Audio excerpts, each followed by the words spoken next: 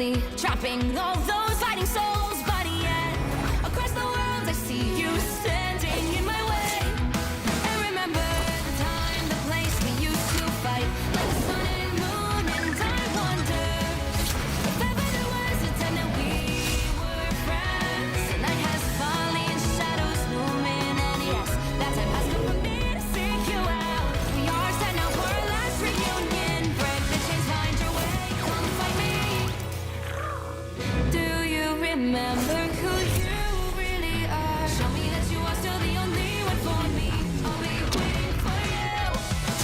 Please get up, open your eyes, raising up with this and smashing through some walls. Before the rifts went burst again, we are rebels till the end. Rise up, open your mind, hold on to your powers. No one can stop us.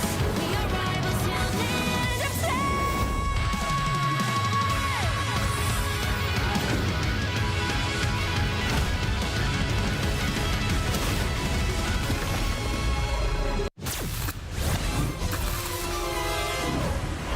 We are Cloak and Dagger.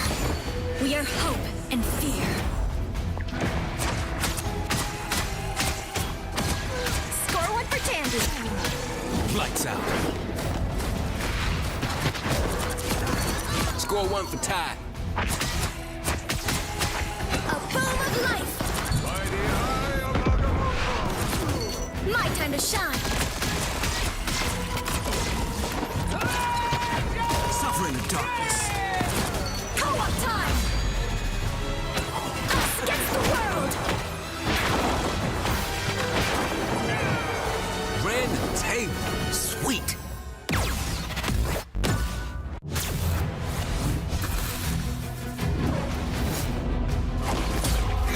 Widow standing by. Target neutralized.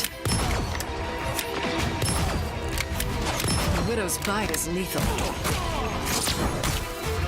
Hit them till they don't get up.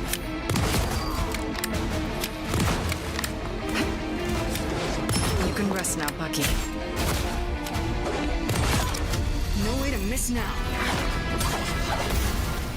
Plasma burst!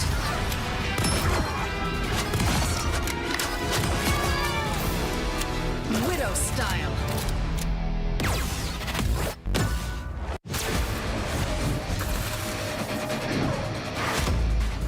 Let's rage!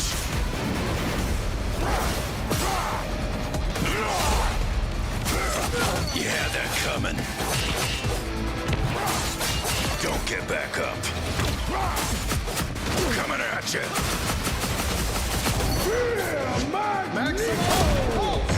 Come on. Berserker! Rage!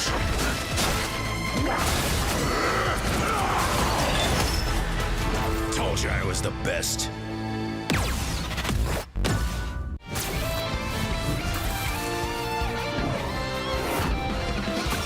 Eat nuts and kick butts. Got him, Tippy! Hey, check out this big acorn!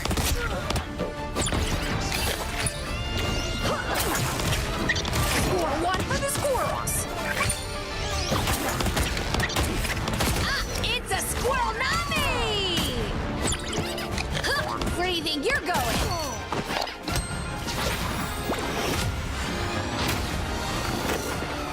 Squirrel stampede!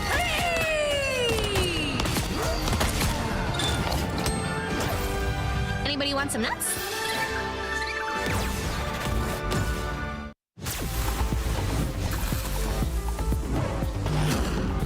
My power is a gift from Solal the Undying.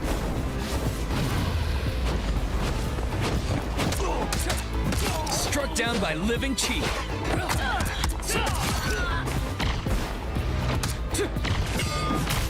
Dragon kick! 爆元手一。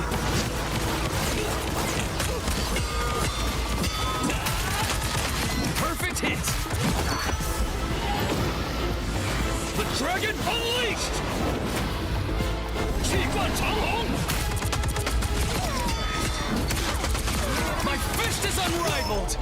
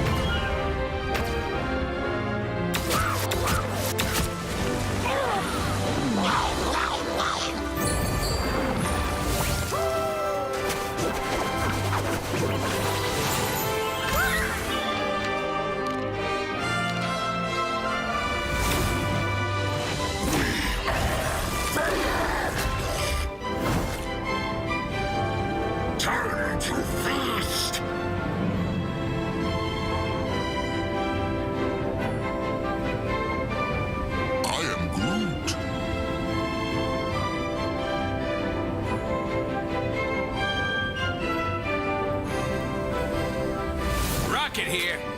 Who needs shoot? I'm magic, and this is my soul sword.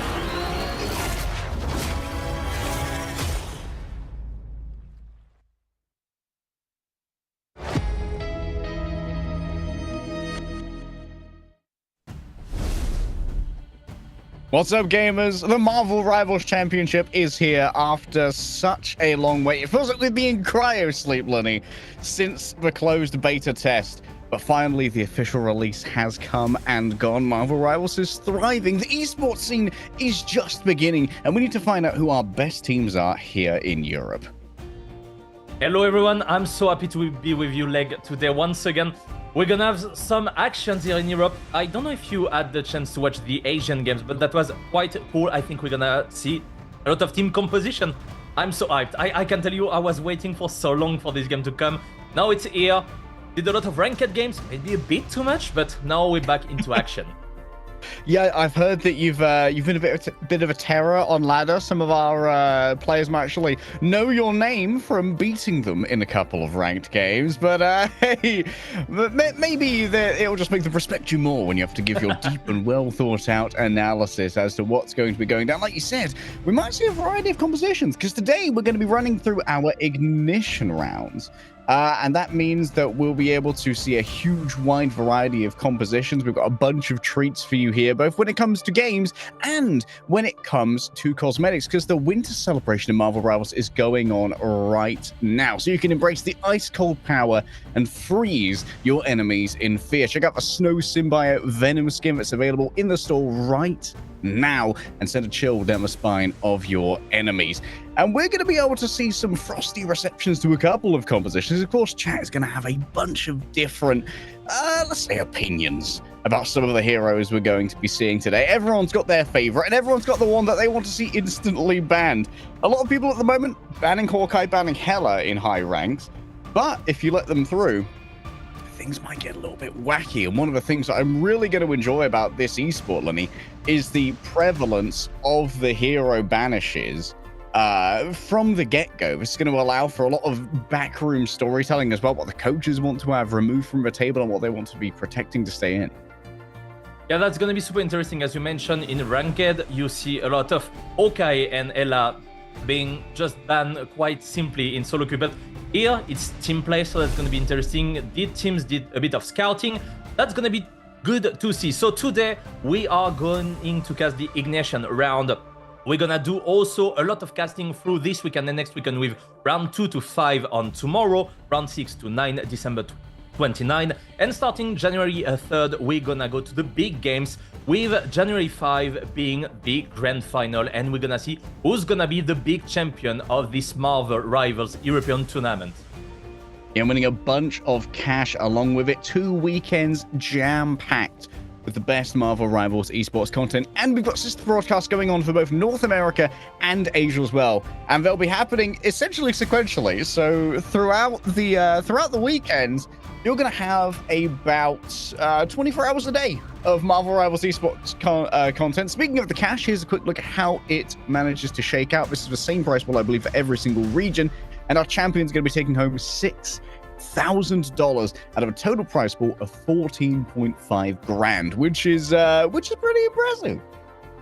Very impressive, especially for the first official tournament since the launch of the game. We had the chance to have one during the alpha, only for North America. We had one during the beta that we had the chance to cast together once again. So that's really promising for the future of Marvel Rivals towards the esports. So that's gonna be really interesting. We will be here for like 6 full days of tournament. Later on, we will be also with Tano, another wonderful caster. You're gonna be able to meet him, don't worry. He's amazing, so I hope you're gonna enjoy a lot. Leg, I'm so happy and I can't wait to see the first game. So which team composition or like which character you would like to see today? I think from as one of our primary sources at the moment is the Invitational that happened in North America, right? Where Nightmare kind of ran away with it, and at the moment it seems like in North America it's kind of Nightmare and Nightmare's montage victims. And there's a lot of Mantis over there. There's a lot of Adam Warlock, a lot of Star-Lord as well. That free resurrection for both Mantis and Star-Lord in conjunction with Adam Warlock's ultimate is providing a lot of sustain and allows for a lot more aggressive play from some of these teams who are, if they're coming from other esports and they're used to like getting positive trades off these aggressive plays, I'm expecting to see those Mantis and Star-Lord plays get rewarded. We're seeing a lot of Mantises who fancy themselves duelists, and they're not wrong, to be honest. She is fantastic at taking these 1v1s with her self-healing and her self-damage boost, or being able to support teammates so long as she's got LOS at a fairly reasonable range. I'm expecting to see Mantis be essentially universal unless she's banned. Yeah, she's one of the most banned character from what I saw also, and you managed to speak about the triple resurrection. We also got the Hulk, Doctor Strange, and Iron Man combo team up, which is quite efficient. The Iron Man like shredding everyone in the game with a really big ultimate.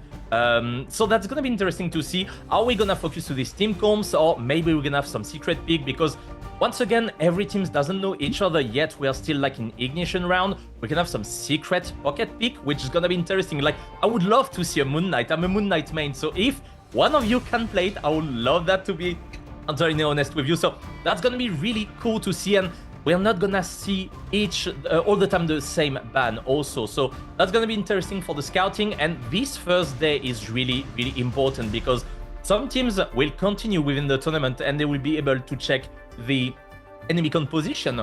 Are you comfortable on this pick? Should we ban this one, or should we secure this pick? Because we know you don't really play this one, but we are doing so, and we can outdraft you and win the game.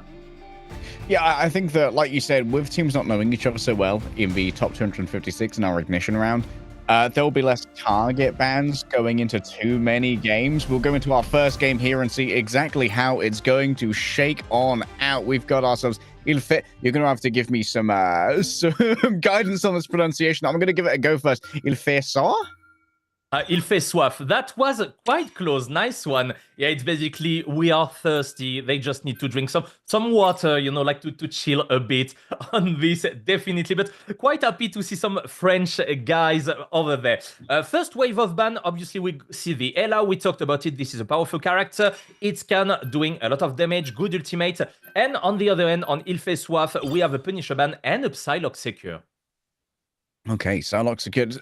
The Punisher ban's interesting. Punisher was a very popular ban in the early tournaments, especially in closed beta. Punisher was a bit of a do-it-all, having that great range alongside the unlimited ammo given over from Rocket Raccoon, and being able to swap over to a shotgun and provide a meaningful threat to the tanks on the field as well, or rather the vanguards.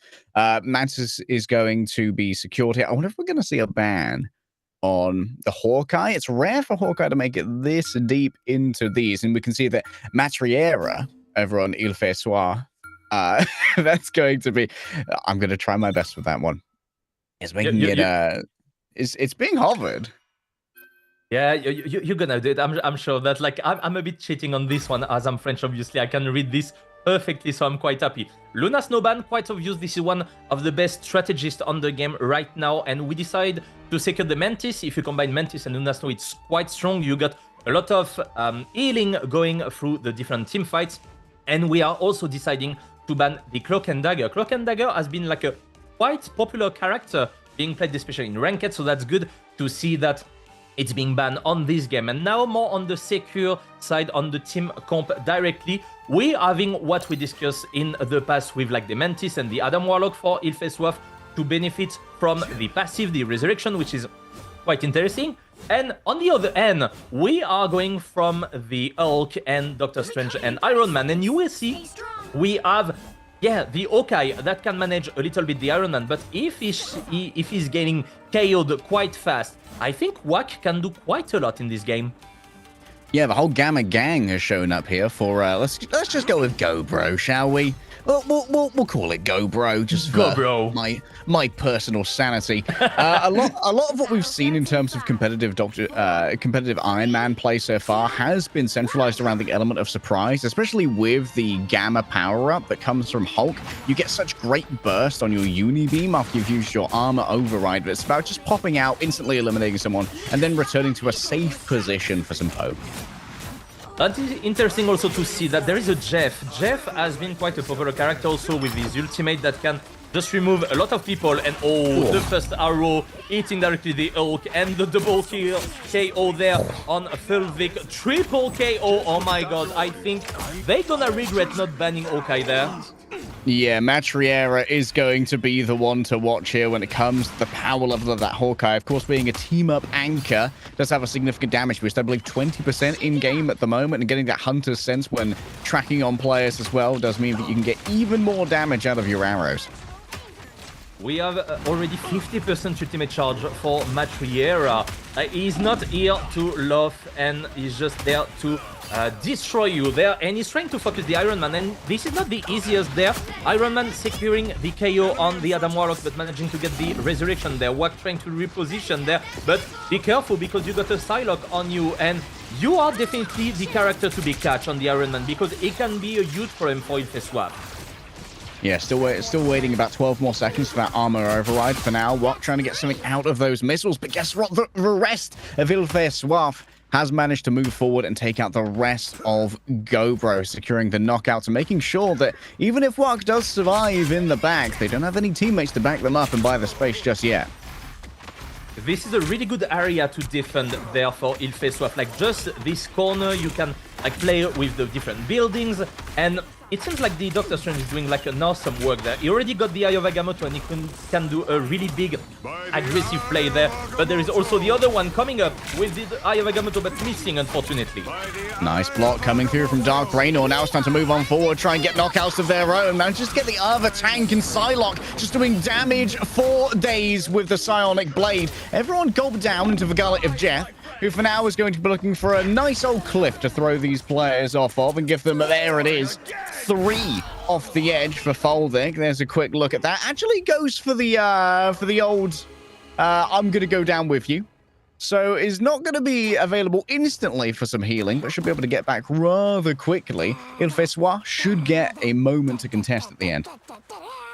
Full team KO. That was such a good move from Fulvik there, and this is really interesting to go out of the map directly because you are sure they are not gonna get back into the battleground. Here comes again a good kill from Wack, who decided to manage to change for Star-Lord, which is quite interesting because the Iron Man seems like it was not working too much. We did an ultimate ability, but we decided to move directly there to benefit. No, we're not benefiting because the Adam Warlock in the other team, but we can still get the ultimate to work well because Asorbu getting destroyed there. Same for Nags and double KO from Wack.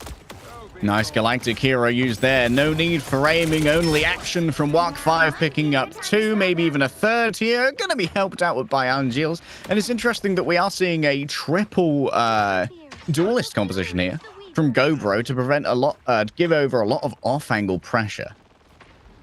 That's quite interesting. Like they saw that the double Vanguard didn't work quite well, and there you got the Black Panther in the roof directly, and the Eye of Agamotto coming up with eating directly there. That was quite good, but did we manage to get a kill? Yes, we get on Jeff directly, then the Mantis, then the Hawkeye, and that seems like they are just going on and on. They had some difficulties at the very beginning for Gobro, but now they can't be stopped. Yeah, we've managed to see both Hawkeyes falling victim to that difficult to avoid ultimate for a character without too much burst mobility. Even with the double jump, Hawkeye does not really have the tools to get away from a Doctor Strange who really wants to engage on some of that quick CC. We are staying on the convoy because it's going a bit faster. We want to secure this second point here. A really nice flanking from the Psylocke to go on Fulvik there. And we're gonna secure the other kill probably on the Hawkeye. Oh, that was quite close. There, the sleep going on. And it seems like Ilfe Swap managed to just get back with the ultimate from the Hawkeye. Is he going to manage to take the KO? No, Wack is there, but he really needs to go back because there is some people who wants you directly KO'd.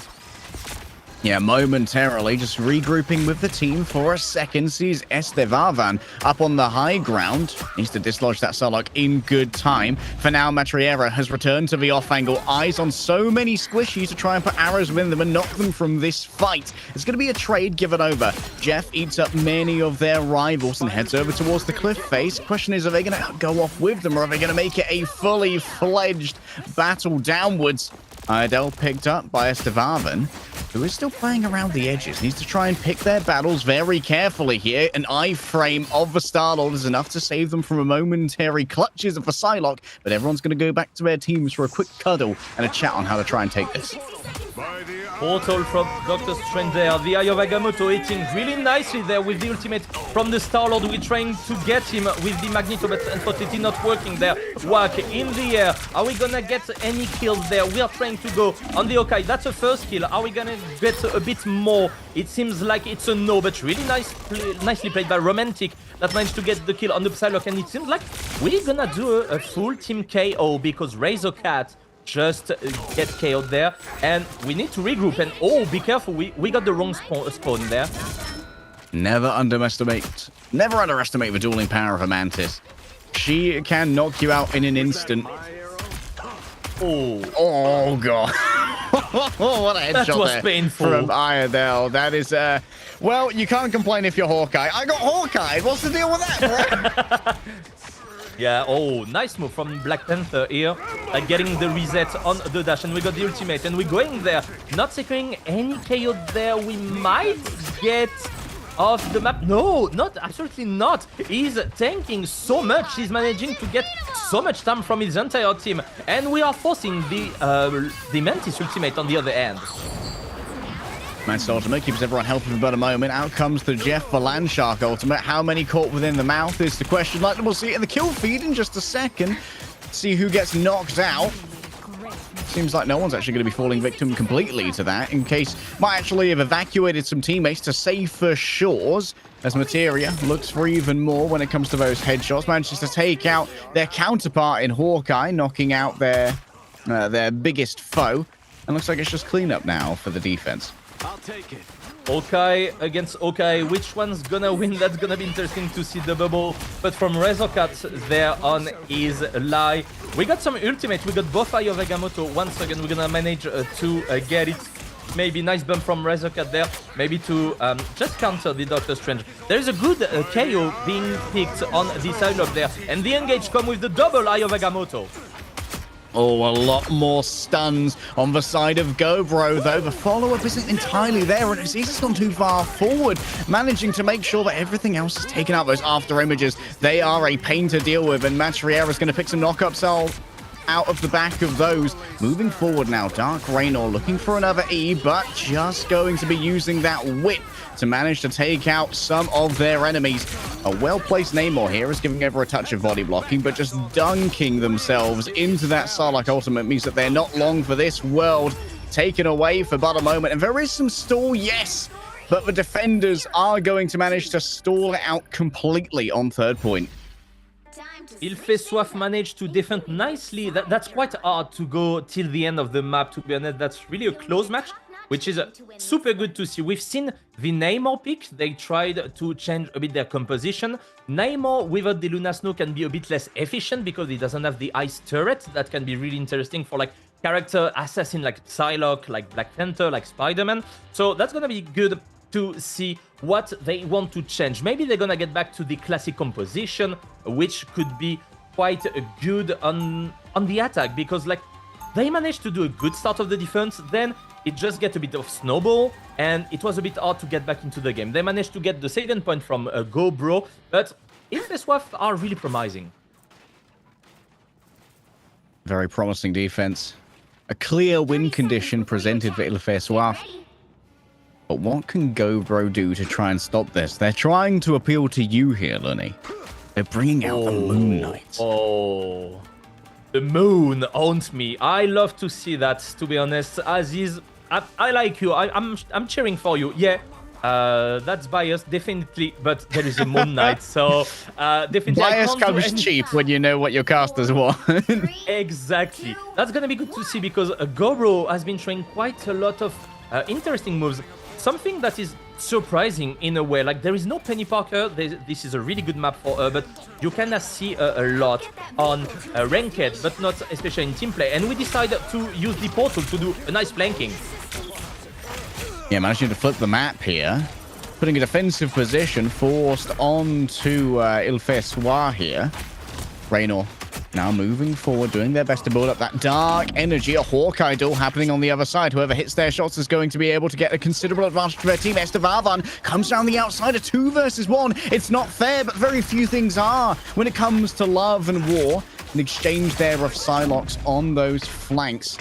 And now it seems like everyone can just move forward and have an uncontested brawl, knocking out all those who stand in their way. The speed of the Mantis could be a touch of an issue. Ilfeswaf managed to get a little bit of control of Cart as well. Started just tangentially moving forward as Magneto desperately raises the shield to try and keep their allies in a safe position. The same can be said for Wak 5, who's actually moved over from the Star-Lord to play the Doctor Strange. Oh, one an arrow, but I don't know how Nags with the Mantis managed to get alive for so long. She has been doing amazing in the backline, and yeah, it was quite hard for Gobro to get the kill from her. So we are going to zone. We are halfway to the first checkpoint right there. We want to position. We got the Mantis ultimate and the Jeff ultimate for Ilfeswaf. We got only the Mantis ultimate for the other one. Almost the rest also, but a nice Jeff ultimate to get off the cliff. The entire team can be quite a clutch. And we're starting and we're trying to go there to contest. Sorbu opening up here with Jeff ultimate. Yummy, yummy. Who's going off the side? Looks like it's Doctor Strange who's the primary victim. Wuk slain for but a moment. Now it's going to be the same song again coming from the other side. Oh, Mantis has got the movement speed to get back on terra firma. Well managed there by Nags, and that's going to bring Ilfeswaf all the way through first and moving on to second with a considerable ultimate bank still. Felvig really didn't want to go off the cliff, but the Mantis managed to get back. That was quite a good move from Nags there. And we got 4 minutes on the bank and a nice KO on the Doctor Strange there. And once again, Doctor Strange is being staggered, unfortunately. So that's going to be quite hard. Adele also getting KO'd on the Namor. So that's a position where, like, Gobro has to just wait and all go back at the same time, because if you're going one by one, that's going to be quite hard. And this is what is happening with Aziz there, and the Moon Knight, he needs to get back in his defense, and they got 3 ultimates, so they can do a good defense. But on the other end, we got a lot of aggressive ultimates, starting with the Psylocke, who can just go in and do quite a lot of damage there. Yeah, already that projector barrier coming from Magneto. Force out to try and save Moon Knight. Namor catches an errant headshot. That's a knockout coming through from Matriera.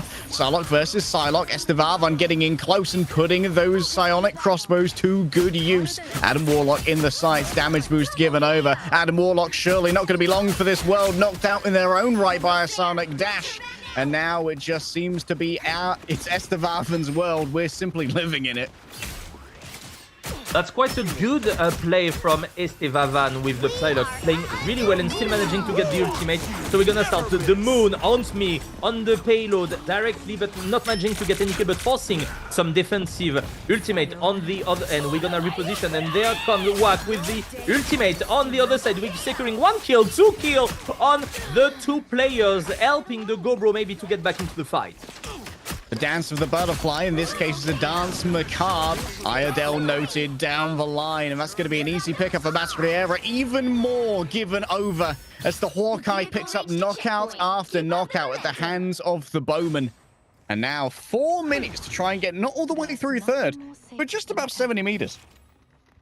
70 meters, that's quite close, to be honest. They need to gather all, but here I really want to see what Asorbo will do with the Jeff, because he can manage in this area to get quite a lot of space and a good ultimate there. And the again from Adele, and with the double kill, we're gonna get the reset once again. Are we gonna get the kill? Yes, a triple KO right there, and that's a full wipe. And again, we didn't speak too much about the Winter Soldier ultimate, but getting all the reset, especially in this small part of the map, that's just eating a lot of people at the same time, and that's quite interesting and quite efficient.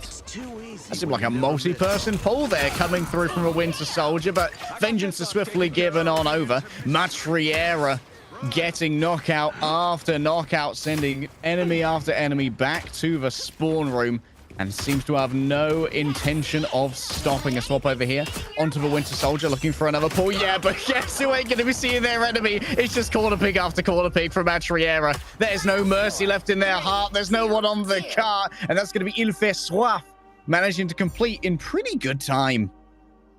That's really good time. 2 minutes 44 in the bank time. See, that's good. You don't have to go to the end of the map, and that's the first point being secured there. And honestly, Nags deserved the MVP. He did so well with the Mantis there. He was absolutely crazy getting in the backline and getting on the nerve on the Gobro team. Let's take a quick look on the statistic right there. We have a lot of damage from Aziz on the Moon Knight, but Moon Knight managed to get a lot of damage, farming the damage directly in the enemies as every hit are being bouncing back everywhere, and you can get an ultimate quite easily on this. But once again, we had a really close match. Honestly, that was a really first game on Tokyo. Spider Island convoy. Really good to see, and I'm really hyped to see what's going to happen. The Mantis was such a good secure pick. It might be a ban in the next game, I guess.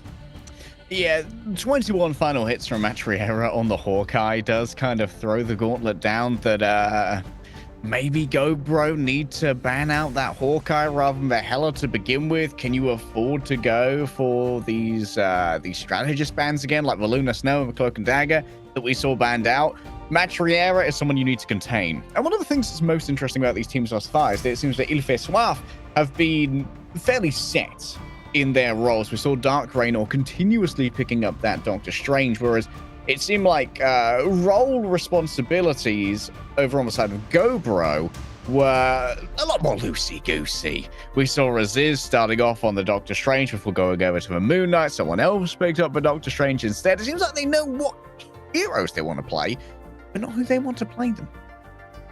Yeah, that's gonna be interesting to see in the next game. They are flex enough to swap a pick to another, as you just mentioned, so that's gonna be good to see. I'm pretty confident that GoBro can go back. They did show a lot of good moves, to be honest, so we're gonna see this in a second.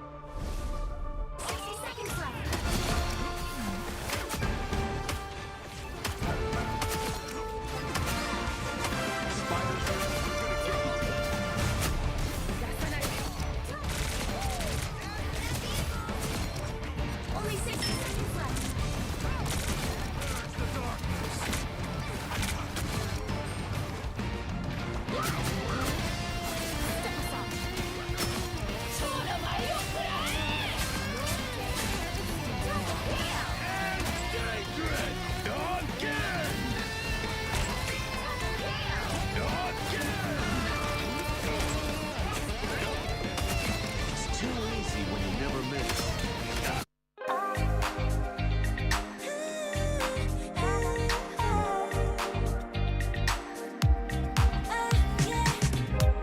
한껏 높이 날아올라 내 누워진 밤하늘을 가로질러 Oh yeah, oh yeah 필요할 때 내가 널 지켜줄게 간절히 바라면 이루어지는 마법인 거야 분명한 소리 들려 여기서 저기서 날 찾으면 달빛이 날 비춰와 시작해야 let's go 어둡고 혼란한 우주 따뜻한 눈으로 감싸는 순간 신비롭게 녹아내릴 거야 좀 더 기다려 I'll be there 쓰러지지 마 끝까지 일어나야 해 어딜 가든지 극복해 힘은 너에게 있는 걸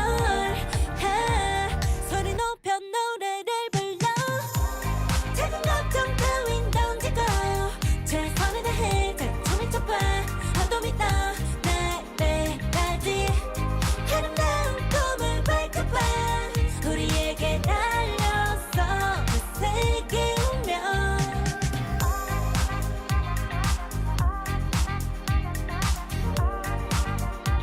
어둠이 떠 날 때까지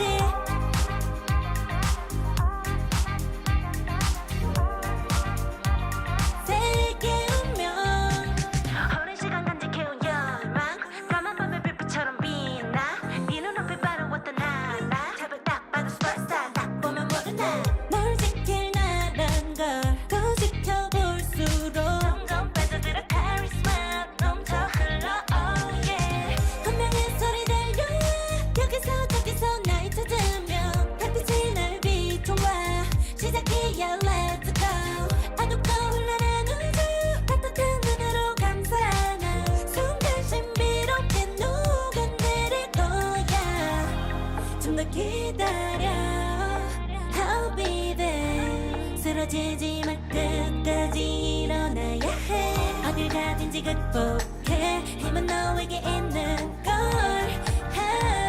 소리 높여 노래를 불러 작은 걱정 따윈 던지고 최선을 다해 작품을 쳐봐 어둠이 떠 날 때까지 아름다운 꿈을 밝혀봐 우리에게 달려서 그 세계 운명 눈이 부신 모든 순간들 지켜내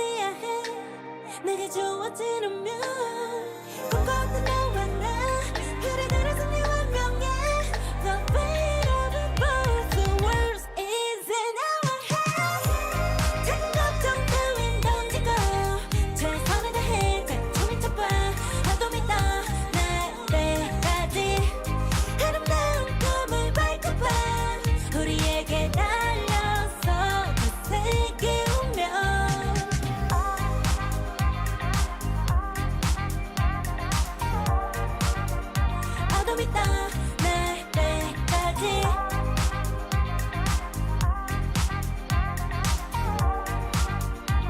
세게 울며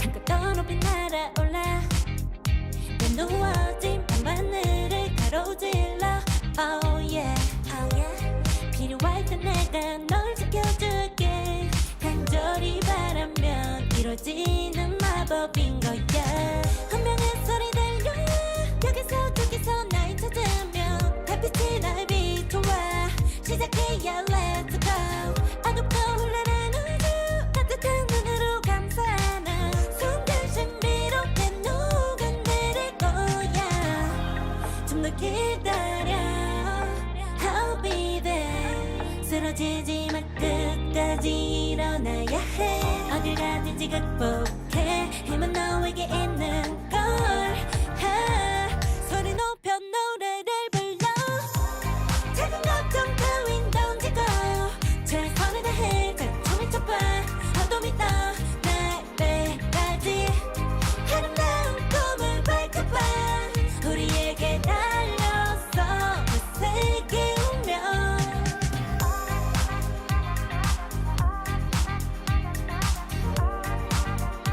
어둠이 떠날 때까지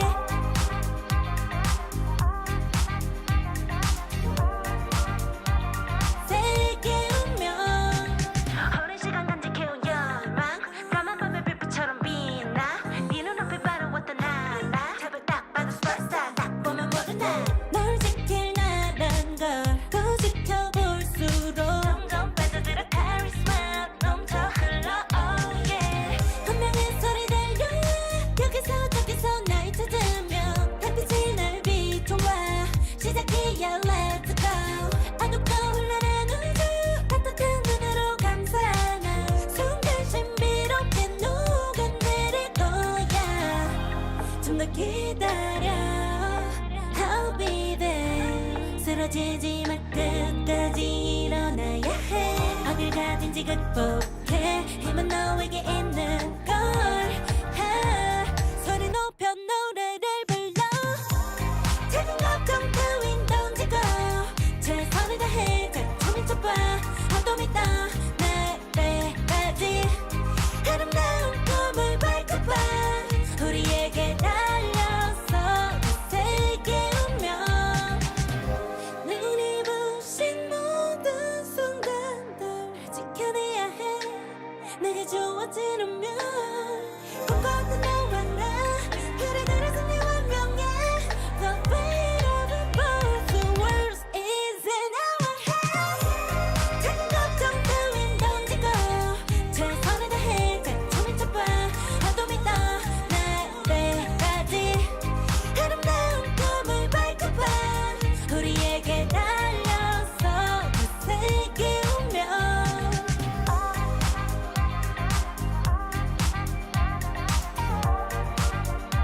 어둠이 떠날 때까지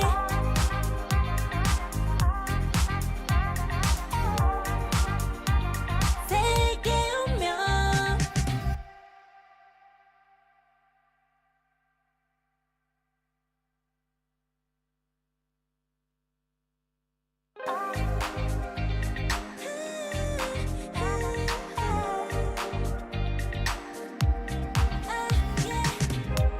한껏 더 높이 날아올라 내 누워진 밤하늘을 가로질러 Oh yeah, oh yeah 필요할 때 내가 널 지켜줄게 간절히 바라면 이루어지는 마법인 거야 운명의 소리 들려 여기서 저기서 날 찾으면 달빛이 날 비춰와 시작해야 let's go 어둡고 흘러는 우주 따뜻한 눈으로 감싸는 순간 신비롭게 녹아내릴 거야 좀 더 기다려 I'll be there 쓰러지지 마 끝까지 일어나야 해 어디까지 극복해 힘은 너에게 있는 걸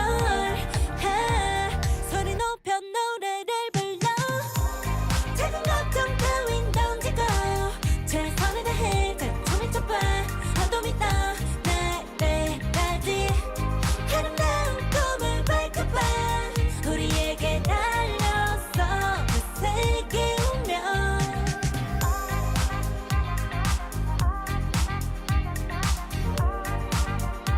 어둠이 떠 날 때까지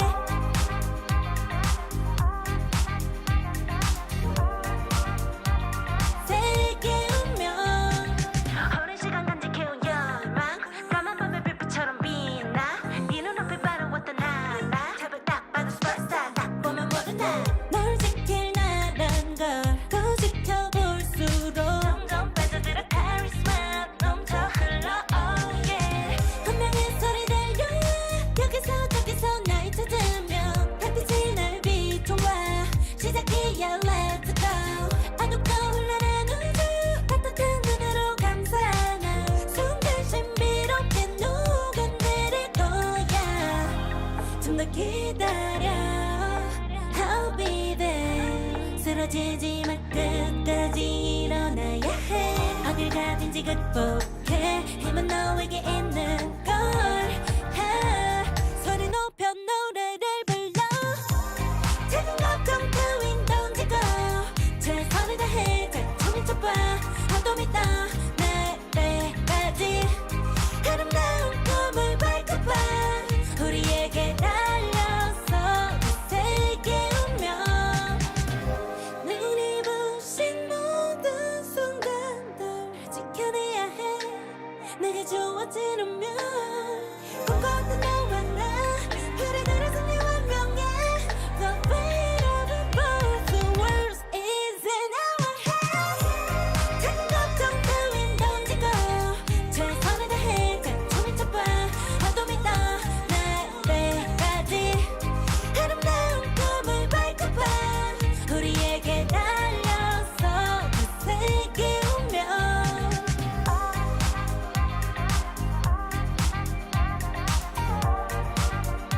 어둠이 떠 날 때까지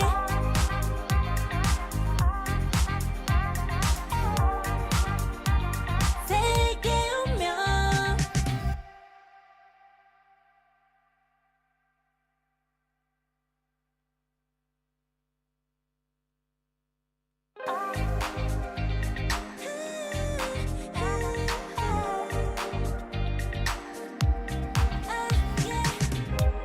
한껏 더 높이 날아올라 내 누워진 밤하늘을 가로질러 Oh yeah, oh yeah 필요할 때 내가 널 지켜줄게 간절히 바라면 이루어지는 마법인 거야 운명의 소리 들려 여기서 저기서 날 찾으면 달빛이 날 비춰와 시작해야 let's go 어둡고 흘러난 우주 따뜻한 눈으로 감싸나 순간 신비롭게 녹아내릴 거야 좀 더 기다려 I'll be there 쓰러지지 말 끝까지 일어나야 해 어딜 가든지 극복해 힘은 너에게 있는 걸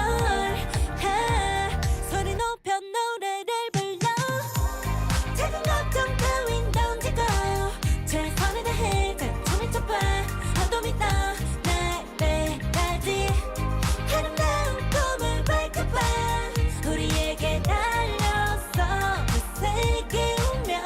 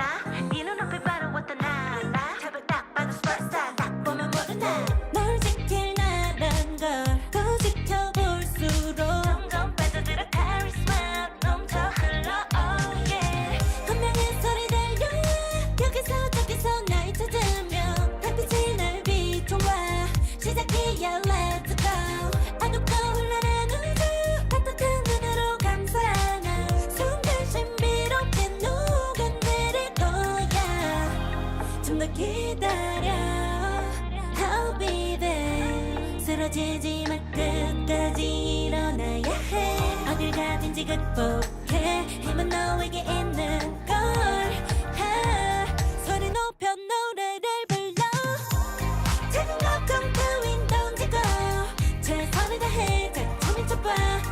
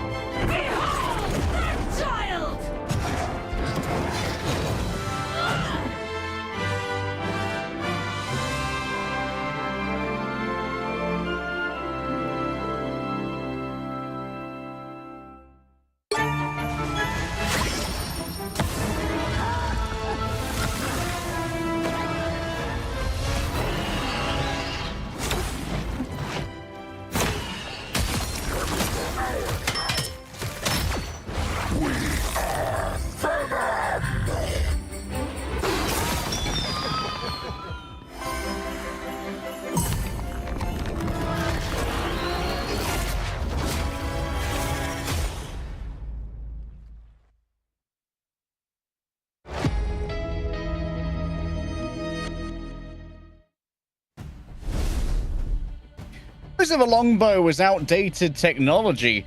For Gobros, it seems to be just as deadly as ever, now down 1-0 against Ilfe after a excellent Spider Island convoy push through, and they are on the brink of going out of our ignition rounds into our top 128.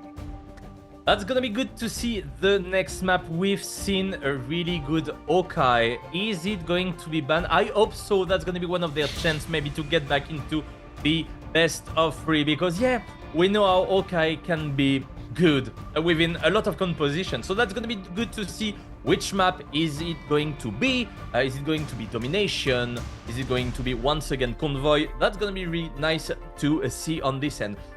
The Mantis worked quite well also, so hopefully we're gonna see some secure from the Mantis, but it might also be a ban for the Gobro.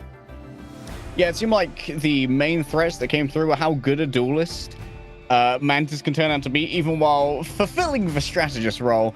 The Hawkeye, as we noticed earlier from Matriera, was lights out, just absolutely securing knockouts left and right. And the Psylocks were this consistent thorn in the side that stopped most plans from reaching their true fruition when it would have been optimal to do so. Psylocke has a knack of messing with your plans. Everyone's got a plan until they're hit by a sonic crossbow, you know? Yeah, Psylocke has been quite a strong character also being seen in the North American tournament, because sometimes you got the Iron Man being banned, the Star-Lord, and Psylocke was always a good solution to get into the strategist in the backline, and also a really good ultimate. You can't get target, you can't get focused by anything, and you're just gaining a lot of time and forcing most of time any supportive ultimate also from the Mantis or the Luna Snow. Yeah, the ability to keep so many people alive and kicking so vigorously for an extended period can be a bit of an issue. We saw Jeff Landshark on both sides for a while as well. We haven't seen a huge amount of Jeff Landshark in the high-level play of, say, the North American Invitational, which happened last week. It was almost entirely Mantis and Adam Warlock. But as I'm sure you've noted from memes across the social media sphere, Jeff's ultimate's pretty good and can leave some teams feeling a little bit helpless and confounded as they get spat off of some errant cliff edges.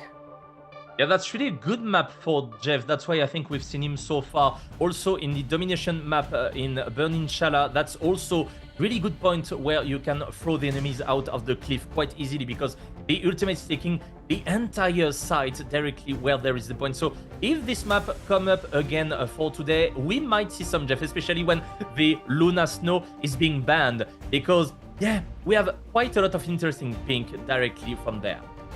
Okay, let's get into map number 2 of our matchup and see exactly how this could potentially be brought back from GoBros or Ilfe Soif are going to be bringing it home and removing themselves from our ignition round and going deeper into the tournament. We're going to a domination here on Burning T'Challa. We're going to be visiting the intergalactic empire of Wakanda.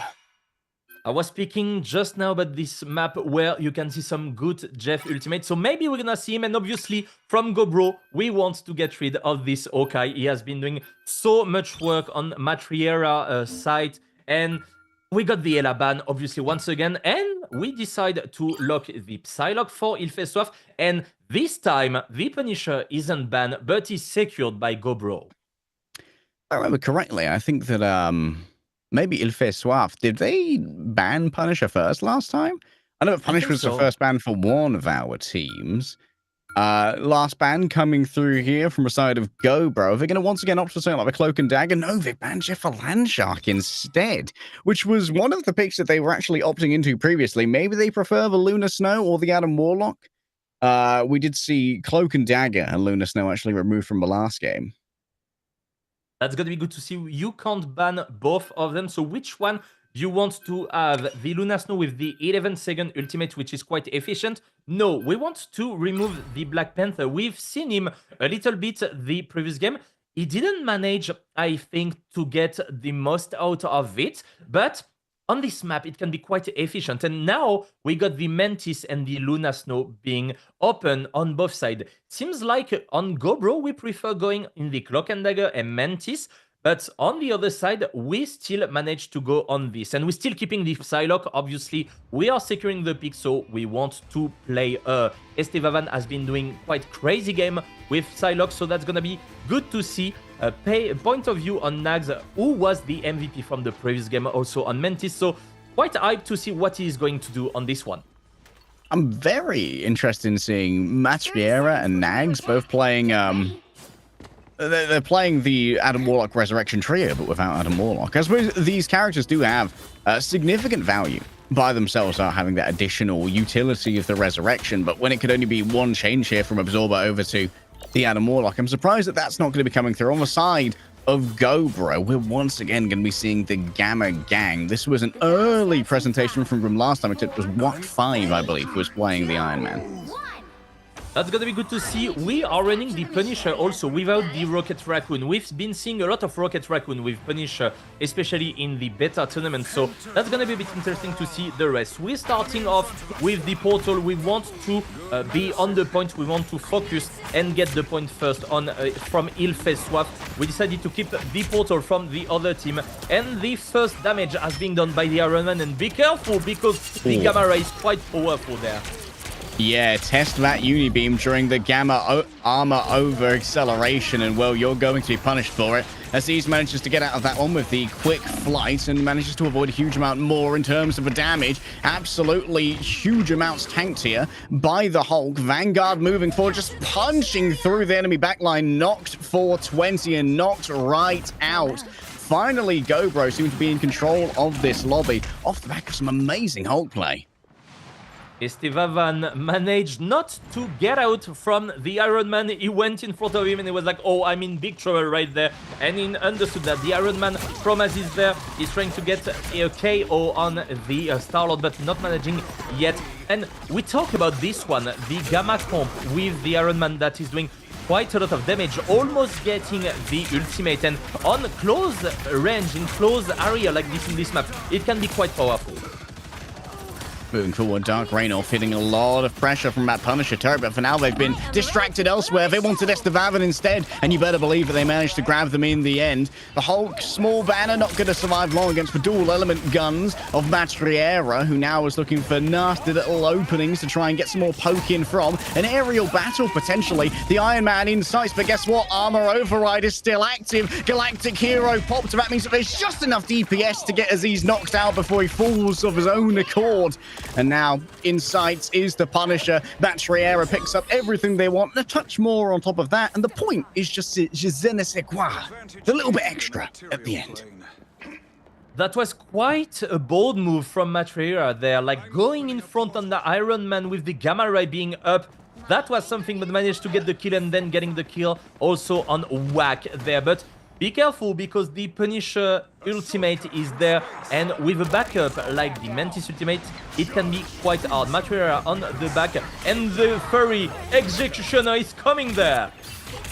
Oh, Whack trying to fire through the portal. Remember, has access to the healing of the spawn room, so is essentially invulnerable while playing that one out. Unable to secure any finishing blows here with the Asteroid M coming through from the Magneto. So for now, everyone's simply waiting for all this healing to dissipate and potentially a single isolation to be found. For the moment, it looks like they want the Mantis double CC onto both of the healers. Should be converted on both of them, but Lunar Snow manages to slip away for about a moment. The dance of a butterfly begins again. It's a two-step tango, and you better believe I'm dancing to the tune of Estevarven as Romantic is going to be knocked out in the back line. Lunar Snow is nothing to be messed with, though. Volvic shows just what ice can do, and it's ice-cold knockouts off the back of the Lunar Snow themselves. Still, Il-Fait Soif are in control here as Dark Raynor sieges up the top and looks for Aziz, who, yes, has the armor override, but I don't think has the health to really take this one. And it's going to be a full defensive retreat here from Gobro.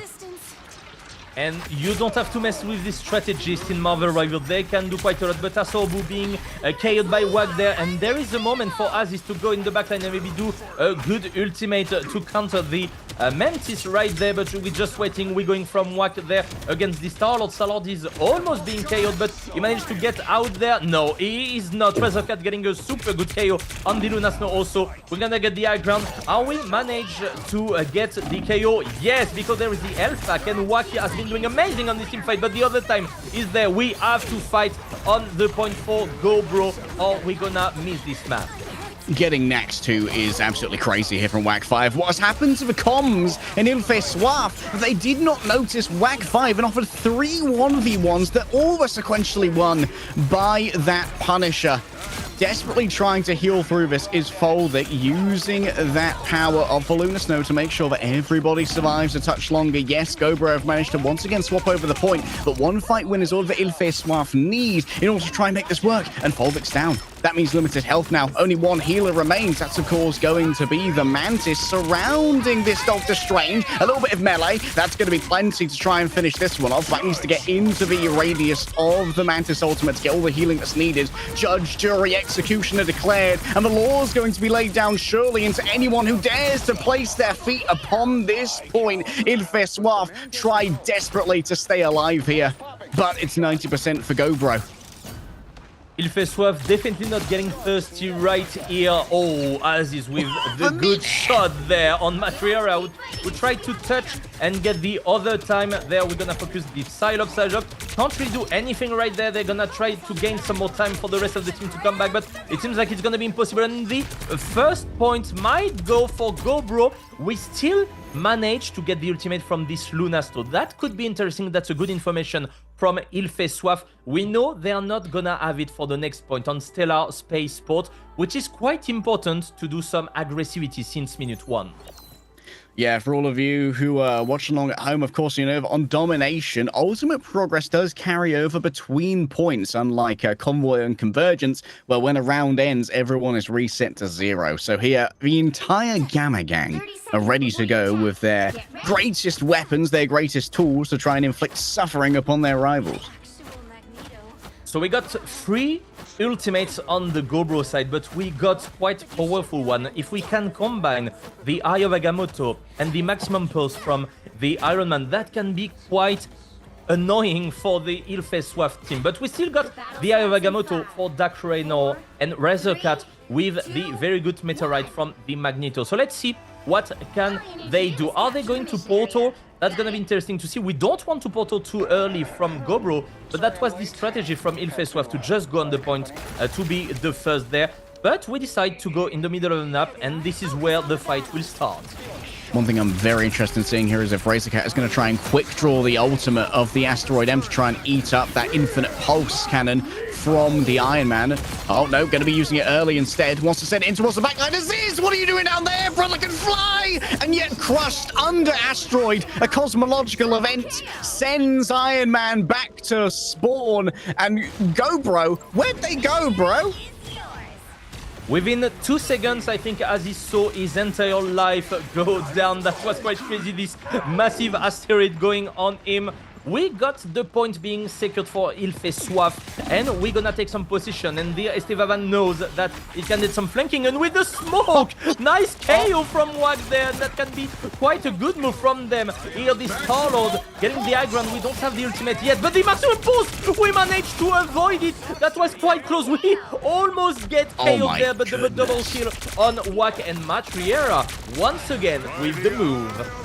Spin to win, it certainly is. An attempt to try and dodge the Eye of Agamotto. I believe two people probably got CC'd there, but there's no forthcoming follow-up. The Galactic Legend is popped here. Matriera simply going to be the full stop at the end of this one.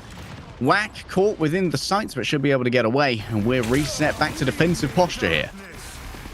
I would need to see again this move from Matriera. That was the perfect evade with his right click right there. That was quite impressive. So we managed to get already 55% of the progression bar, but we heard that the red team, the Gobro, are going into the point. They managed to secure and get some more percentage, but we will have to fight right now. The Iron Man KO being secured by Estevavan, I was not sure, and the ultimate forcing both ultimate ability for the Gobro. Estevavan cooking here with an early pick and then forcing out. Is that two support ultimates? Ayadel and Folding. What happened to the comms, lads? We've overlaid our support ults. Matriera continues to lay down the pressure and supports have split away from each other, meaning that Ayadel's an easy pickup. Folvik's next to match. And even with Ayaz is coming in with huge amounts of damage from the armor overdrive, there's no healing to keep them alive. Asteroid M, yes, is taken out at range by the armor override. And it seems like maybe the Iron Man could be enough to make this happen. As Sorba needs to be picked here, or peaked rather, but Dark Raynor can't get into range just in time. The Eye of Agamotto to try and turn it around. Yes, Bruce Banner is blasted from the Hulk, but there's too much of a health pool to really be capitalized on here. So all Dark Raynor can really do is hold up the shield, hope, and pray as the rest of the team falls around them. Knockouts for days as Gobro get back in control.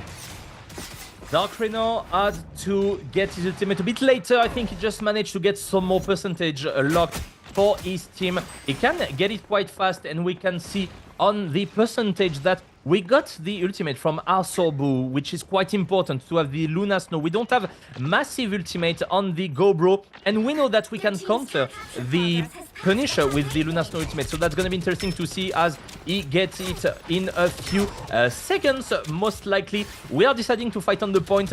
We are finding any solution. Matriera on the side trying to get a good KO right there, but be careful because you are taking a lot of damage there. Speaking of damage, this is what happens. Matriera securing the kill there first on the ult, and once again Estevavan, oh, he got an ultimate, he can do this. If CC has been spent here, Estevavan should have a pretty clear route towards their goals. Nags moving forward. They desperately want this Punisher gone. Even investing the Mantis Ultimate to try and survive some of these duels. An attempt to try and flip the point. Yes, Ayadel noted. Can they get the right click here to try and finish it off? You better believe Estevavan has managed to hit those shurikens where it's most important in a Sorba coming into third party. That knockout into the Punisher as he's forced to flee, but it might be too late. 15% separated Soif from the cap. That's gonna be probably the last fight. We don't have the portal anymore from Romantic, so you will have to touch Whack. Unfortunately, just being KO'd there. The ult trying to get some flanking there, but the Mantis being KO'd also. That's gonna be quite hard for the Gunnar Bro right there. That might be the point for Ilfe Soif. We're trying to get as much damage as we can as is there with the good KO. The Luna Snow ultimate being used on the point. The execution also coming there. Are we gonna get some kills? But Matriera in the backline. Really nice flanking there from the Star-Lord. And we get repositioning. Unreal pickup relieves a touch of pressure for the remainder of the team. Gobro have put in everything to try and win this fight here, and they've managed to flip it on over, but Estevavan still a factor here in the midst of the battle. A Sorba taken out. Romantic is absolutely picking up name after name, knockout after knockout. But tracking here on the Gamma Beam might be enough to try and remove those who would come on in. An attempt at a stun from Dark Raynor, and yes, they pick up Ayadel, but not much more than that. It's the shield of the Seraphim that gets in the way, reveled up by iRomantic. And now at maximum, Pulse is sent over towards the point. Doesn't pick up much in the way of knockouts. The final blows aren't there to be found. Nags moves in on their other strategist. Strategist on strategist violence is turned around. A drop with a shotgun. A Sorba never saw it coming. But on ice, most certainly, Estevavan unable to find anything more than an Eye of Agamotto in their way. And it looks like GoPro have turned this one around 1-1. That was such a good fight. 1 minute of intensity with all the ultimate being used there. We didn't manage from Matsuera to get enough kills with the Star-Lord ultimate, unfortunately, but Wak well-deserved MVP there with the Punisher, and we've seen it. It was banned the previous game. We were a bit scared of the Punisher, and it was secured, and he managed to get the win. Quite a lot of damage also, 14k, almost 15k top damage of the game right there. It might get a new ban from the Il Fait Suave, because first game, he wasn't here. Second game, he's here, and he managed to get the win. And they are back in this best of 3, 1-1. That's going to be really interesting. We've seen also the Jeff ban that was quite interesting, because I know he has been doing quite well on this map, especially with all the clips that you can see on a different part of this map on the Intergalactic Empire of Wakanda. So that's going to be quite good to see. Honestly, that was such a good game. I'm so hyped to see the last game. Both teams has been deserving quite a lot, and that's quite a good start of the tournament. So what do you think, Leg? I'm thinking entirely about like the bans next game, right? It's 1-1. Banning Hawkeye has allowed it. Like Matt Riera was by no means a slouch on the Star-Lord, but Matt Riera took over the entire lobby on the Hawkeye. So you've got to continue removing that Hawkeye from contention, but also, can you allow Wak to play this Punisher? Like, maybe that's going to be the first ban on the other side to try and remove that option from Wak, but then Hella's in the mix as well, and who's the better Hella out of Matt Riera and Wak, who at the moment seem to be competing for this carry DPS role between our two teams? Yeah, we're gonna need to do some choices on both teams, definitely. So that's gonna be really cool to watch who's gonna make it to the next round directly. That's gonna be really cool. Let's see first some highlights, and we're gonna get back to you after that.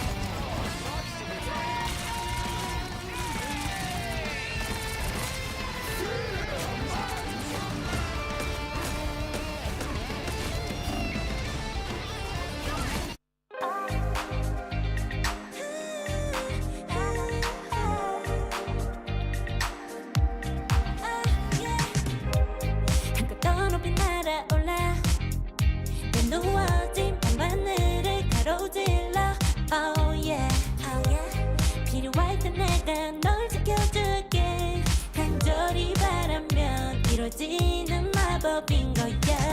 운명의 소리 들려 여기서 저기서 날 찾으면 달빛이 날 비춰와 시작해야 let's go.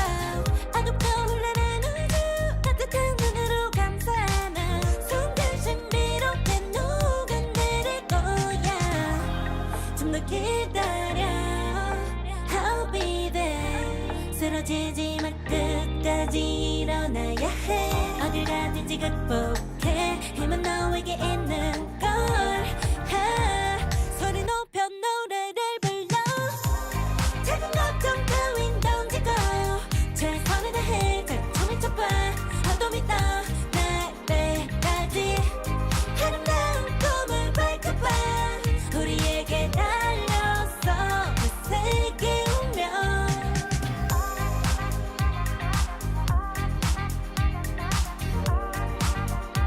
어둠이 떠 날 때까지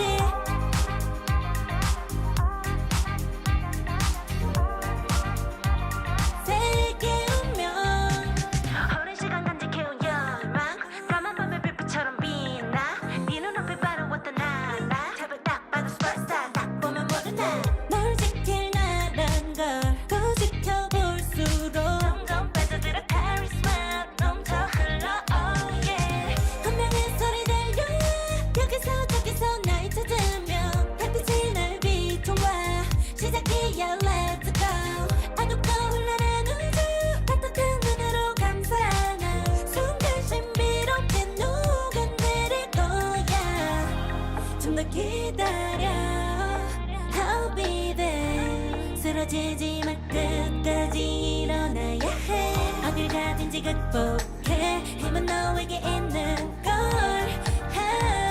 소리 높여 노래를 불러 작은 걱정 따윈 던지고 최선을 다해 자충을 쳐봐 어둠이 떠날 때까지 아름다운 꿈을 밟고봐 우리에게 달려서 그 세계 운명 눈이 부신 모든 순간들 지켜내야 해 내게 주어지는 꿈꿨던 너와 나 그래들의 승리 완명해 The fate of both the worlds is in our hands 작은 걱정 따윈 던지고 최선을 다해 자충을 쳐봐 어둠이 떠날 때까지 아름다운 꿈을 밟고봐 우리에게 달려서 그 세계 운명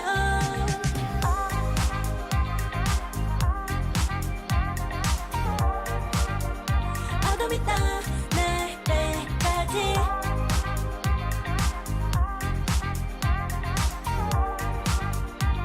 세계 운명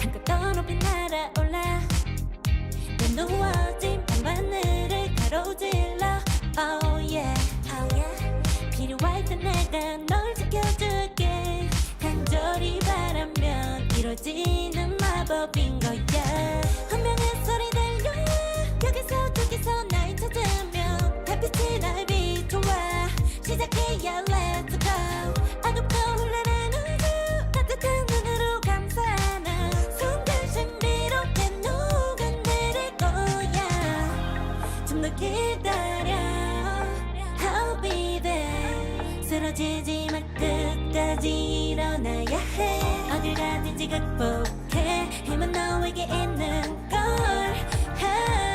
소리 높여 노래를 불러 작은 걱정 따윈 던지고 최선을 다해 자충을 쳐봐 어둠이 떠날 때까지 아름다운 꿈을 밟고봐 우리에게 달려서 그 세계 운명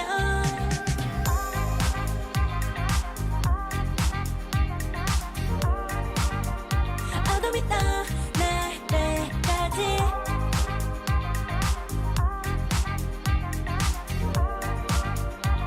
세계 운명 오랜 시간 간직해온 열망 까만 밤의 빛빛처럼 빛나 네 눈앞에 바로 왔던 나 제발 딱 봐도 superstar 딱 보면 모르나 널 지킬 나란 걸 더 지켜볼수록 점점 빠져들어 카리스마 넘쳐 흘러 oh yeah 운명의 소리 들려 여기서 저기서 날 찾으면 달빛이 날 비춰와 시작이야 let's go 어둡고 흘러는 우주 따뜻한 눈으로 감싸나 손들 신비롭게 녹아내릴 거야 좀 더 기다려 I'll be there 쓰러지지 마 끝까지 일어나야 해 어딜 가든지 극복해 힘은 너에게 있는 걸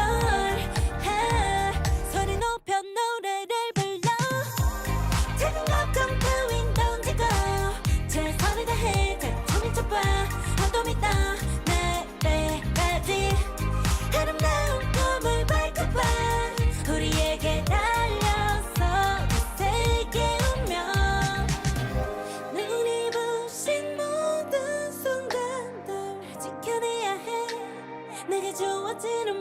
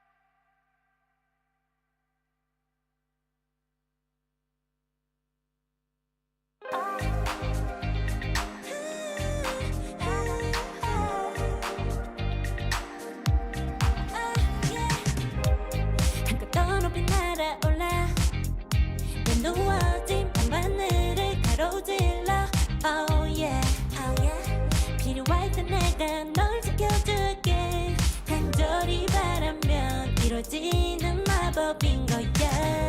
운명의 소리 들려 여기서 저기서 날 찾으며 달빛이 날 비춰와 시작해야 let's go. 어둡고 흘러는 우주 따뜻한 눈으로 감싸는 순간 신비롭게 녹아내릴 거야. 좀 더 기다려 I'll be there. 쓰러지지 마 끝까지 일어나야 해. 어딜 가든지 극복해. 힘은 너에게 있는 걸. 소리 높여 노래를 불러. 작은 걱정 따윈 던지고 최선을 다해 작품을 쳐봐. 어둠이 떠날 때까지 아름다운 꿈을 밝혀봐. 우리에게 달려서 그 세계 운명.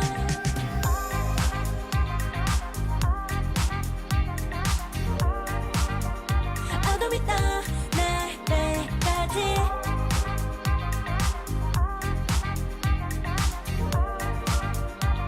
세계 운명. 오랜 시간 간직해온 열망 까만 밤의 빛처럼 빛나. 네 눈앞에 바로 왔던 나라. 제발 딱 봐도 superstar. 딱 보면 모두 널 지킬 나란 걸 더 지켜볼수록 점점 빠져들어 카리스마 넘쳐 흘러 oh yeah. 운명의 소리 들려 여기서 저기서 날 찾으며 달빛이 날 비춰와 시작해야 let's go. 어둡고 흘러는 우주 따뜻한 눈으로 감싸는 순간 신비롭게 녹아내릴 거야. 좀 더 기다려 I'll be there. 쓰러지지 마 끝까지 일어나야 해. 어딜 가든지 극복해. 힘은 너에게 있는 걸. 소리 높여 노래를 불러. 작은 걱정 따윈 던지고 최선을 다해 작품을 쳐봐. 어둠이 떠날 때까지 아름다운 꿈을 밝혀봐. 우리에게 달려서 그 세계 운명. 눈이 부신 모든 순간들 지켜내야 해. 내게 주어지는 면 꿈꿨던 너와 나 별에 들어선 네 운명에 The weight of the both the world is in our hands. 작은 걱정 따윈 던지고 최선을 다해 작품을 쳐봐. 어둠이 떠날 때까지 아름다운 꿈을 밝혀봐. 우리에게 달려서 그 세계 운명.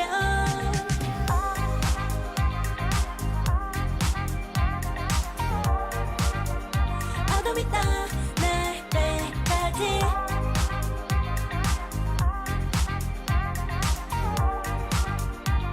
세계 운명.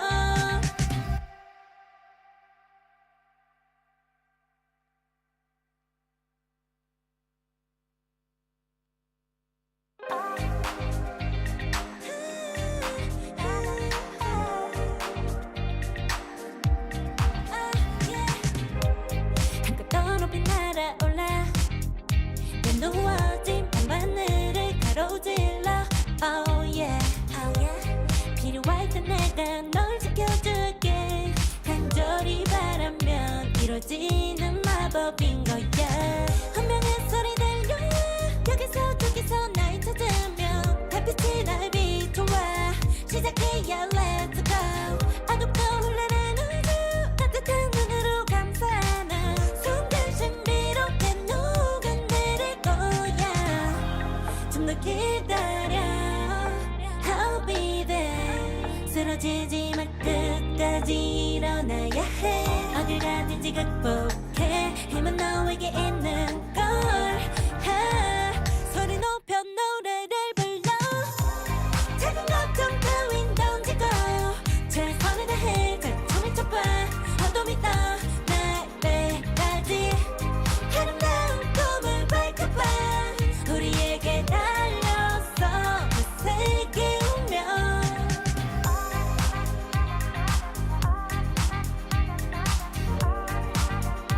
어둠이 떠날 때까지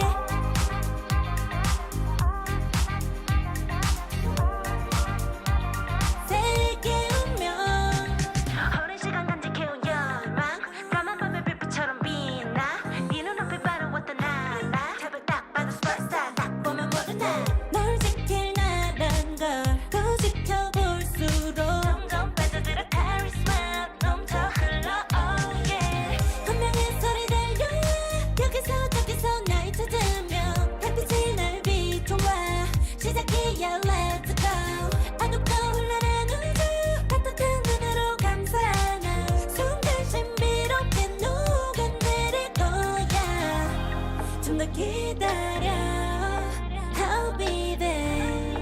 멈추지 마 끝까지 일어나야 해 어딜 가든지 극복해 힘은 너에게 있는 걸 소리 높여 노래를 불러 Take a look on the window 던지고 최선을 다해 작품인 첫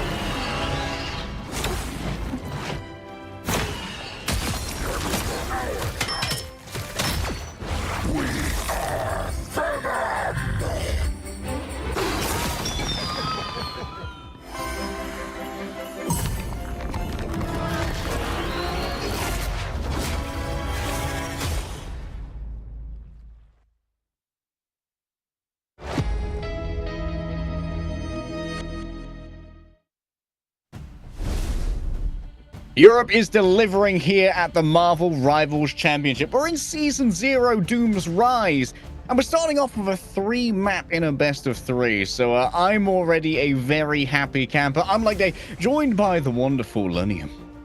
Oh, thank you, merci beaucoup.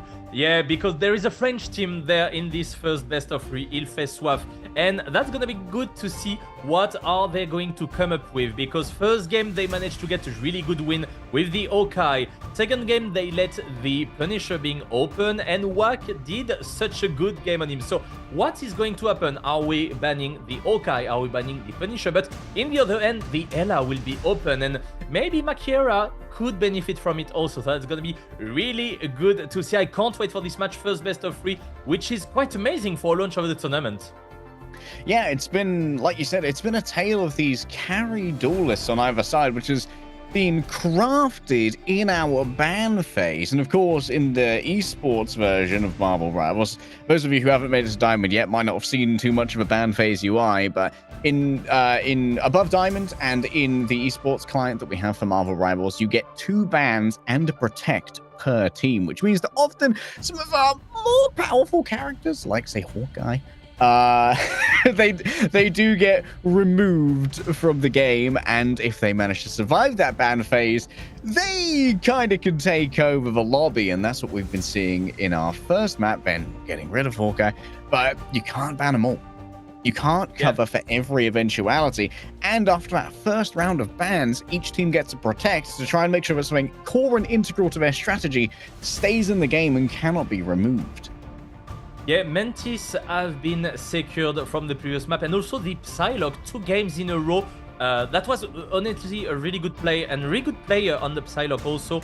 So that's going to be interesting to see, because I'm a bit afraid there will be an Ella in the game directly. So we're gonna go into the draft phase in a couple of seconds. It's gonna be really good to see with the banning phase, the securing phase, and what's going to happen in this last map. That's gonna be sure. We're gonna have some more action right there, and we're gonna go on the Yggdrasil Path Convoy map. That was a real fast Punisher ban.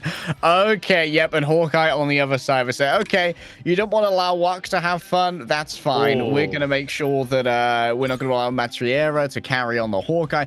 The Protect on the Hela here. Maybe this is one of Matriera's other best characters, of course, popped off on the Star-Lord in the game previous. And it seems like Estevavan for now has been flying under the radar, able to get away with a fair amount on the Psylocke. I wouldn't be surprised to see this be the second ban here of Il Fait Soif.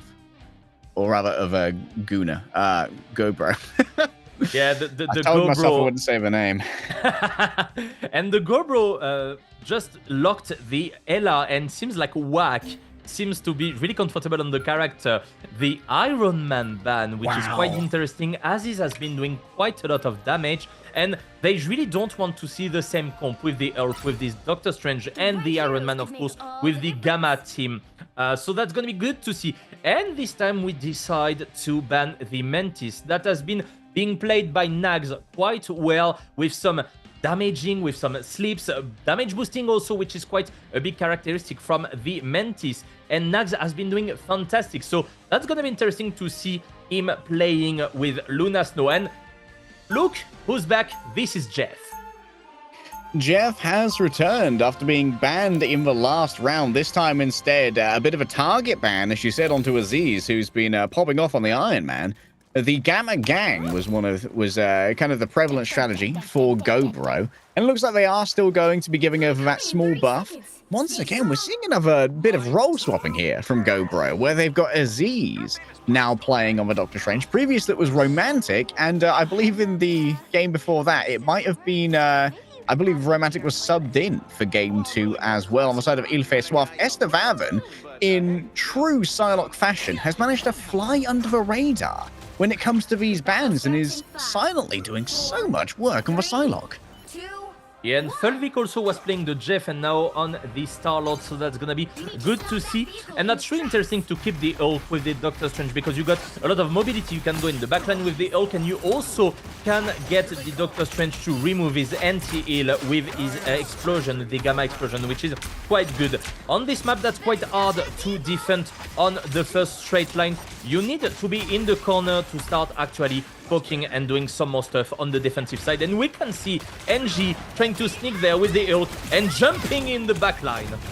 Bro is quite patient, tries to get his Gamma Spear to exile someone, brings out the radioactive shield. A nice knockback there is going to mess with the escape plans of Banner, and now forced to flee away, knocked out at range by Nags, who managed to get our MVP in the first round here. And now Aziz has to take up a huge amount of stress when it comes to maintaining this front line. Yes, building up towards that Dark Energy Expulsion, backed up by the Gamma team-up given over by Bruce Banner, but the rest of the team has kind of been left out to dry here. The front line has faded away. Wak and I are going to have to remove this themselves. Yes, they managed to take out Matriera around the back, but now they've got to try and make some progress over towards the cart, because it's still moving forward. Dark Raynor has got so much off of the big old E. Dark Energy expelled, and it's all going into GoBro. That's more than enough damage. Just swap over to a Penny now, as the return comes through from the side of Angeal. Is going to move away from the Hulk themselves, and it seems like Dark Raynor is unperturbed, moving forward, ready to neutralize any enemy that manages to show their face in front of him, and Ilfe Swaf should get a clean cap. There's been such a good work from Raynor, and he got the Eye of Agamotto, but the Luna Snow ultimate being used also to secure some more stuff. And we doing the Jeff ultimate to try to throw up some people out of the cliff. Is it going to work? Because you got...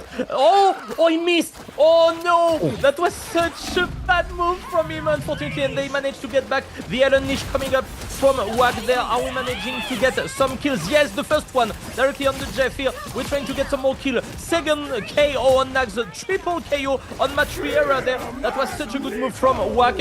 Are we going to survive from the meteorite? The answer is yes. Adair also being KO'd by Dark Raynor.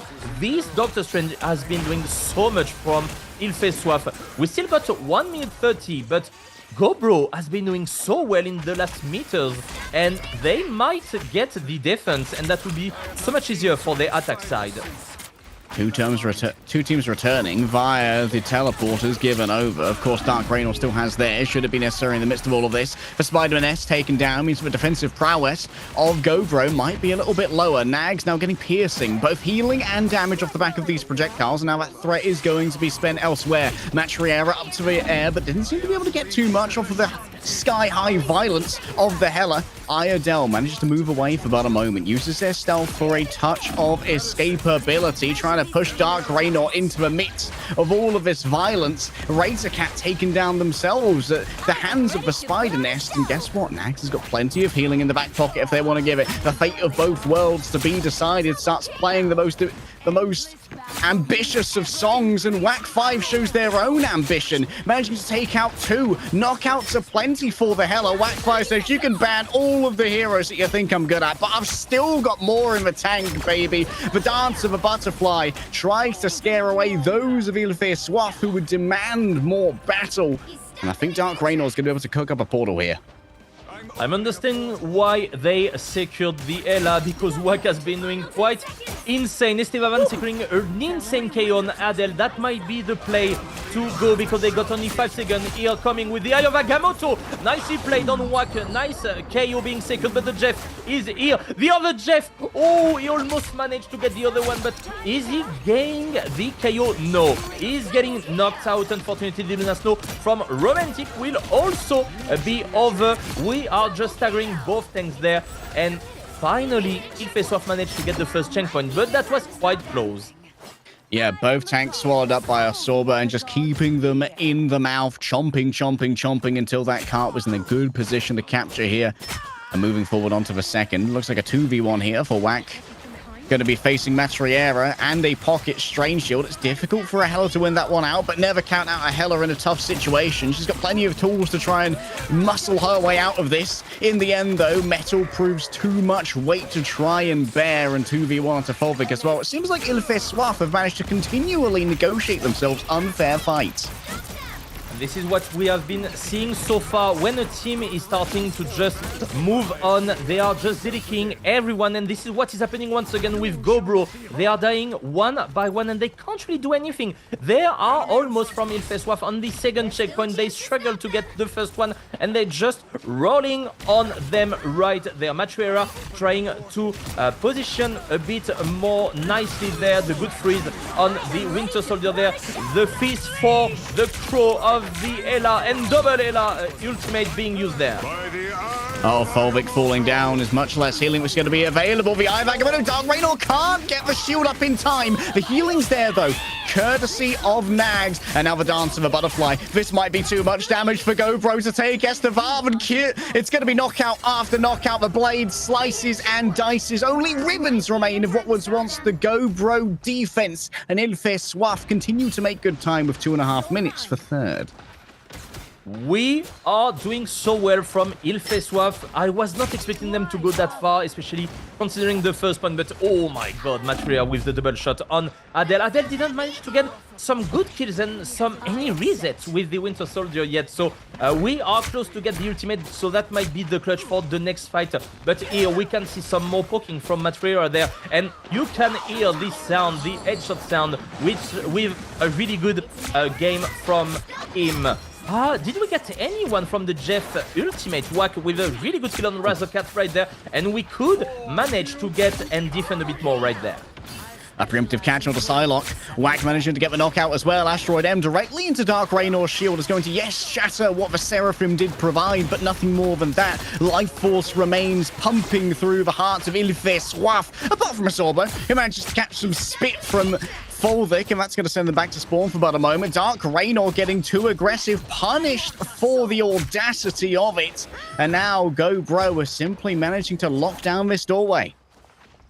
1 minute 15 on the clock. Can they do it? We got Dark Raynor with the portal probably, and the Eye of Agamotto that can do quite a lot. They decide just to move on right now. We don't have the nice kill from Azobo right there. Oh my god, and there is the Luna's no aggressive play, but right there, directly, the Jeff with the ultimate, he's gonna throw away his teammates and he will go in the backline. What is he doing? He doesn't know where to go for now. He's just removing them from the convoy, and it might be good because Engis managed to get a good KO on the Matriera, and what? Getting back to the action. Oh! Estevavan frozen and taken down by Wack. A well-placed headshot is going to knock that Psylocke out for 6.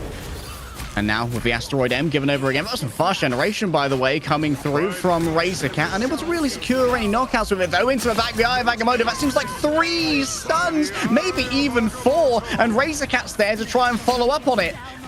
The same light coming through, though, from Aziz, able to follow up their own ultimate. Estevavan, yes, managed to pop the Dance of the Butterflies, but there should be more than enough healing, courtesy of the Luna Snow. The fate of both worlds decided by both Psylocke and Luna Snow, and in the end, it's going to be music that manages to beat the drum of this fight again and again. Overtime starts to tick on down, and now you've got to try and remove the offense from this card. They're going to be sticking firm, courtesy of, once again, that Luna Snow ultimate. They were too close! two from the Asteroid M. Estevavan and Nags are gone, and now very few of Il Fait Soif remain. It's just going to be the tanks trying to keep it together on the cart. Now the Jeff has joined them. That's enough healing to try and make this happen. Matriera is gone.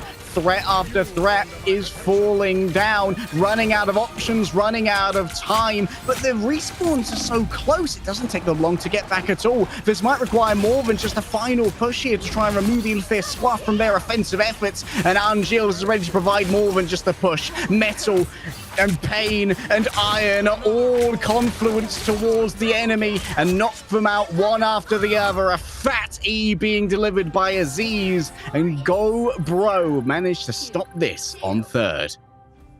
That was such an intense fight in the end. Good eye of Agamotto, good defensive ultimate being used from the Go Bro.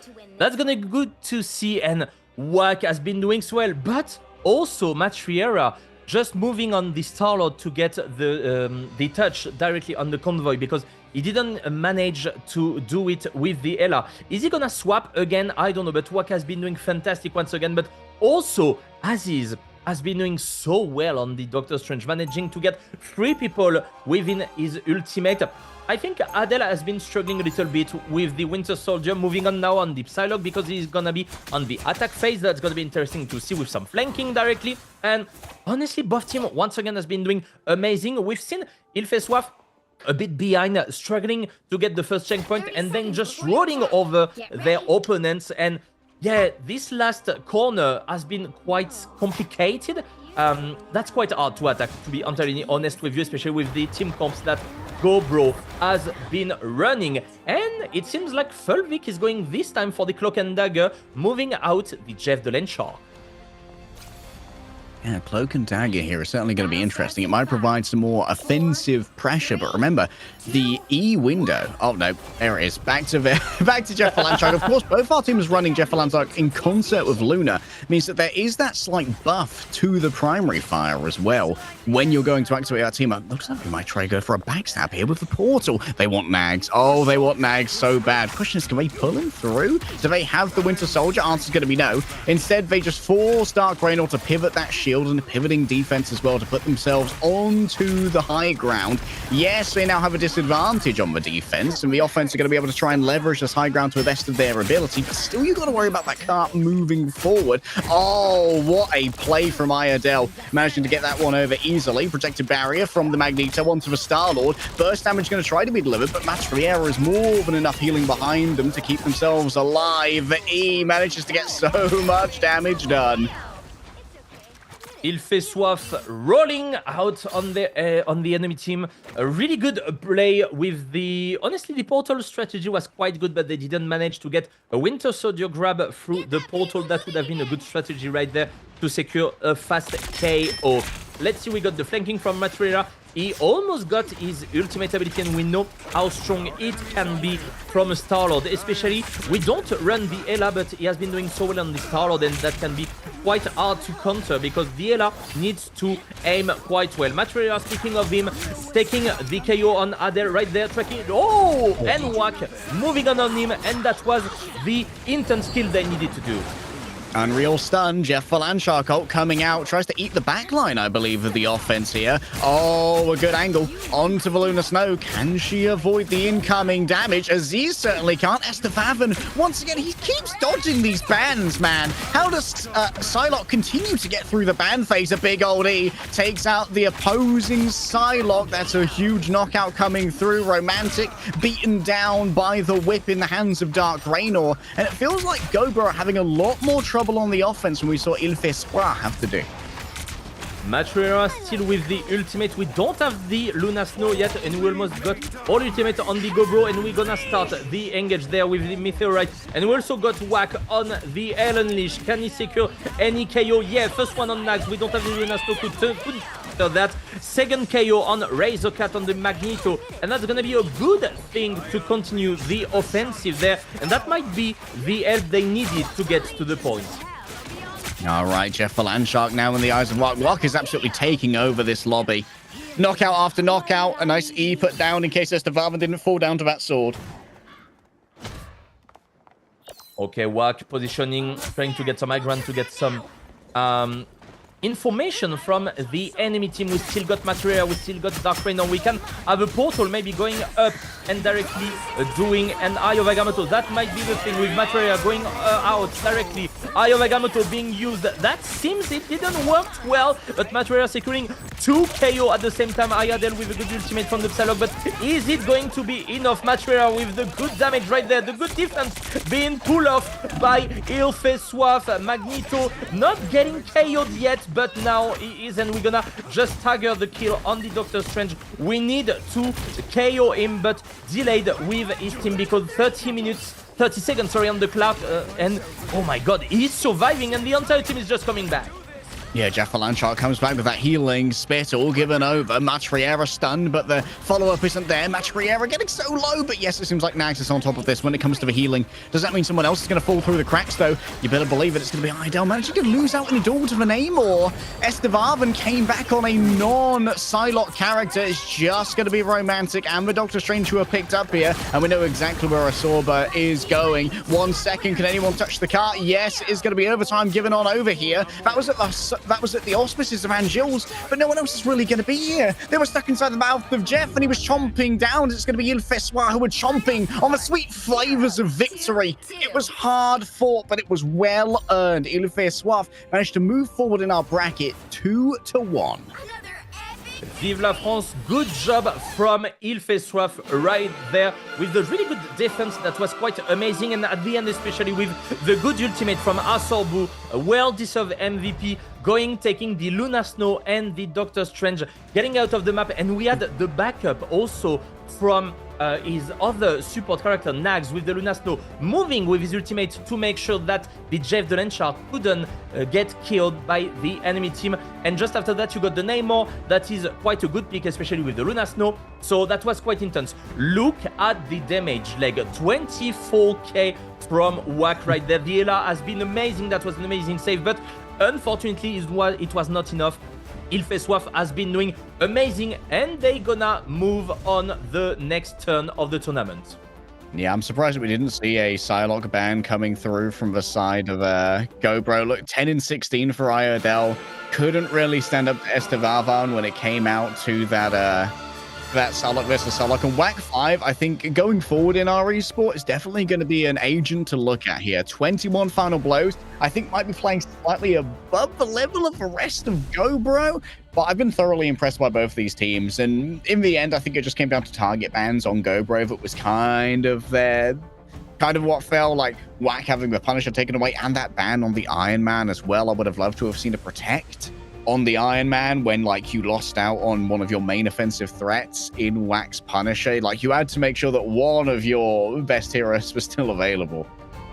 Yeah, that was a really good draft from both teams, but this time Ilfessoir just get the win. That was the first intense match, best of 3, and I love when the best of 3 is going into 3 maps. That means the level of all players has been quite close, and honestly, we had just 3 super good games for this first best of 3, so that was really good to watch. We're gonna get some more action during this evening and the entire weekend, and next weekend also, so don't worry. We also got the Asian tournament, we got the American tournament, so you will have plenty of action on this channel, so that's gonna be really, really good. We're gonna have the highlight of the match in a couple of seconds. We will get back after a short break for the next confrontation. So just take something to drink, something to eat. That's gonna be good. Get hydrated. That's quite important. So see you in a few seconds. In front of us.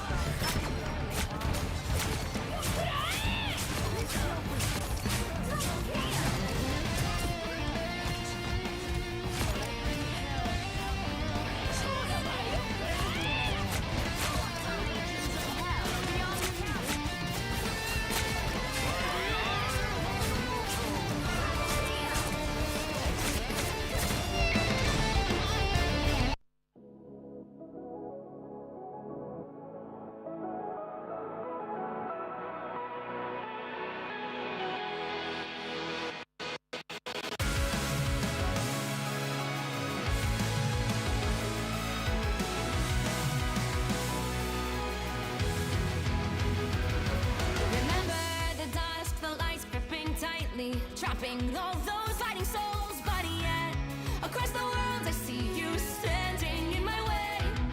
And remember the time, the place we used to fight, like the sun and moon. And I wonder if ever there was a time that we were friends. The night has fallen, shadows looming, and yes, that time has come for me to seek you out. We are set now for our last reunion. Break the chains, find your way, come find me. Do you remember who you really are? Show me that you are still the only one for me. I'll be waiting for you. Wake up, open your eyes, raising up your fists and smashing through time walls. Before the rift splinters again, we are rebels till the end. Rise up, open your mind, hold on to your powers. No one can stop us. We are rivals till the end of time. We will clash, no matter where. We will fight, reaching across time and space. 'Cause you are my destiny to the end.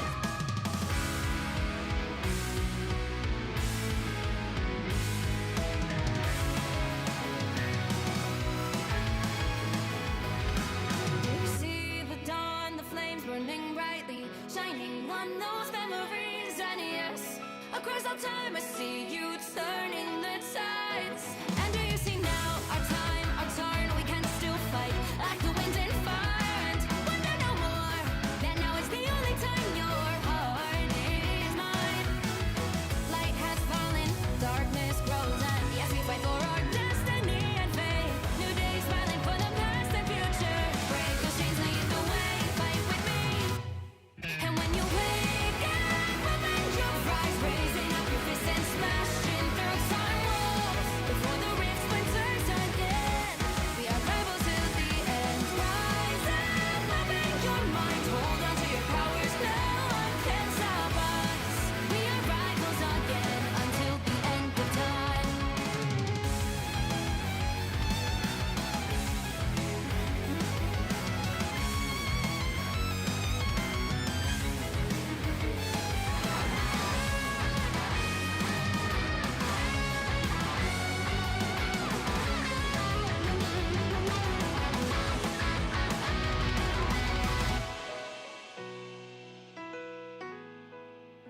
Show me that you are still the only one that matters for me. I'll be waiting for you. Wait up, open your hands, holding on to your heart. Look inside you. Can you feel it? The sparks in you. Add it up, unleash it up. Wake up, open your eyes, raising up your fists and smashing through time walls. Before the rift splinters yet again, we are rivals till the end. And rise up, open your mind, hold on to your powers. No one can stop us. We are rivals till the end of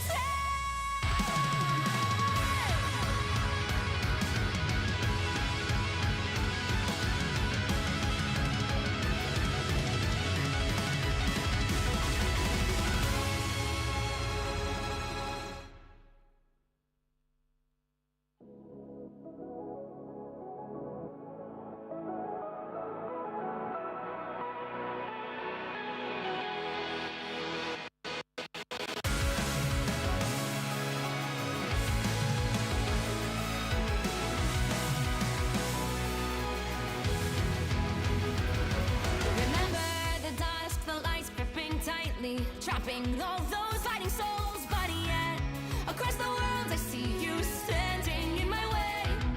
And remember the time, the place we used to fight, like the sun and moon. And I wonder if ever there was a time that we were friends. The night has fallen, shadows looming, and yes, that time has come for me to seek you out. We are set now for our last reunion. Break the chains, find your way, come find me.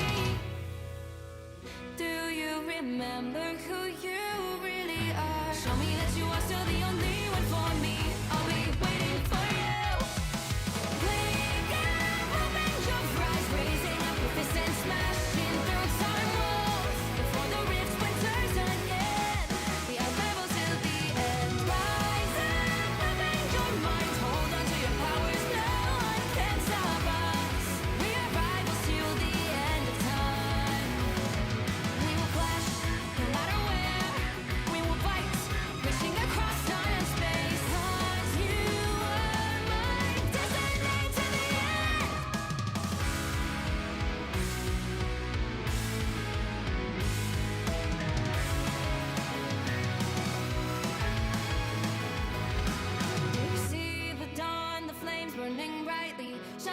on those memories, and yes, across all time I see you turning the tides.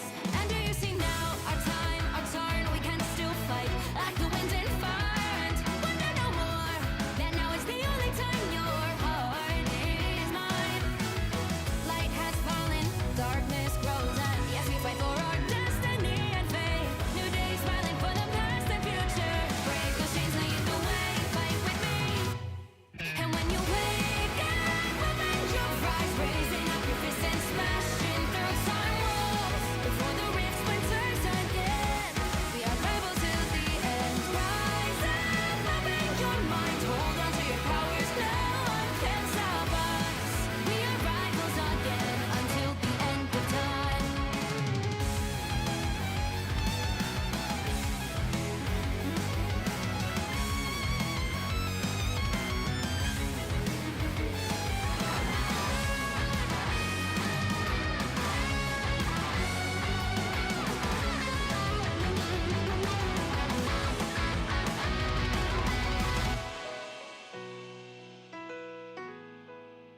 Show me that you are still the only one that matters for me.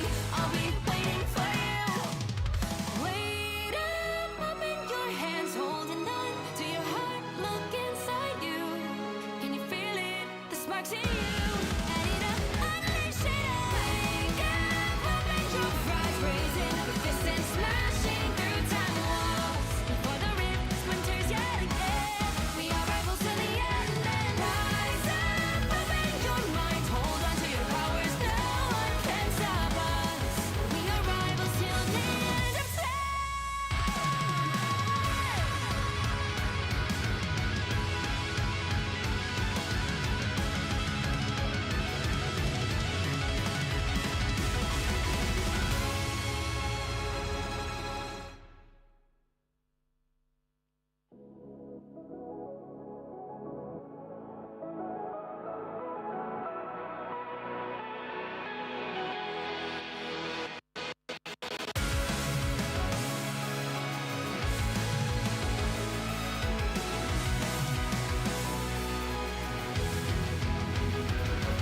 Remember the dusk, the lights gripping tightly, trapping all those fighting souls. But yet, across the world, I see you standing in my way. And remember the time, the place we used to fight, like the sun and moon. And I wonder if ever there was a time that we were friends. The night has fallen, shadows looming, and yes, that time has come for me to seek you out. We are set now for our last reunion. Break the chains, find your way, come fight me.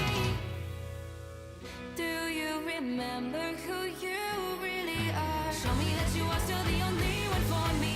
I'll be waiting for you. Wake up, open your eyes, raising up your fists and smashing through time walls. Before the rift splinters again, we are rebels till the end. Rise up, open your minds, hold on to your powers, no one can stop us. We are rivals till the end of time. We will clash, no matter where. We will fight, reaching across time and space. 'Cause you are my destiny to the end.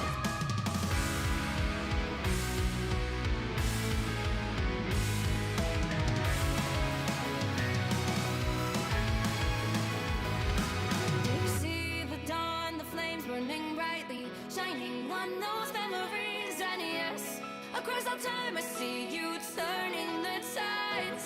And do you see now our time, our turn, we can still fight like the wind and fire, and wonder no more that now is the only time your heart is mine.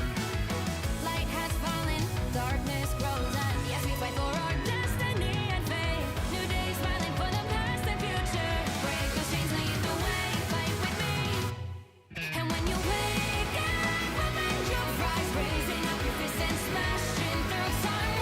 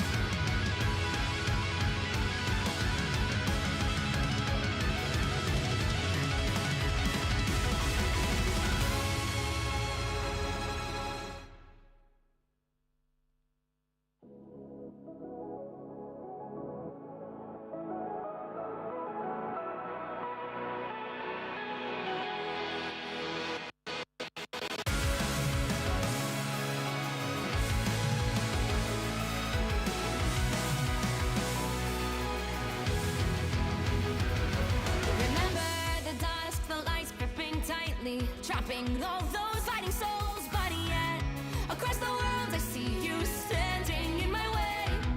And remember the time, the place we used to fight, like the sun and moon, and I wonder if ever there was a time that we were friends. The night has fallen, shadows looming, and yes, that time has come for me to seek you out. We are set now for our last reunion. Break the chains, find your way, come find me. Do you remember who you really are? Show me that you are still the only one for me. I'll be waiting for you. Playing and hoping your rise, raising up your fists and smashing through time walls. Before the rift winters ahead, we are rebels till the end. Rise and hoping your minds, hold on to your powers. No one can stop us. We are rivals till the end of time. We will flash, no matter where. We will fight, reaching across time and space. 'Cause you are my destiny to the end.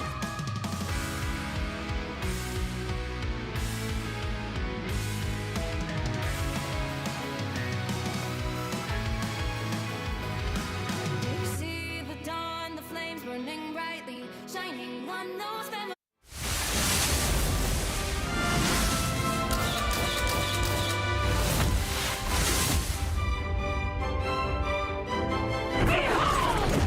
Child!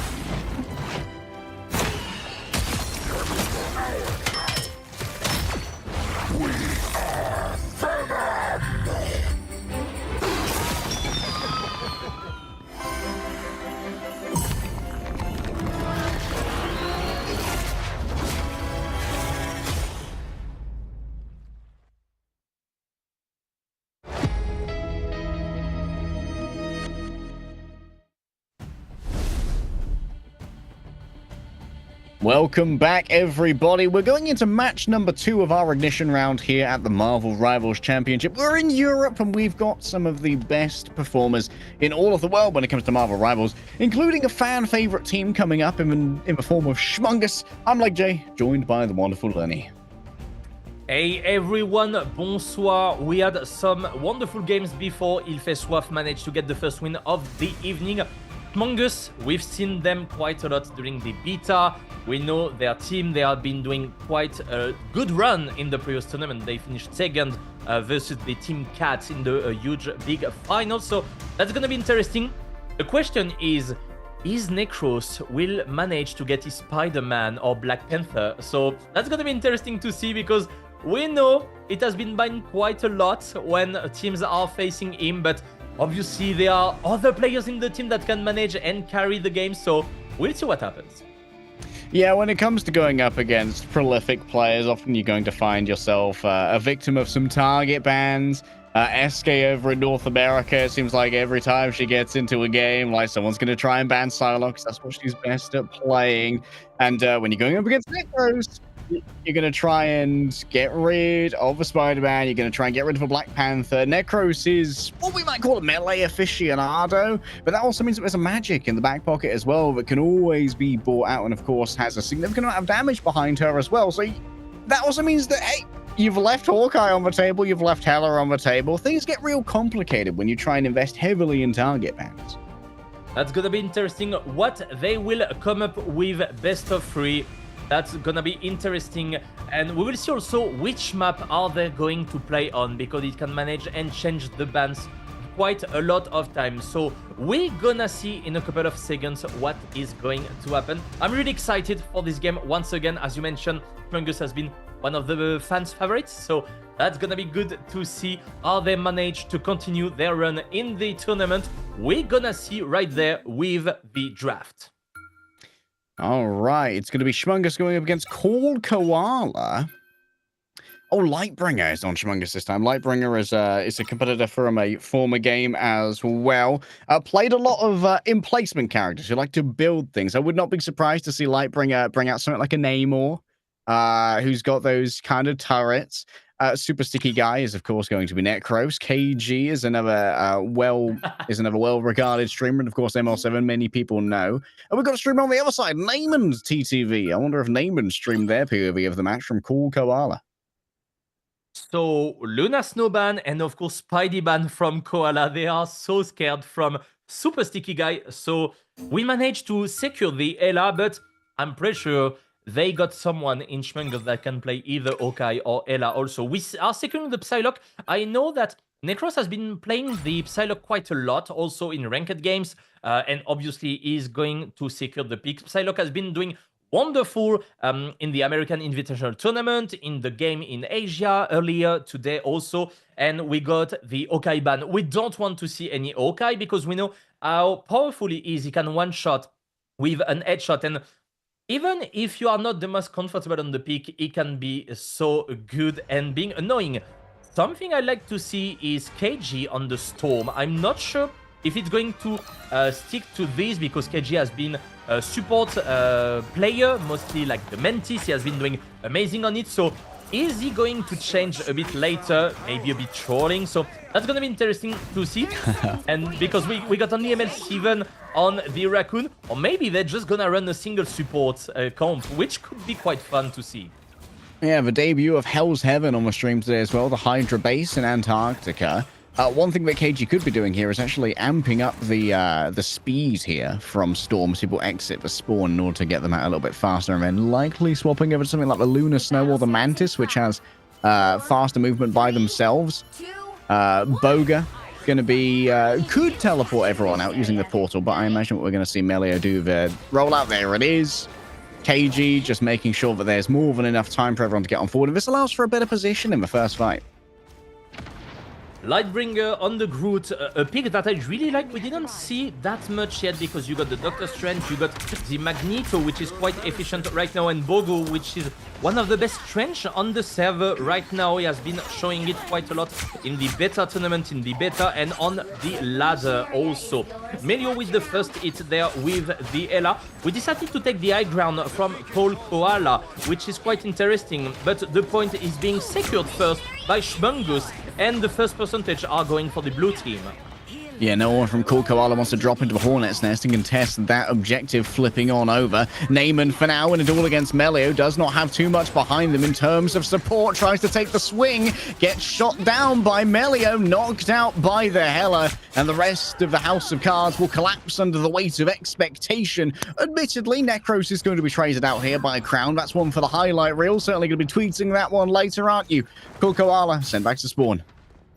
Melio was looking for this KO on Naaman. That was quite important to get the first one, and after it was just snowballing. Already 33% on the progression bar, and the first portal from Paranoia is coming. They are all going to play on the point, but be careful, Lightbringer almost got an ultimate from the Groot if he's not getting KO'd, and that's the fact. It has been done. Good job on this one. The Raccoon ultimate to get some more damage right there. Naaman with the shotgun trying to assassinate everyone, and he managed to get a good KO there on Nitros on the Wolverine. Wolverine pick that we didn't discuss too much yet, that has been efficient yet.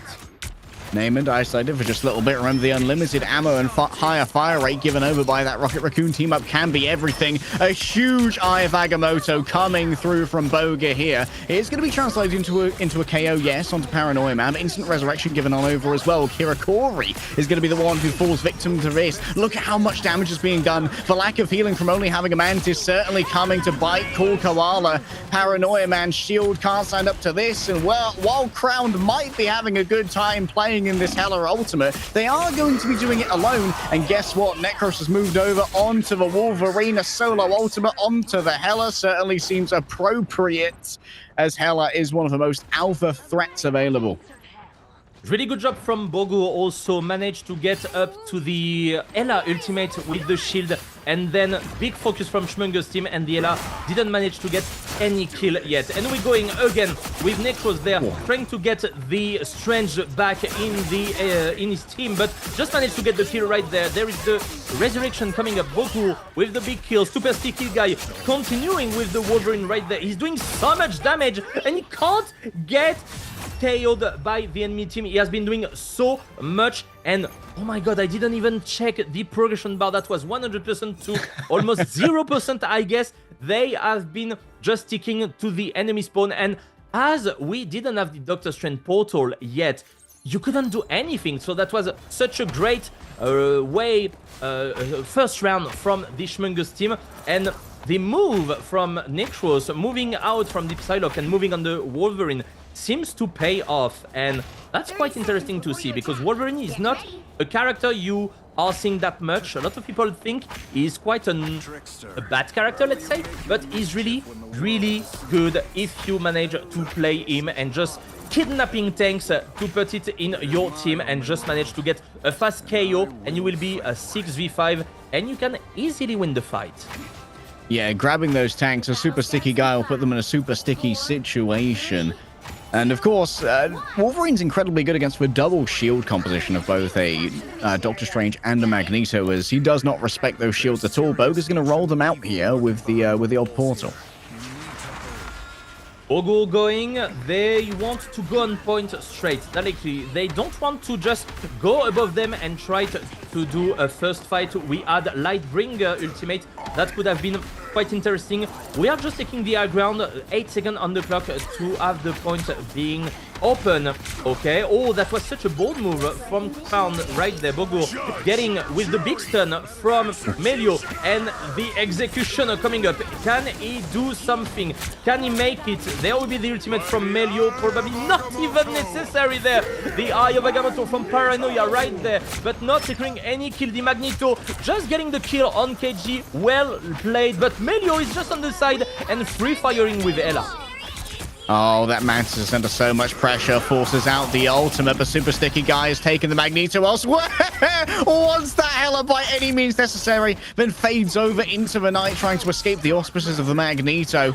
The knockout not forthcoming, but Boga able to get one in return onto Kitatori. And now it seems like once again, Cool Koala are running for the hills. An extraction of Necros will get them out fairly safely and send Koala scattered. Necros had one mission and he managed to get this Ella, which was quite interesting. We are not speaking too much about ML7, but the Loki pick is quite interesting with the totem, immunity totem, that managed not to get killed, especially against Ella, which is good. Bogo with the ultimate there, with the good Eye of Agamotto, double KO from Bogo right there. Managed to get 3 people within his ultimate, and we're gonna get the Magneto also with Super Sticky Guy trying to get him. He is getting him, the Ella being KO'd also, but once again, Bogo aggressive in his play, just going in and managed to get the KO Lightbringer also in the magic, which is gonna be daily kill, but be careful, the map is moving, you have to run out, Lightbringer! Creates their own escape, and KG is going to be more than happy to follow their Groot out of this one. Oh, was that ML7 copying the Doctor Strange, getting another Eye of Agamotto? Seems to have hit pay dirt. At least multiple people going to be stunned. Yes, of course, that the totems from Loki. Damage converted into healing. Big old E. Kitakori can't stand up to the damage that was given over, and that's an instant knockout. Oh, the seeds! The seeds are too much for Crown, the Goddess of Death, going up against one planty boy, and the plant will be able to put their feet down on the ground and take that one for all that they're worth. And Melio simply floats above with a nice view of all their domains. That is quite hard. We don't have any solution. We got the portal. That's the last chance from Paranoia and his teammates to go on the point. We're going there. The Iron Leash going in. Can we secure any kill? Darkchild also coming up. ML7 managed to get KO'd by Crown right there, but Super Sticky Guy and Lightbringer doing a lot of chaos also with Melio on Paranoia. We get the res on ML7 with the team up passive ability, which is quite interesting when you manage to get either the Ella with a 4 or the Loki, and there is too much damage, there is too much control, they can't do anything. Schmungus making it to the first win 2-0. Shutting down everyone in their path. Melio wins duel after duel. Let's have a quick look at who our MVP was for this one. Oh, it's Boga for Schmungus, an excellent Doctor Strange player. As you said, one of the best we have in Europe. Our second place finish in our closed beta tournament. But Melio is going to be coming out of here with the most damage by far. But it's actually Boga leading in final hits, which is very impressive. 0 deaths as well, by the way. The only deathless player in the lobby. Turns out that shield pretty good. Really nicely played from Bogo, especially on the Ela ultimate, which is the most efficient way to counter it with the Doctor Strange. We got also good damage from Melio. He has been doing quite a lot, but we know how Ela can be so powerful. And once again, we are having super sticky guys, also known as Necros, which was doing so well on the Wolverine. The Psylocke didn't work quite well, and obviously he couldn't get the Spidey because it was banned. But was it the solution? Are they going to ban the Spider-Man once again? I'm not really sure, because you can see that the entire team is doing so great. So are you removing the Doctor Strange from Bogo, who has been doing quite well on it? Are you removing the Groot, which was also good? You will need to do quite a lot of bans, I guess, there. Yeah, like there's kind of every door you close, a window opens, right? Like, if you're going to allow the Spider-Man through, are you going to allow Venom through as well? Are you going to let him have that symbiote expulsion, which is part of, like, the Necros combo? For those of you who've been watching along on social media and TikTok, you've probably seen a bunch of tricks where Necros has been patenting on the Spider-Man when it's time to get sticky. But then if you focus all your bans in on Necros, then guess what? Melio, ML7, Boga, they are free roaming through this lobby, just getting plenty done. And honestly, for Cool Koala, this could just be a bit of an unlucky draft when it comes to the bracket going up against the second place team from the closed beta tournament. I know it's what you're looking for, so we're going to show you all the best plays we've got from our players in this lobby. Enjoy this highlights package. We'll be right back. Don't go anywhere.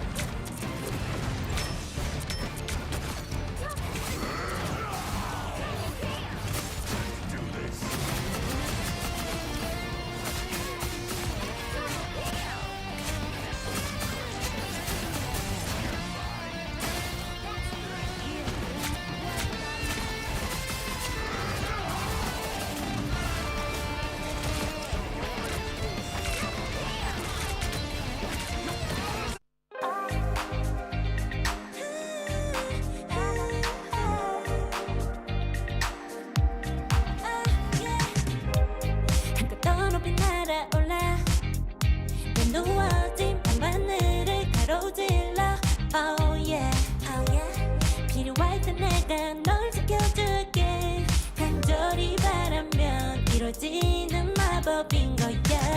운명의 소리 들려 여기서 저기서 날 찾으면 달빛이 날 비춰와. 시작해야 let's go. 아급고 흘러는 우주 따뜻한 눈으로 감싸는 순간 신비롭게 녹아내릴 거야. 좀 더 기다려 I'll be there. 쓰러지지 마 끝까지 일어나야 해. 어딜 가든지 극복해. 힘은 너에게 있는 걸. 소리 높여 노래를 불러. 작은 걱정 따윈 던지고 최선을 다해 잘 쳐봐. 어둠이 떠 날배까지 아름다운 꿈을 밝혀봐. 우리에게 달려서 그 세계 오면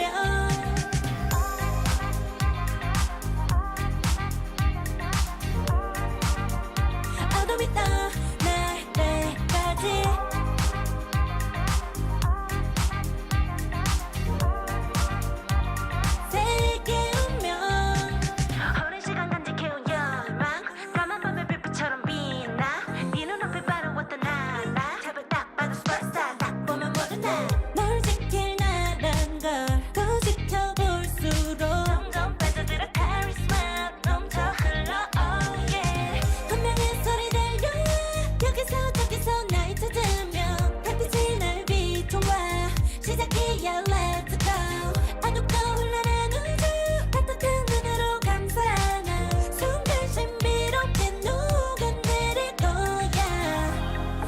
기다려 I'll be there 쓰러지지 말 끝까지 일어나야 해 어딜 가든지 극복해 힘은 너에게 있는 걸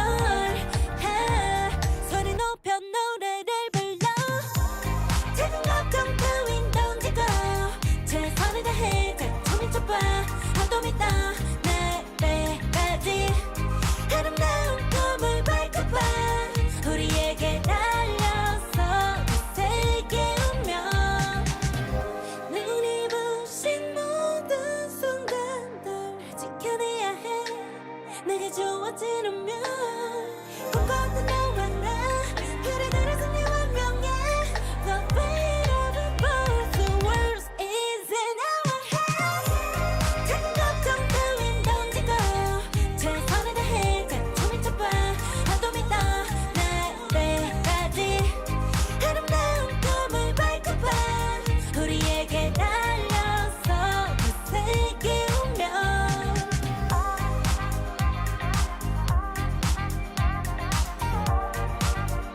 파도 믿어 날 때까지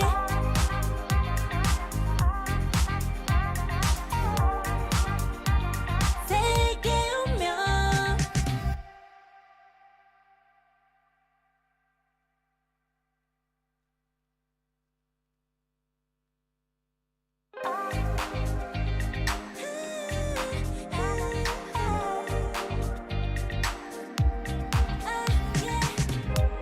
한껏 더 높이 날아올라 내 누워진 밤하늘을 가로질러 Oh yeah, oh yeah 필요할 때 내가 널 지켜줄게 간절히 바라면 이루어지는 마법인 거야 운명의 소리 들려 여기서 저기서 날 찾으면 달빛이 날 비춰와 시작해야 let's go 어둡고 흘러는 우주 따뜻한 눈으로 감싸나 순간 신비롭게 녹아내릴 거야 좀 더 기다려 I'll be there 쓰러지지 말 끝까지 일어나야 해 어딜 가든지 극복해 힘은 너에게 있는 걸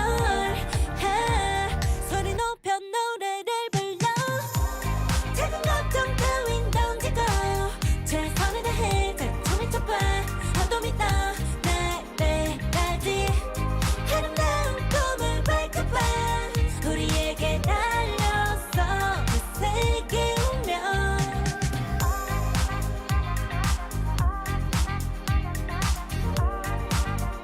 파도 믿어 날 때까지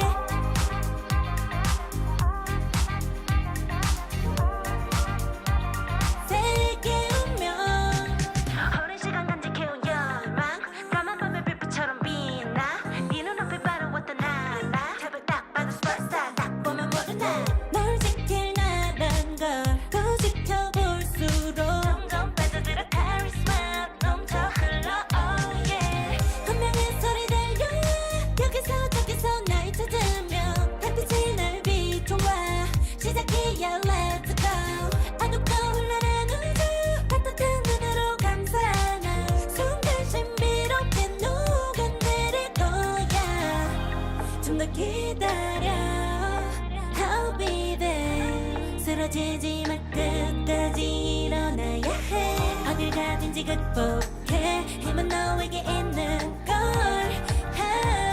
소리 높여 노래를 불러 작은 걱정 따윈 던지고 최선을 다해 작품이 좁아 파도 믿어 날 때까지 아름다운 꿈을 밟고봐 우리에게 달려서 그 세계 운명 눈이 부신 모든 순간들 지켜내야 해 내게 주어지는 면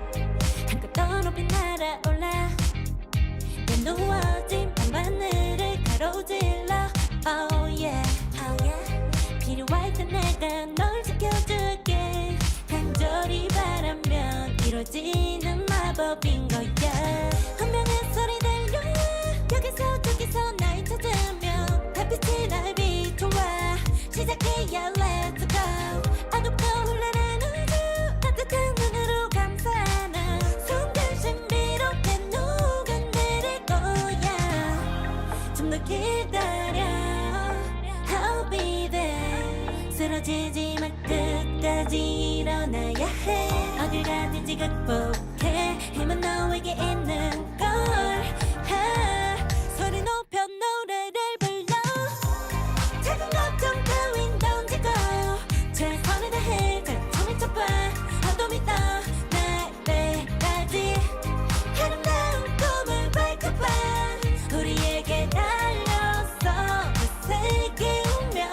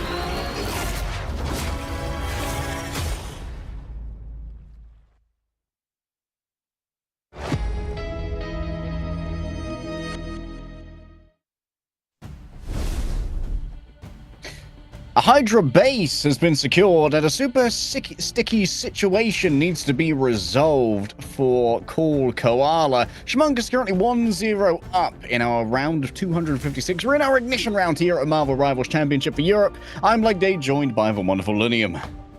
Hello everyone, we will have one more game or two games hopefully to go into the full best of 3. That's gonna be good, but Shmungus has been showing quite a lot of good plays and we know how good they are. They finished second during the beta tournament, so that might be complicated for the team Koala right there. So that's gonna be interesting to see which ban they are going to go with.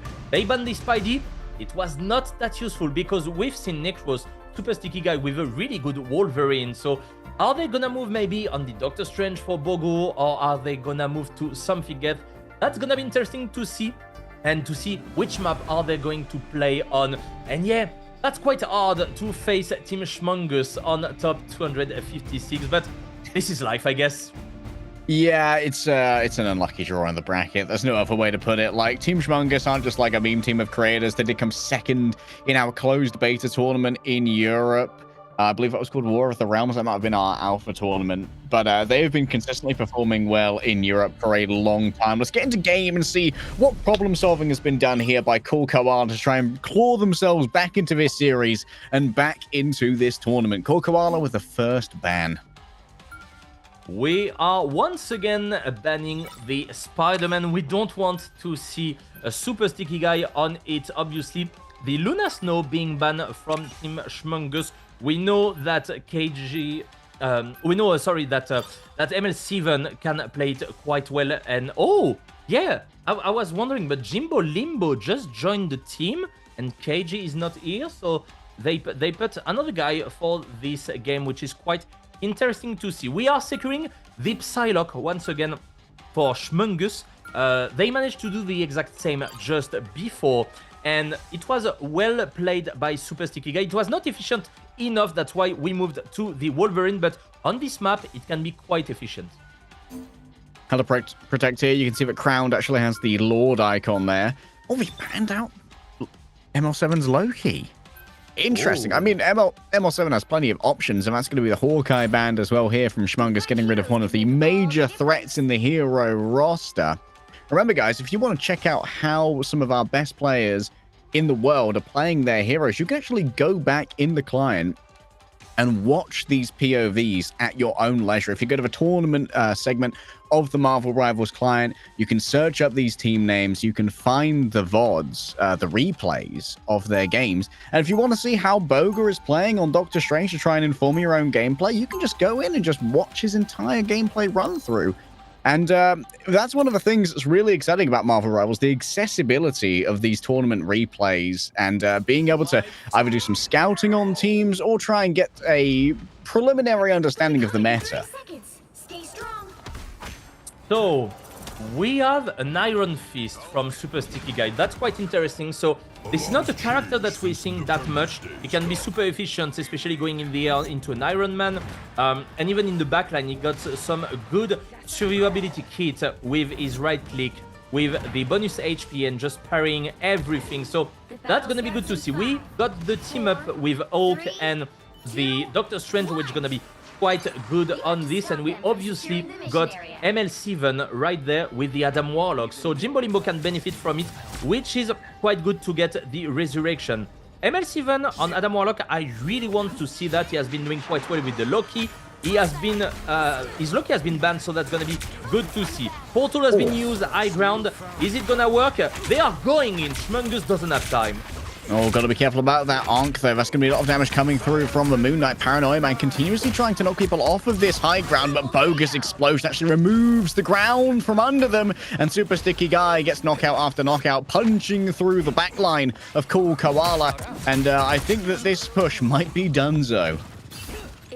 We've seen this Iron Fist, which is quite efficient also against the Doctor Strange, because melee attacks are going through the shield. So when you are facing any team composition like this, this is really good pick. Melio with the good pick from the Psylocke that has been secured before directly for Necros, but oh my god, Melio with this damage alert is not missing a single shot, and unfortunately the Moon Knight couldn't do anything. The good banish here on the Doctor Strange, so Melio can reposition and go back into the action. We almost got an ultimate also from Melio. The entire building has been destroyed. We don't want to let them the high ground, and we want to have some chess. Oh my god, look at this damage from the Adam Warlock right there. ML7 with the good shot. Neyman couldn't do anything. Not a healer, a strategist, and the one strategy that ML7's got is aiming right now.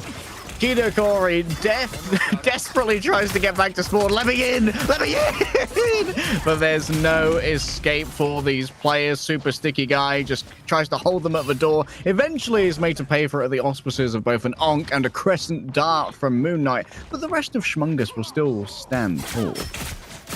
This is what can happen in this time of the tournament. Team Schmungus versus Cold Koala. They are doing their best, but seems like we are being good contestant there. Good kill from Neyman there on Jimbo Limbo, but we got the resurrection, and we're gonna start off the per Jimbo Limbo that has been resurrecting and using the ultimate Eye of Ashanti right there from Bogu. Is it going to work? Yeah, he's managing to get one KO, and the rest of the team is getting destroyed there. We can't do anything. Cold Koala for trying to get a kill with the ultimate ability, not managing to get anything. 1 minute 30 on the clock. I'm a bit afraid of the future of this game, Leg. Ultimate invested, but to no avail. ML7, what was he doing there? Knocked out by Neyman. Auspices of the Ankh once again. Going to be an attempt for Lightbringer to try and escape here. Of course, has the ultimate in the back pocket to try and avoid the claws of a knockout once again by giving over a huge amount of HP to himself. And ML7 should be able to self-resurrect as well. It actually is all the way in the back fighting a Thor right now. It's not the ideal pickup with the health generation that Thor has off the back of this. Melio is going to try and bring up the number of knockouts. My goodness, Super Sticky Guy activates their ultimate. Just a lot of bullying on Cold Forever there. Everyone rounded upon this tank line. Yeah, ML7, I don't know what he was doing in this backline, just managed to get some fun, I guess. Ultimate being used by the Psylocke to secure a second KO on Kito Tori. Managed to get a super good kill on the Moon Knight. Also, we don't have any more dash. We have it! And we got the stealth coming up also that managed him to get out of the fight. Lightbringer with the Hulk. Going in with also super sticky guy with the Iron Fist. 15 seconds on the clock. We got a portal.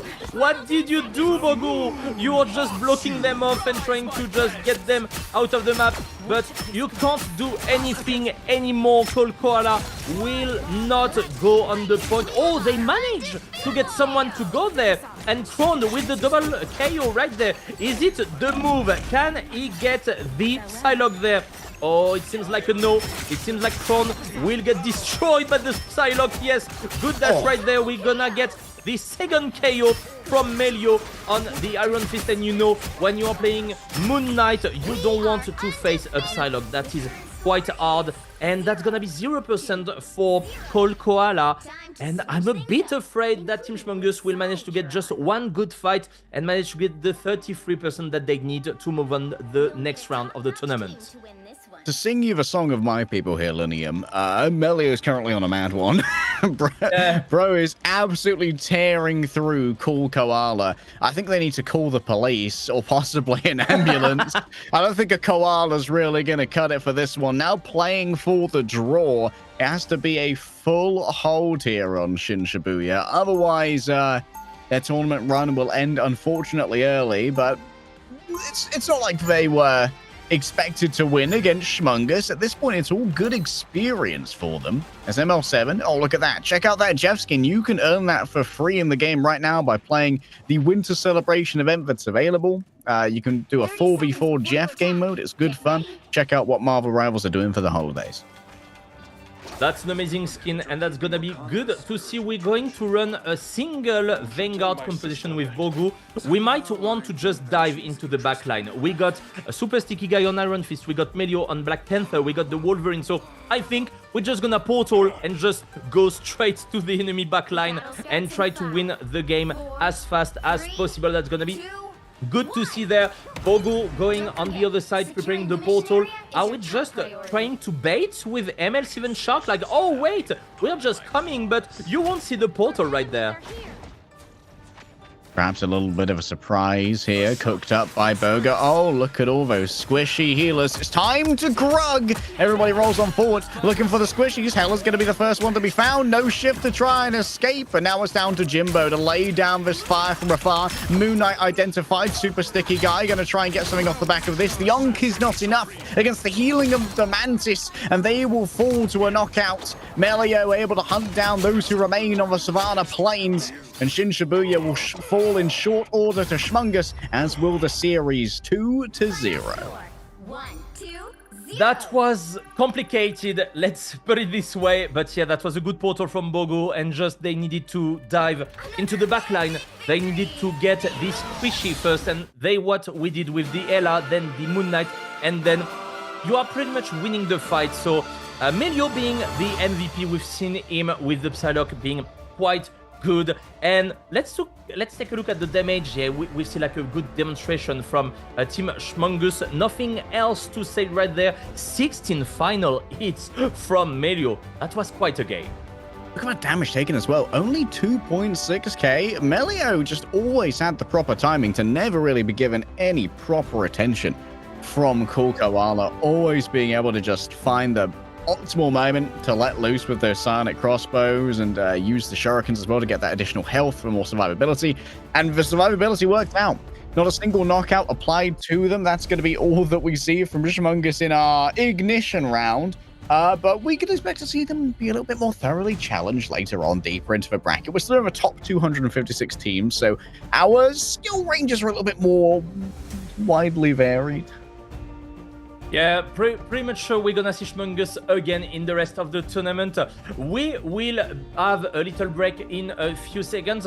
I won't be there for the next matches. Leg will be joined by Thanos, so make him a big welcome. He's an amazing caster also. We're gonna have some swap during the weekend also, so to get rest on the voice, obviously. So that's gonna be really interesting to see. Leg, that was a pleasure to cast with you today once again. You will find me again tomorrow, don't worry. The French guy will be back in a few, so I'm not just leaving, don't worry for that. But I'm really happy to see the next games. We will have the highlight and coming back in 15 minutes. See you later.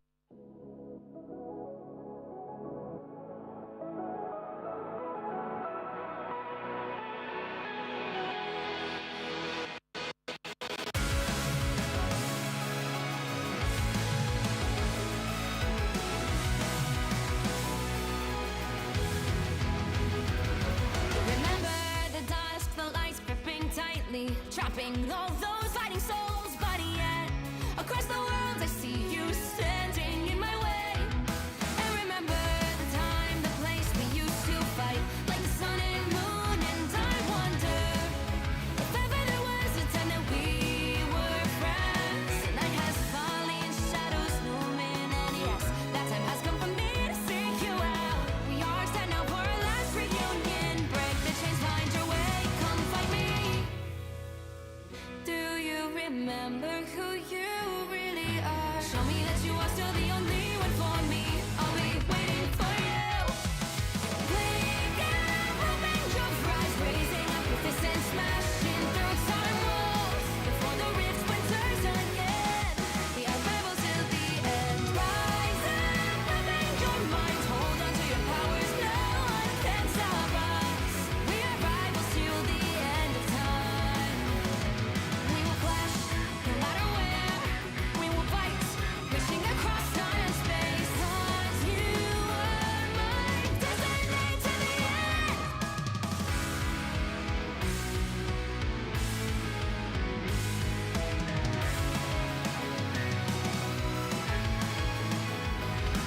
You see the dawn, the flames burning brightly, shining on those memories. And yes, across all time I see you turning the tides.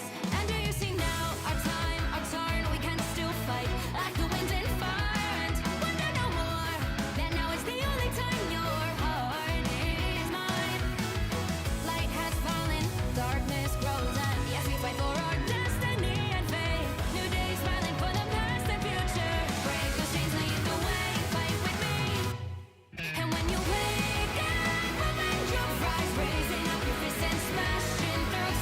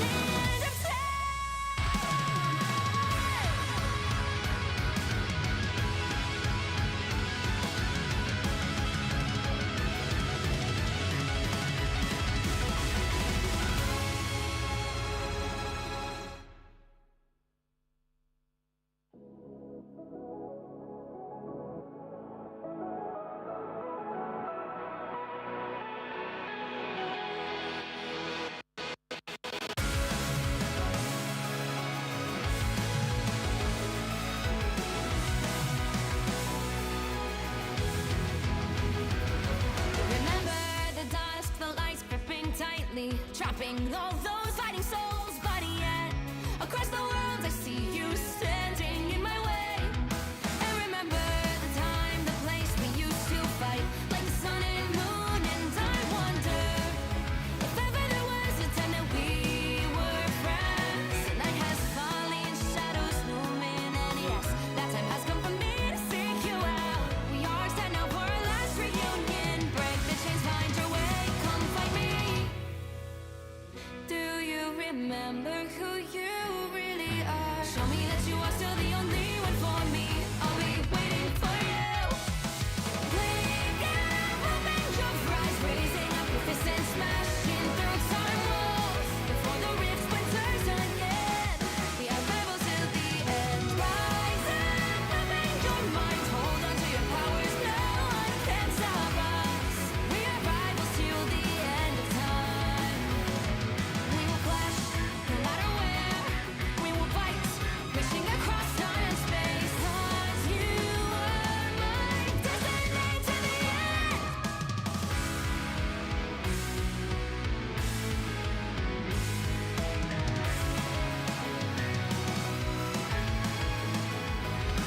Do you see the dawn, the flames burning brightly, shining on those memories? And yes, across all time I see you turning the tides.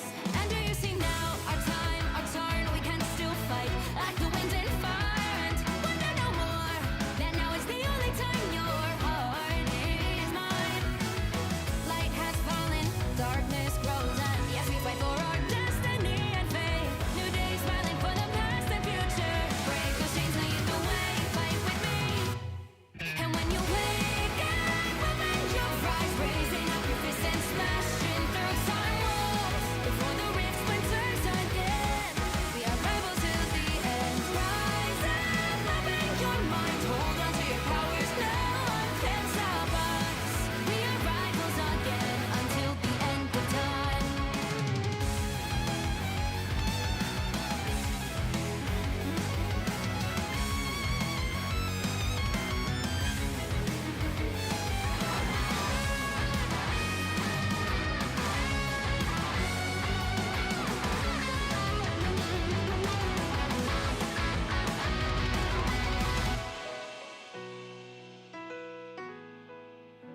Show me that you are still the only one that matters for me. I'll be waiting for you. Wait up, open your hands, holding on to your heart. Look inside you. Can you feel it? The sparks in you.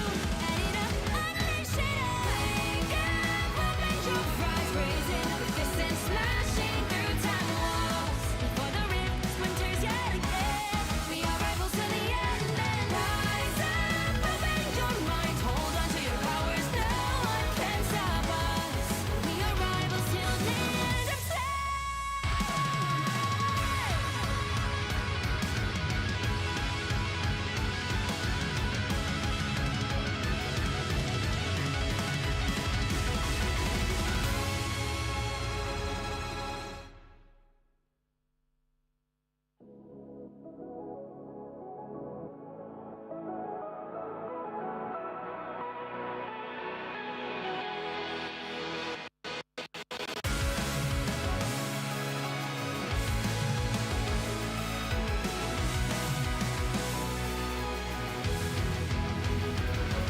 Remember the dusk, the lights gripping tightly, trapping all those fighting souls. But yet, across the world, I see you standing in my way.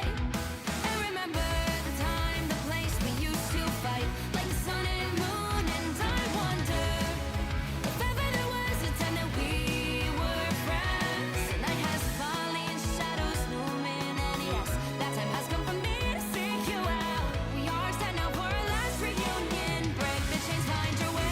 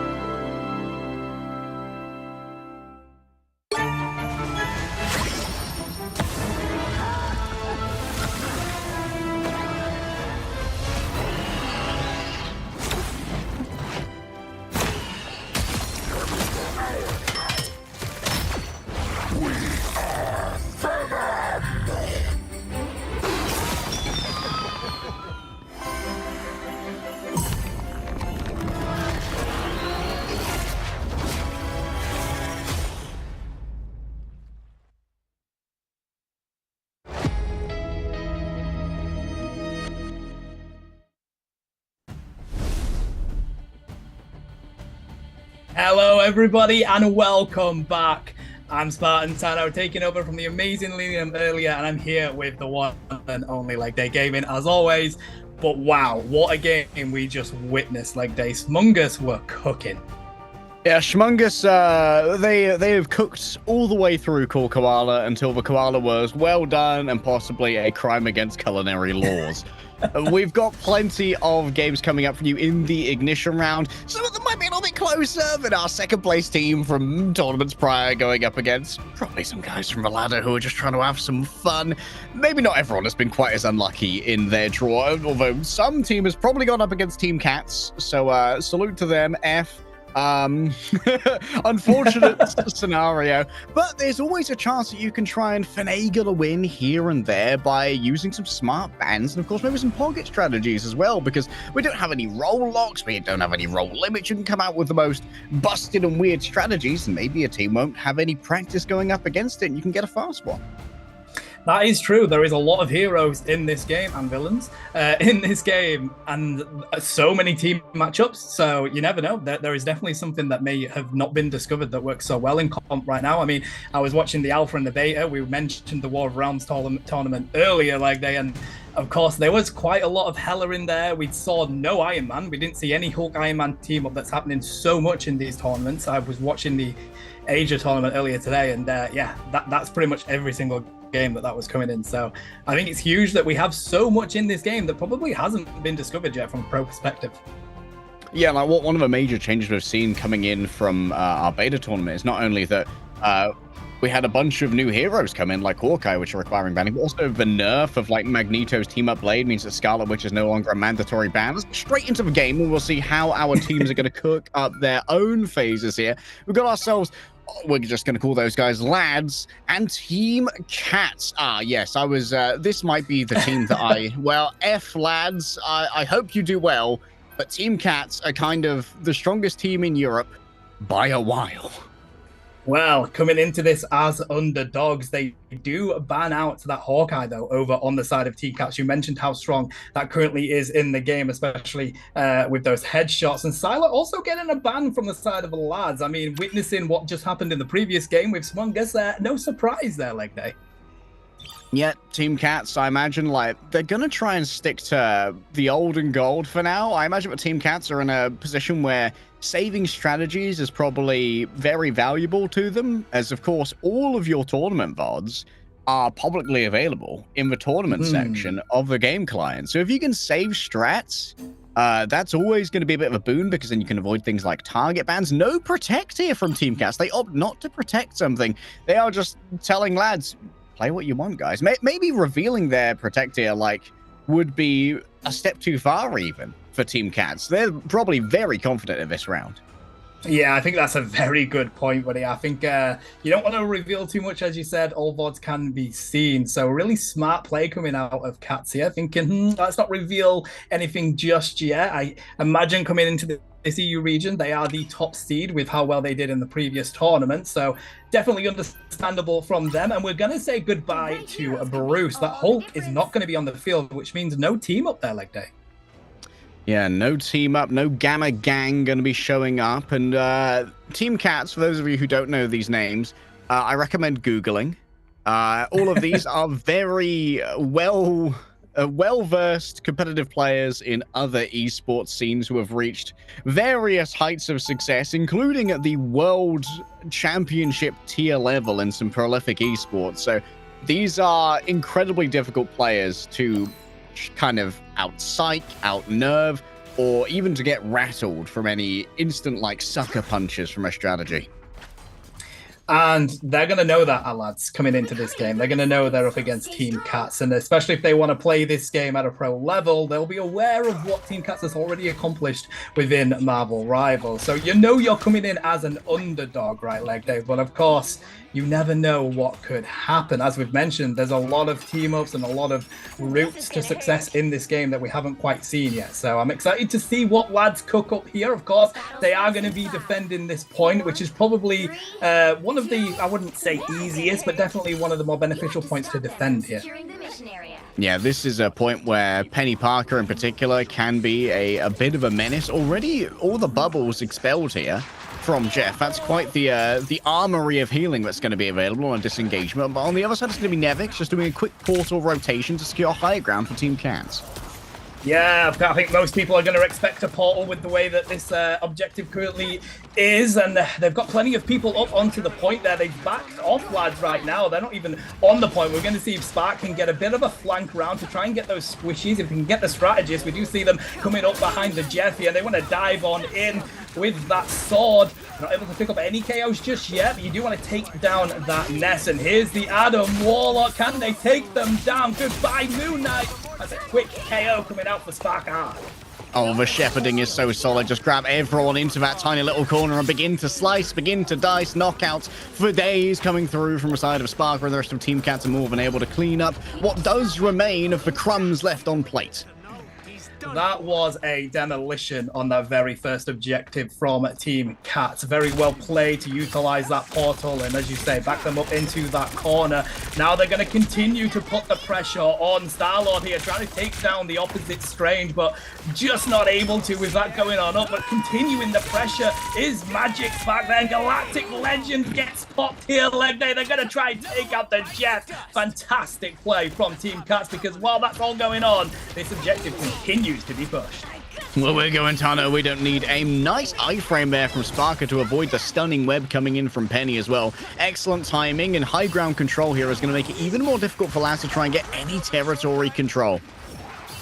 Oh, it's tough, it's tough. They are aware of where they're at. Of course, this is a difficult corner to push. The spawn room is right there, leg day, and it's a lot of damage coming on in. We do have that Strange portal popped out yet again. Cloak and Dagger trying to continue with this healing in the background, but they are grouped on up, and we do see Star-Lord diving in, trying to see what damage they can spread across the entirety of this team right now. If they do take down that Vanguard, and yes, they do, that is lads falling. Star-Lord, the only one up. Team Cats wiping them out.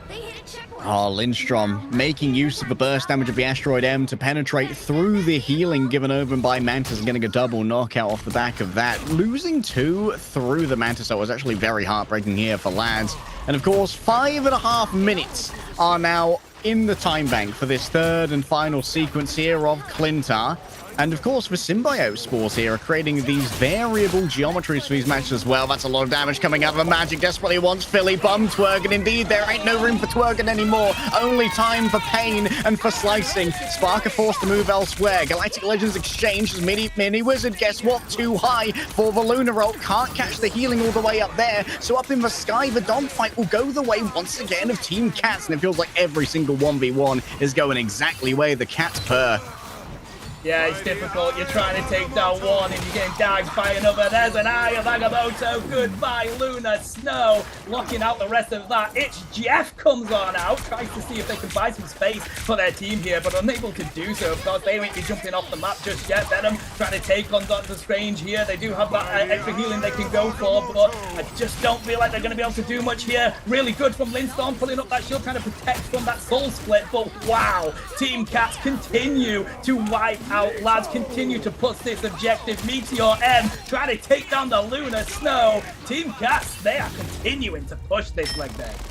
Good God, the phalanx, the testudo that was erected in front of that Eye of Agamotto when it was popped. Eye of Agamotto, no, actually. Well, let's not.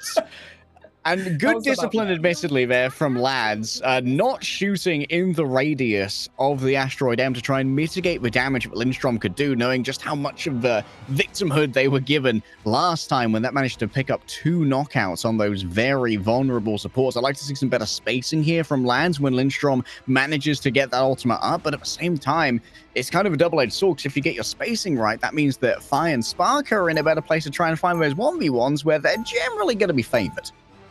Yeah, and they're definitely winning them right now. And the difficulty is the strategists, of course, you need them to keep your team healed, keep them up. But if they're getting dived constantly and unfortunately unable to get away from that, you're basically running into this with at least one strategist down. And they're definitely doing the job well right now. That is Team Cats. They know what they're supposed to do on the roles that they're playing, and they're executing it to perfection right now. So for those of you who didn't watch our closed beta tournament, Team Schwungus, who you saw previously, and of course is the team with Boga and Necro, you've likely seen them on the respective streams, and Team Cats are kind of the the people's choice for 1 and 2 in this tournament, but the last time that we had a tournament, it was a closed beta, which means that anyone and their nan can now download Marvel Rivals and play. So we're really looking to see if anyone who wasn't a part of the closed beta is going to be able to hold a candle to these teams competitively. This is a very close hold here from Team Gas. I'm trying to interrupt the portal, actually, which is being summoned by Philly. Yeah, I think that's great. Oh, they've gone through the portal. Seems like Team Cats are going to come through to catch them off guard as well. I do like that play. The portal was definitely going to be played. They do take out Philly there. They're getting pretty weak, buddy. Here comes Nevix on the Captain America trying to take out Luna Snow. They're getting very weak. They just need one more hit. That's a good KO there. Team Cats putting up a great defense. What a decision from them. But, of course, pushing on to the objective. Our lads, they've got nearly everybody on it right now. Just 2 from Team Cats trying to just defend this far. Try to take down the Winter Soldier, and that they do. Great defense from Team Cats here. Of course, Thor and Cap together do have a significant damage spike in the team up when Captain America is able to use that C cooldown that is given over when in the presence of a Thor, which really ups the damage output of Captain America, which is where he's at his most weak, I'd say. Captain America's survivability is pretty good, especially with his ability to just run around and dodge all manner of incoming shots, as well as reflect incoming ultimates with his shield. Yeah, good guy, Iron Man, right? But nice dive here from Venom. Can they get anybody to back them up? Oh, Black Panther saying goodbye to B there. Great pick up. Can they take down the Captain America? It's in the back line. Yes, they do. But look how well Team Cats are fighting this up close to the spawn room here. They know there's 2 minutes, 20 seconds here that they just need to continue to defend this point. All right, looks like lads are going to be able to pick this one up if nothing too strange happens. Dredro going to be chased out here. Actually uses their ultimate to touch the point. Uncanny play here from Dredro. Going to be playing himself sustain. Look how much healing's coming through and playing in their own terrain. Jeff Landshark swallows up multiple members. Of course, Saipe, so he's going to be able to spit Dredro out to keep them contesting and remove the remainder of lads from this point as well. A recontest is brave here from Team Cats, but of course they have the faith in themselves to try and make this one work. Nevix can move around the point unassuaged, as it were. Legendary pop for Galactic Legend is able to write their own tome in the style of Plato, as it's just knockout after knockout coming from the element guns. I'm sorry, I don't think that this is legal. They have managed to defend that point with a sliver of being able to capture it from the side of lads. Team Cats with a heavy defense there, leg day. Galactic Legend used to perfection. Really well played, but they're very close to grabbing it with lads. Very good effort. We're going to see Venom trying to continue to push onto that dive, while we see that rotation around the left-hand side from the rest of lads. All right, moving forward, Sparker has the Awakened Rune if only they need to use it. Brings up the Lightning Field, give it over a little bit of a slow. There it is. Burst given over onto Elite. Bucky never saw it coming. That's going to be a knockout. Just continuing to bully this Doctor Strange, demanding that the healers continue to look at this Vanguard and then turning upon the healers themselves and making sure those strategists have no strategy but returning to the spawn room. Oh, and so is the rest of the V managing to pick up the Vanguards, and they have been backed up to this spawn room. They've got 38 seconds left on the clock, leg day, and I'm not sure they're going to be able to get on to that objective in time. We've just heard It's Jeff popping that ultimate. We do see the corner of the map. We're going to see it. They don't sacrifice themselves, but they do lock in at least one KO on Luna Snow. Oh, that's one of the few areas on this map where you actually have an environmental knockout available. Philly, under significant siege here. You're going to need more of a Liberty Bell to get out of this one, buddy. Lindstrom begins the storm of the century, and well, you're going FEMA are going to want words about this one. Nikhil falls victim to the winds that wave. And overtime is surely going to be soon over as, well, it's going to be a brave dash from the Cloak and Dagger towards the point. They aren't able to make the gauntlet happen, though. Unfortunate. I like the decision from Cloak and Dagger. They knew they had to get on that point and they had to get on it. Now pop the Eternal Bond, try and use that speed to get there with, of course, that healing, but unable to do so. Much as the previous round, leg day, Team Cats are taking that one straight off the bat. Yeah, it's going to be Fi picking up our MVP as well. We don't see a huge amount of the Star-Lord in Europe compared to North America, where Star-Lord is near ubiquitous, at least as we saw in the North American Invitational, with it being one of Nightmare's premier set pieces when it comes to securing those backline picks. You can see Fire here going 27-2 with 12 final blows and a boatload of damage. 17k. No one on Lads even managed to break 10. No, I mean, when you have one duelist that's able to output more damage than all the duelists on the other side, that is filthy. Like, a fantastic play from Team Cats there, and I think the mighty battle of Team Cats versus Mungus would be quite interesting with the previous rounds we've just seen. Yeah, but we're looking to maybe have that one of the grand finals if there are no breakout teams who are looking to try and disrupt the bracket a little bit later on. For Lads, this is a little bit of a unfortunate 256 round draw. Two teams have got to go up against our top pair, unfortunately. It's going to happen one way or the other. But luckily, you guys at home get to have a look at what some of the best players in the world are doing in Marvel Rivals, and you can take an even closer look using our replay viewer in the client as well, if you want to see how these players are utilizing their heroes to the best of their ability, how to get the most value out of that. And then maybe it's going to be you in the next tournament who's able to bring it to them and dethrone Team Captain Schmungus. However, when it comes to these players getting the best out of their heroes, we've already compiled the greatest highlights available to make sure that you're always seeing the best. Feast your eyes on this one.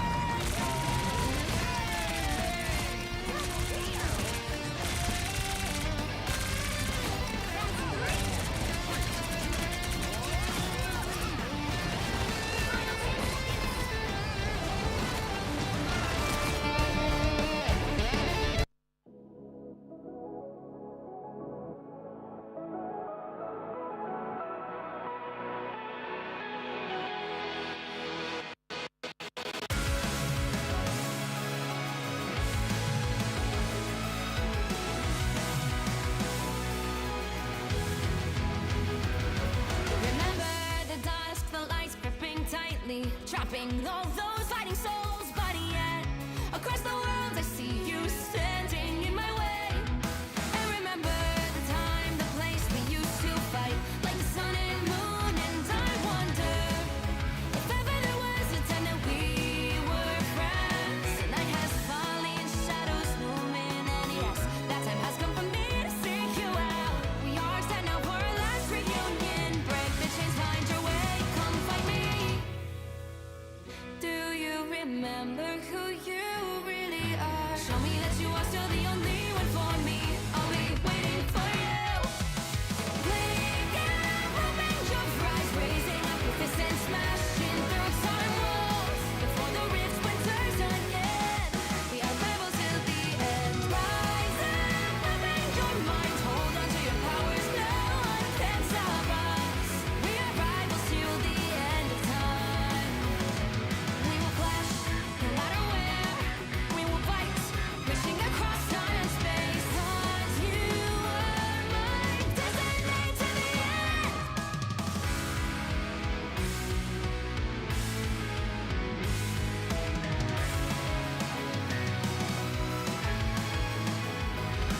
You see the dawn, the flames burning brightly, shining on those memories. And yes, across all time I see you turning the tides.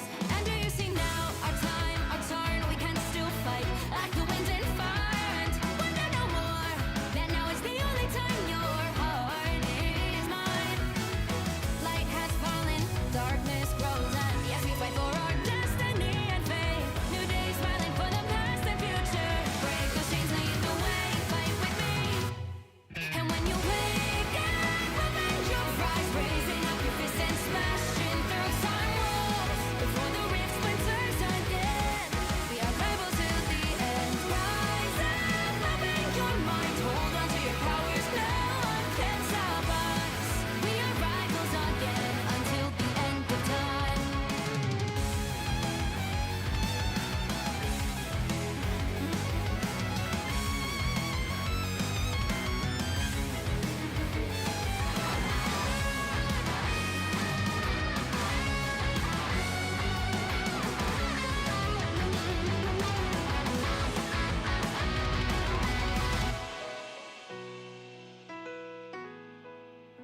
Show me that you are still the only one that matters for me. I'll be waiting for you. Wait up, open your hands, holding on to your heart. Look inside you. Can you feel it? The sparks in you. And it up, unleash it. Wake up, open your eyes, raising up your fists and smashing through time walls. Before the rift splinters yet again, we are rivals to the end. And rise up, open your mind, hold on to your powers. No one can stop us. We are rivals till the end of time.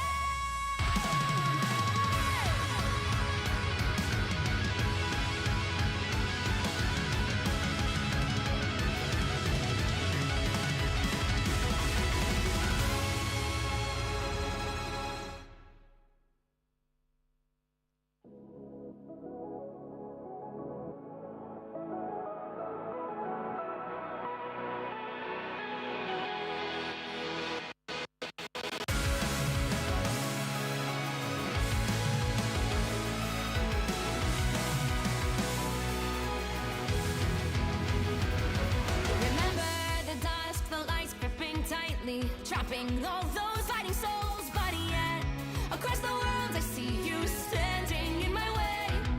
And remember the time, the place we used to fight, like the sun and moon. And I wonder if ever there was a time that we were friends. The night has fallen, shadows looming, and yes, that time has come for me to seek you out. We are set now for our last reunion. Break the chains, find your way, come find me. Do you remember who you really are? Show me that you are still the only one for me. I'll be waiting for you. Wake up, open your eyes, raising up your fists and smashing through time walls. Before the rift splinters again, we are rivals till the end. Rise up, open your mind, hold on to your powers. No one can stop us. We are rivals till the end of time. We will clash, no matter where. We will fight, reaching across time and space. 'Cause you are my destiny to the end.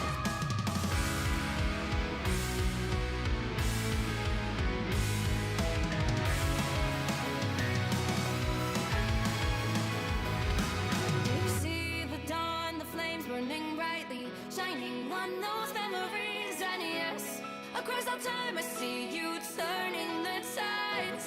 And do you see now our time, our turn? We can still fight like the wind and fire. And wonder no more that now is the only time your heart is mine.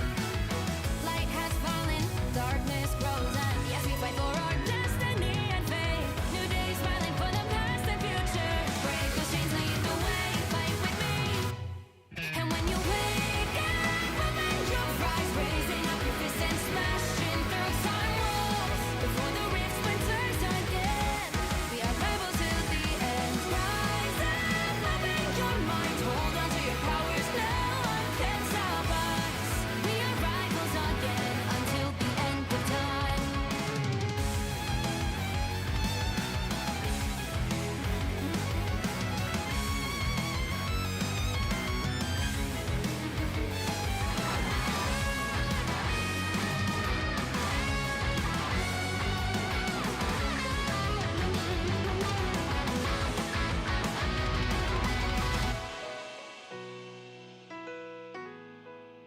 Show me that you are still the only one that matters for me. I'll be waiting for you. Wait up, open your hands, holding on to your heart. Look inside you. Can you feel it? The sparks in you. And it up, unleash it. Wake up, open your eyes, raising up your fists and smashing through time walls. Before the rift splinters yet again, we are rivals to the end. And rise up, open your mind, hold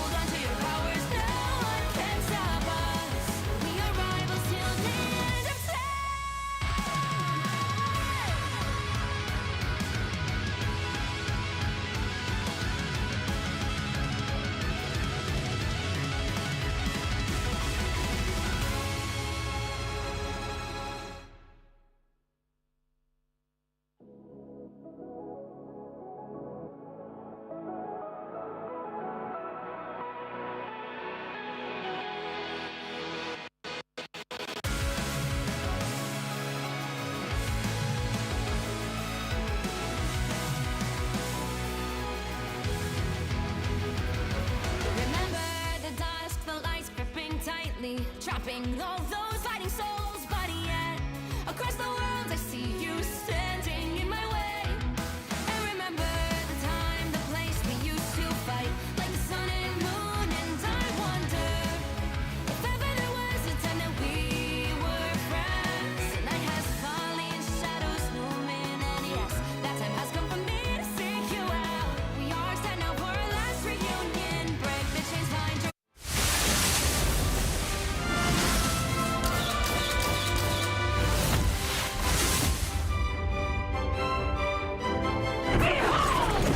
child!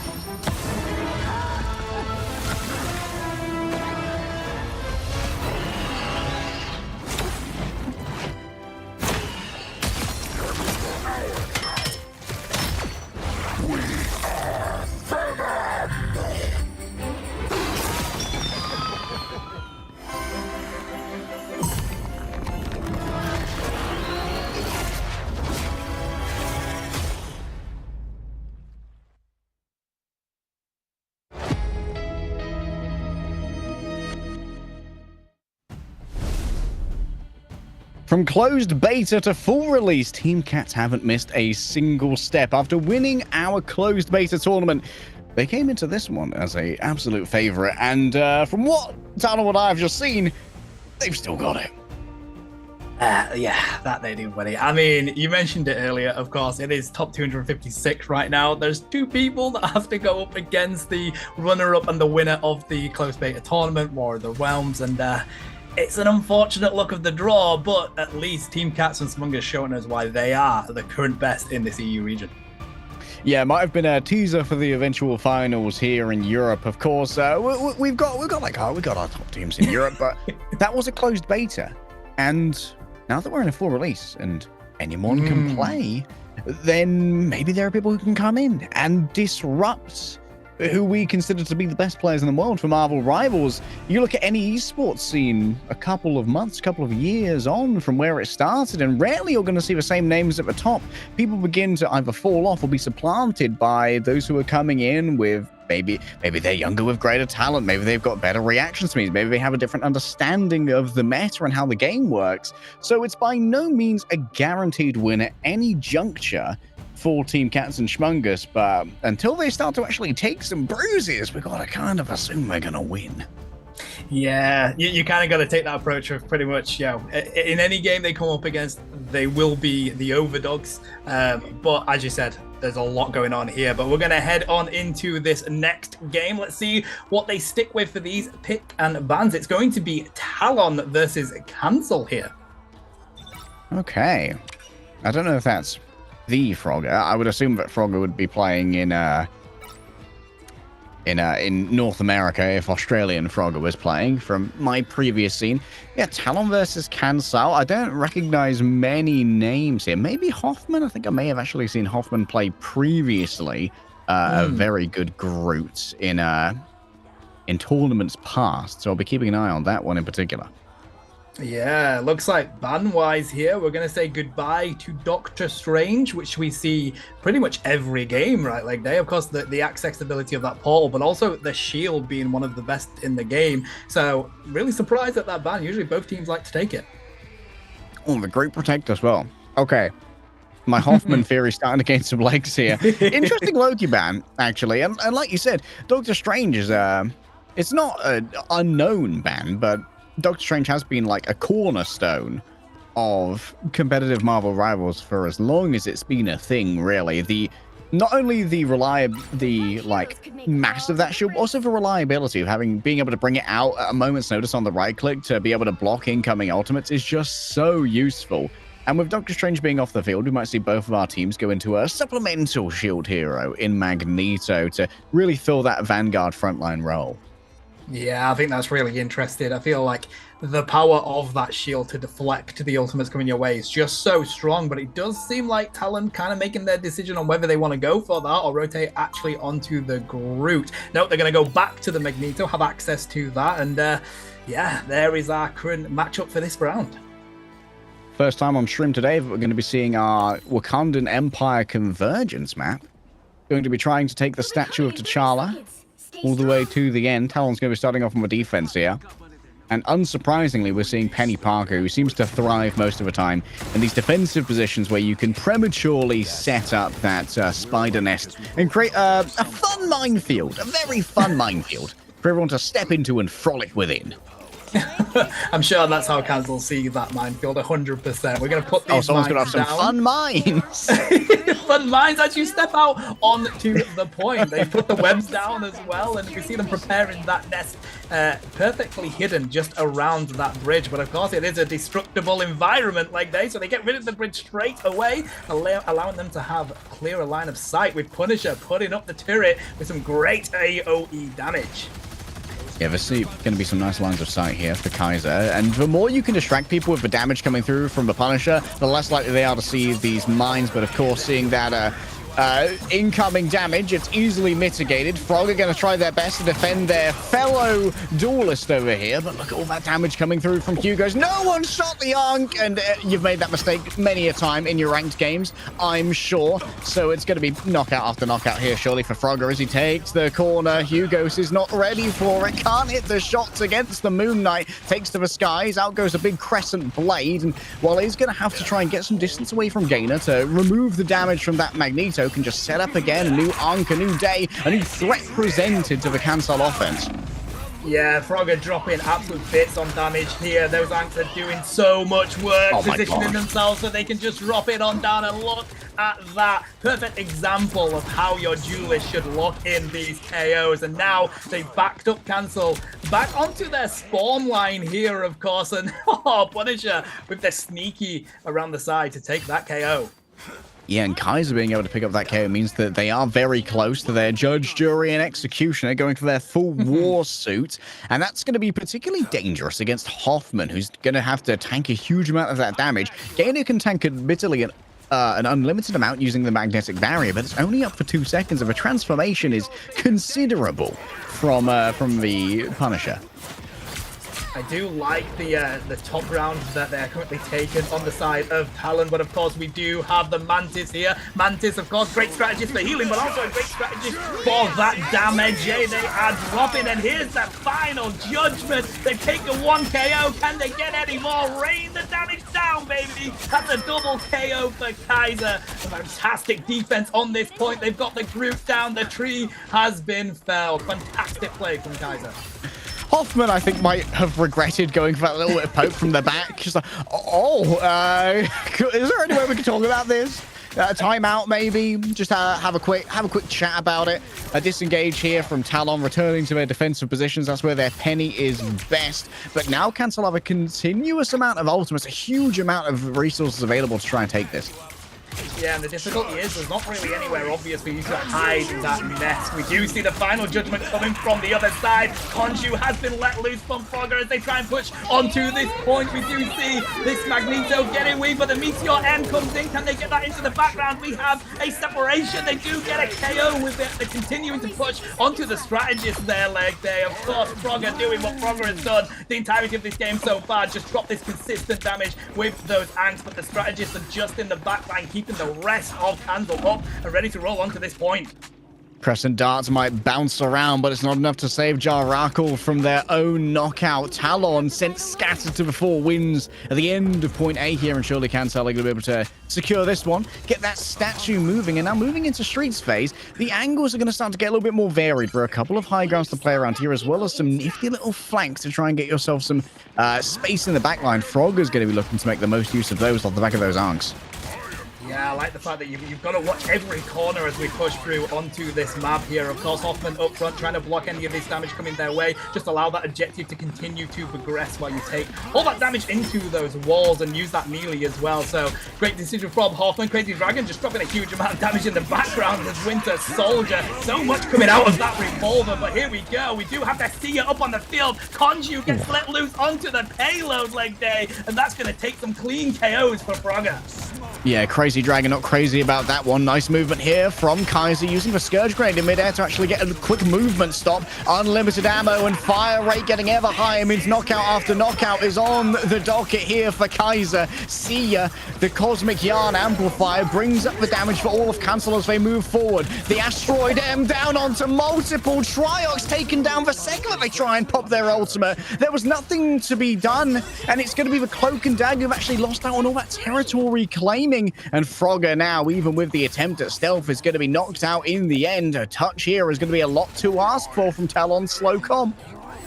I love that. Kanzo, they throw up the see ya, and Gainer says see you later to them pushing that objective. Fantastic play from them, and now we're going to try and push into this spawn room. Of course, they're getting to the point where the spawns are very quick. We're going to see a rotation up over those walls for Gainer, who goes currently here in the background, dropping the damage on Punisher. But it does seem like the Psylocke trying to go for a bit of a flank here, buddy. But of course, it is a Mantis, and there we go. The drop down onto the Psylocke. Can they get the KO? Yes, they can. Kaiser has been taken down by Mr. Unlucky. Shooting through that narrow doorway, looking for a Bucky hook here as well to try and drag someone into a less than ideal area. Kaiser's getting super brave here. The final judgment popped elsewhere. That's a lot of pressure. Even with the walls erected in front of it, they don't survive for long. That's going to be oh my goodness, the instant overwhelming of Jarakal's ultimate. It hit the 100 real quick. That Asteroid M burst in air. Punisher doing plenty to peel for their team. And Talon is just sent to scatter elsewhere as Hoffman claws through the mist looking for a victim. That they are. Great play from Punisher there. That final judgment, it has pulled out that Meteor M from Gainer, so you know you don't have that as they push into this objective. They're getting very close to it. They got 2 minutes left. There's the Psylocke. Oh, we do see the dance of the butterflies. They haven't been able to get too much from it though. Kaiser does end up falling. Of course, Crazy Dragon is here. They're armed and dangerous leg day, and they're gonna do it again and again. That's dangerous. As dangerous as it comes, it's all reset after all reset, again, and again, knockout after knockout, and it's going to be a push towards the end. Can Sal, with 1 minute and 34 still in the time bank, bring us all the way to completion here on Wakanda. This is a gauntlet thrown and a dueling glove slapped across the face of their opposition.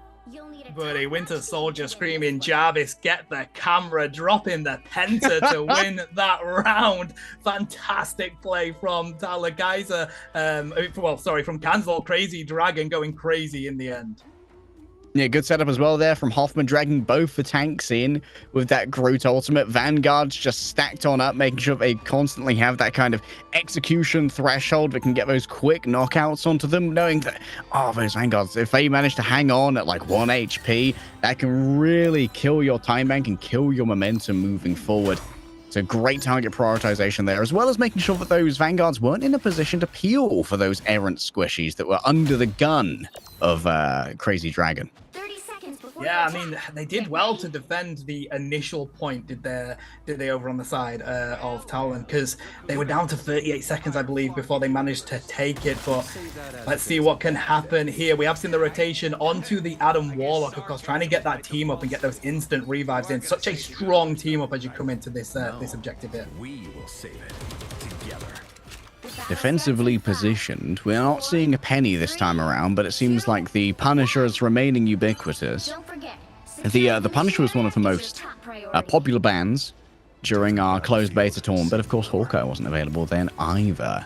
So Hawkeye's often taking up one of these ban slots, and also the other ban we usually got was Scarlet Witch, because Magneto's combo was so strong. Of course, with that getting a little bit of a nerf in the full release, people aren't as worried about the Scarlet Witch. Some damage boost given over here onto Crazy Dragon. He's going to have a good sight line onto his potential entry, and look at those group walls. It all pulled in. Uh-oh. Oh, they were pulled in, but of course Mantis is putting in an absolute shift to enable this healing coming on in, and of course the damage as well. They've taken the 1 KO. Can Cancel take more here? Gainer locking in Kaiser. That's a duelist no longer able to drop the damage, buddy, and Cancel are managing to push Talon on back to their spawn.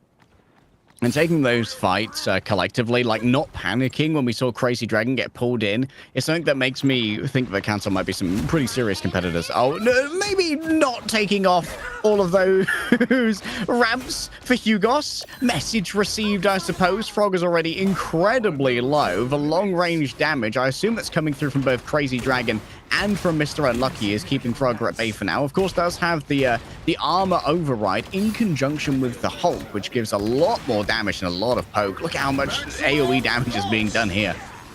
Already has maximum the invincible maximum pulse. Who's it gonna take? Oh, they only get who goes. I mean, taking out a strategist is exactly what you're going to want to do, but they would have hoped for more there, I think, like they. Yeah, and of course the instant resurrection from Rocket's recall beacon is not ideal either. Cosmic Yarn Amplify going to be deployed. That's more damage for everyone, and that could be stacking with the damage ultimate, the damage amplification from Hugos as well. Up in the air for now, Frogger seems unperturbed, just trying to chase down this Punisher. But that's not a fight you want to take, bud. That's a little bit ill-informed, if I dare say so myself. Cloak and Dagger doing some good healing here as Kaiser's taken out elsewhere. A nice knockout to get rid of that tanking pressure, and that means that Jiraku's going to have to try and do this all by themselves. For a second you run out of resource on that Magneto, you're not the best tank that's available. Crazy Dragon has a oversight with the turret, and that just means a lot of damage that can't be dealt with easily. Yeah, they're struggling to take out the duelists here on the side of Talon. It's so difficult because they're doing so well at the duelists and Cancel just to enable that they stay at that range. They play the high ground here, Leg Day, and it's working a treat for them. Of course, Punisher being one of the best with that turret down. Mass Resurrections also available. I'd like to see that Cancel have already changed their spacing here to not allow Frogger a huge amount of free ult charge off the back of those pulse blasts. Oh. And the armor overdrive. Crazy Dragon taken down. Should be resurrected in short order, but now that's not going to be available a little bit later on. I do like the rotation onto the Hawkeye here. You're going to try and get those easy KOs. Of course, the issue was the range that those duelists had, but now you can try and counter that. There we go. Soul Bonded from the Adam Warlock. Of course, that Strangled Prism came in from Groot. They managed to keep them up. An invincible pulse cannon says goodbye to Hoffman. And again, with that charge beam, they take down their strategist. Frogger working overtime for Talon here to enable them to lock in this objective. Great flank there. Nice. Frogger making the most of the flanks here from the Iron Man. I think that Iron Man's going to become a lot more dangerous on this second point as well, because it's a lot harder to check the approaches of the Iron Man in this kind of multimodal, very flank-heavy zone, as opposed to the point A, where generally the Iron Man's always going to be coming from one of two directions, right? And it's very easy to check them both from a singular defensive position. I love the poke that Frog is doing as well, right? Just pop out, drop that damage, pop back in, doing that constantly, trying to make sure that they don't get poked out by Crazy Dragon. But 96% on the ultimate for the final judgment. This is going to be an interesting push onto this corner here. Attempt to set up an ultimate here, maybe for Jasper, and there it is. Cosmic Yarn equals Amplified, but will there be enough off the back of it? An attempt at the Asteroid M. While it doesn't take out Triox by itself, a follow-up is going to be there. Supplied by themselves, actually, as Crazy Dragon finds Frogger in the air. And combined with the unlimited ammo and faster fire rate of Rocket Raccoon, it's easy to remove that Iron Man. But first, you've got to identify the position. And now Cancel have themselves a defensive position to try and work from. Yeah, and they've not even used that much for it. The Meteor End came out, but of course you do still have that Strangled Prison. You've got the Final Judgment. We also have the Soul Resurgence. So for this second push, they have enough ultimates to ensure that they can defend it with 1:50 left on the clock here, like that. All right, in the range now where that Hunter Sense is updating the damage from the Hawkeye. And yes, as we've all found out, it is more than enough to get a one-shot. A Groot ultimate is available. Oh, Crazy Dragon. Oh, pop the ultimate. The Final Judgment was a thumbs down from the Iron Man. Frogger says absolutely not. Infinite Pulse given over. A throwing of seeds. An erecting of walls. It's a different game if you're Kaiser just bringing up a special amount of building here, doing that architectural degree instead of playing Marvel Rivals, but this seems to be working out just fine. So it's going to be a cap here for Talon with 3 minutes for third. That was a fantastic play from Talon, managing to really break through. They saw the final judgment come in, but they judged that as a no-go. Taking that down, we do see Hoffman getting the better of the previous tree, trying to push onto this objective, trying to make sure that they can defend it here. Oh, there's another Meteor M coming in, but Crazy Dragon getting the save from their own Magneto there like that. Good trading there onto Frogger after images available, and of course that quick charge on the Hunter sense as well. Just do it through the smoke. You'll find yourself Hugos in the end. Many people bought in by the Groot ultimate, dragged in, unable to control themselves, but a little bit of self-peeling. A direct hit with the Asteroid M. My goodness. If you throw a meteor at me again, I'm going to lose it, in the immortal words of Tony Stark. So true. Rocket there to provide the backup as well. This is really good defense coming in from Talon and Campbell, but I don't know. Can they fell this tree? Hoffman does go down. They need to make sure that they can get the backline of these duelists though, because they are dropping a huge amount of damage, but they're going to take the advantage with, of course, that Magneto up in the front line. They're getting very close to pushing this into the final point. Being forced away from that rocket supply is absolutely huge as well. Now the armor overdrive is going to give a significant advantage to Frogger when it comes to taking this duel, popping in and out of the fog to make sure they aren't perceived for a majority of their rotation. Crazy Dragon wants Frogger so bad, and you bet that he's going to get him. A knockout onto the Iron Man, and everyone else is forced to simply flee at max speed from a final judgment of the Punisher. And while they may live for a while longer, I think at this point, just delaying the inevitable as knockout is going to come through. That is a Crazy Dragon doing crazy plays, buddy. Of course, you want to take the advantage when you have your ultimate, and that has enabled them to get the upper ground here. Cancel managing to back off Talon, and yeah, I do like the fact that they instantly went for the top ground for Frogger there. Oh, the right click without the damage drop off from the longer travel time catches Treox unaware, and of course no resurrection mechanics on Talon, so they're stalled out when it comes to that player for a little bit longer. Frog is noted as they come around the outside. The infinite pulse is available, and maybe not too much to try and deal with it. This could be a nasty angle.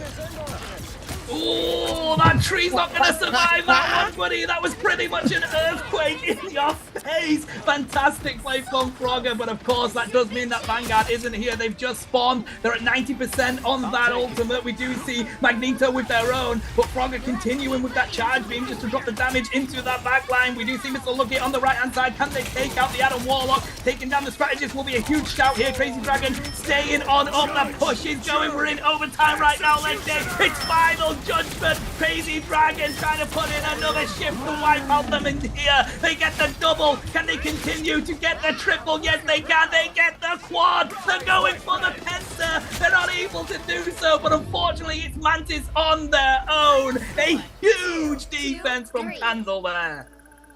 Kansal finding their geography where they are most able to leverage what the Punisher could do, even with Hawkeye getting a couple of errant picks, even with Frogger finding an infinite pulse opening onto Hoffman, playing in that central area where they could get the surrounds and have these areas to easily pocket up Crazy Dragon and allow him to really leverage these incredibly audacious plays. That's how Kansai managed to turn that one around. Wow, these are some big old... Is that 40k healing from Jasperan? Damn, brother. That is insane. Of course, yeah, also Frogger, no surprise with the 31k damage that they managed to drop. 44k damage drop blocked over on the side of Jirackle on that Magneto. Buddy, what a game that was. Yeah, that was a wild back and forth. Seems like the best they got was the Penta, as you noted in the final fight for Crazy Dragon. 22 final blows between both the Punisher and, of course, the Bucky Barnes as well, looking for those opening picks. And, of course, excelling at range with those explosive bullets from the old handgun as well, managing to do a lot of that long-range AoE that we saw Frogger really excel with on first point, being able to corner peek over those buildings and get those gamma-boosted repulsor blasts into a not ideally spaced Kansal. Did allow for a lot of those very early aggressive plays with the Infinite Pulse, but that was addressed later on as Kansal really got it together on third point. Yeah. Honestly, it did feel like a bit of a battle between the two duelists there with Frogger and Kaiser. But what an awesome game that was. I believe we're going to head over to a highlight. So watch how amazing that game was with this quick highlight.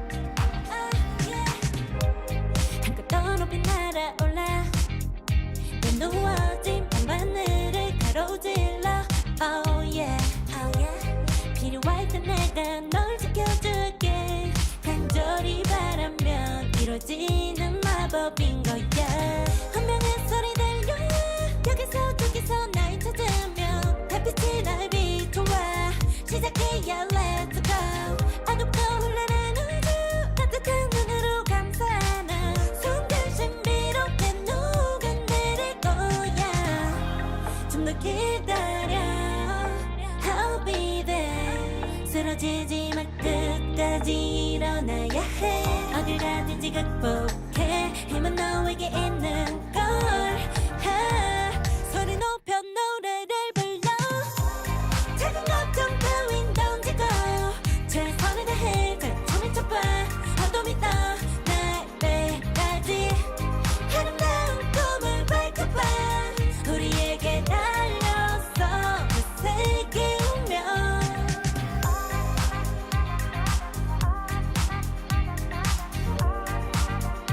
어둠이 떠 날 때까지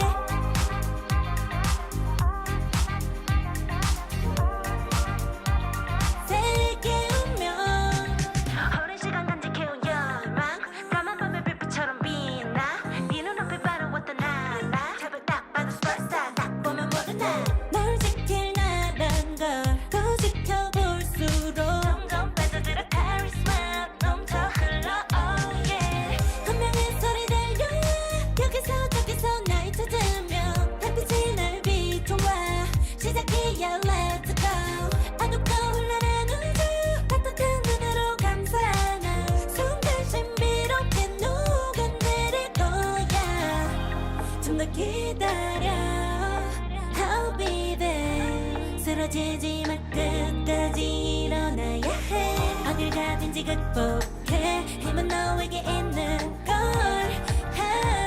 소리 높여 노래를 불러 작은 걱정 따윈 던지고 최선을 다해 잘 쳐봐 어둠이 떠 날 때까지 아름다운 꿈을 밝혀봐 우리에게 달려서 그 세계 운명 눈이 부신 모든 순간들 지켜내야 해 내게 주어지는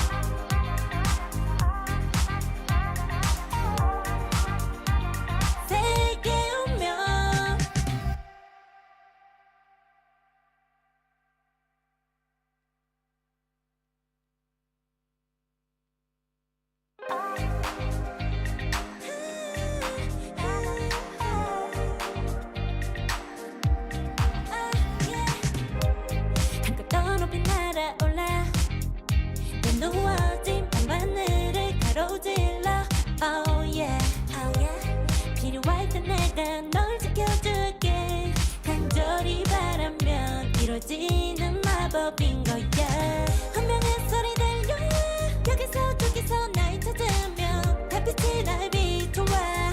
시작해야 let's go. 아무도 흘러는 우주 따뜻한 눈으로 감싸나 순간 신비롭게 녹아내릴 거야. 좀 더 기다려 I'll be there. 쓰러지지 말 끝까지 일어나야 해. 어딜 가든지 극복해. 힘은 너에게 있는 걸.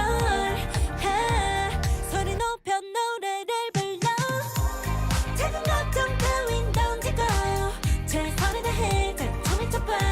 어둠이 떠 날때까지 아름다운 꿈을 밝혀봐. 우리에게 달려서 그 세계 운명.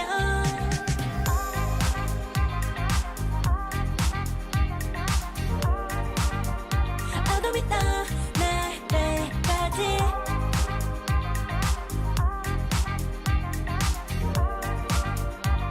세계 운명. 오랜 시간 간직해온 열망 까만 밤의 빛빛처럼 빛나. 네 눈앞에 바로 왔던 나라. 잡을 딱 봐도 superstar. 딱 보면 모두 널 지킬 나란 걸 더 지켜볼수록 점점 빠져들어 카리스마 넘쳐 흘러 oh yeah. 운명의 소리 들려 여기서 저기서 날 찾으면 달빛이 날 비춰와. 시작이야 let's go. 어둡고 흘러는 우주 따뜻한 눈으로 감싸나 순간 신비롭게 녹아내릴 거야. 좀 더 기다려 I'll be there. 쓰러지지 말 끝까지 일어나야 해. 어딜 가든지 극복해. 힘은 너에게 있는 걸. 소리 높여 노래를 불러. 작은 걱정 따윈 던지고 최선을 다해 작품을 쳐봐. 어둠이 떠 날때까지 아름다운 꿈을 밝혀봐. 우리에게 달려서 그 세계 운명. 눈이 부신 모든 순간들 지켜내야 해. 내가 좋아지려면 꿈꿨던 너와 나 그래들의 승리 운명에 The weight of the both worlds is in our hands. 작은 걱정 따윈 던지고 최선을 다해 작품을 쳐봐.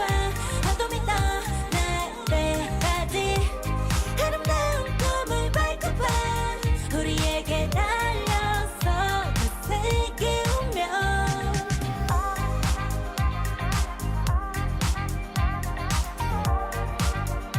어둠이 떠 날때까지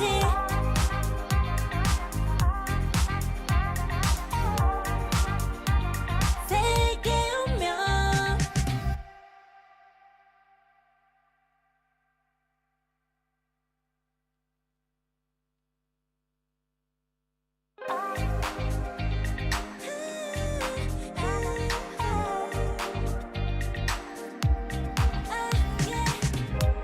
한껏 더 높이 날아올라. 내 누워진 밤하늘을 가로질러 oh yeah, oh yeah. 필요할 때 내가 널 지켜줄게. 간절히 바라면 이루어지는 마법인 거야. 운명의 소리 들려 여기서 저기서 날 찾으면 달빛이 날 비춰와. 시작해야 let's go.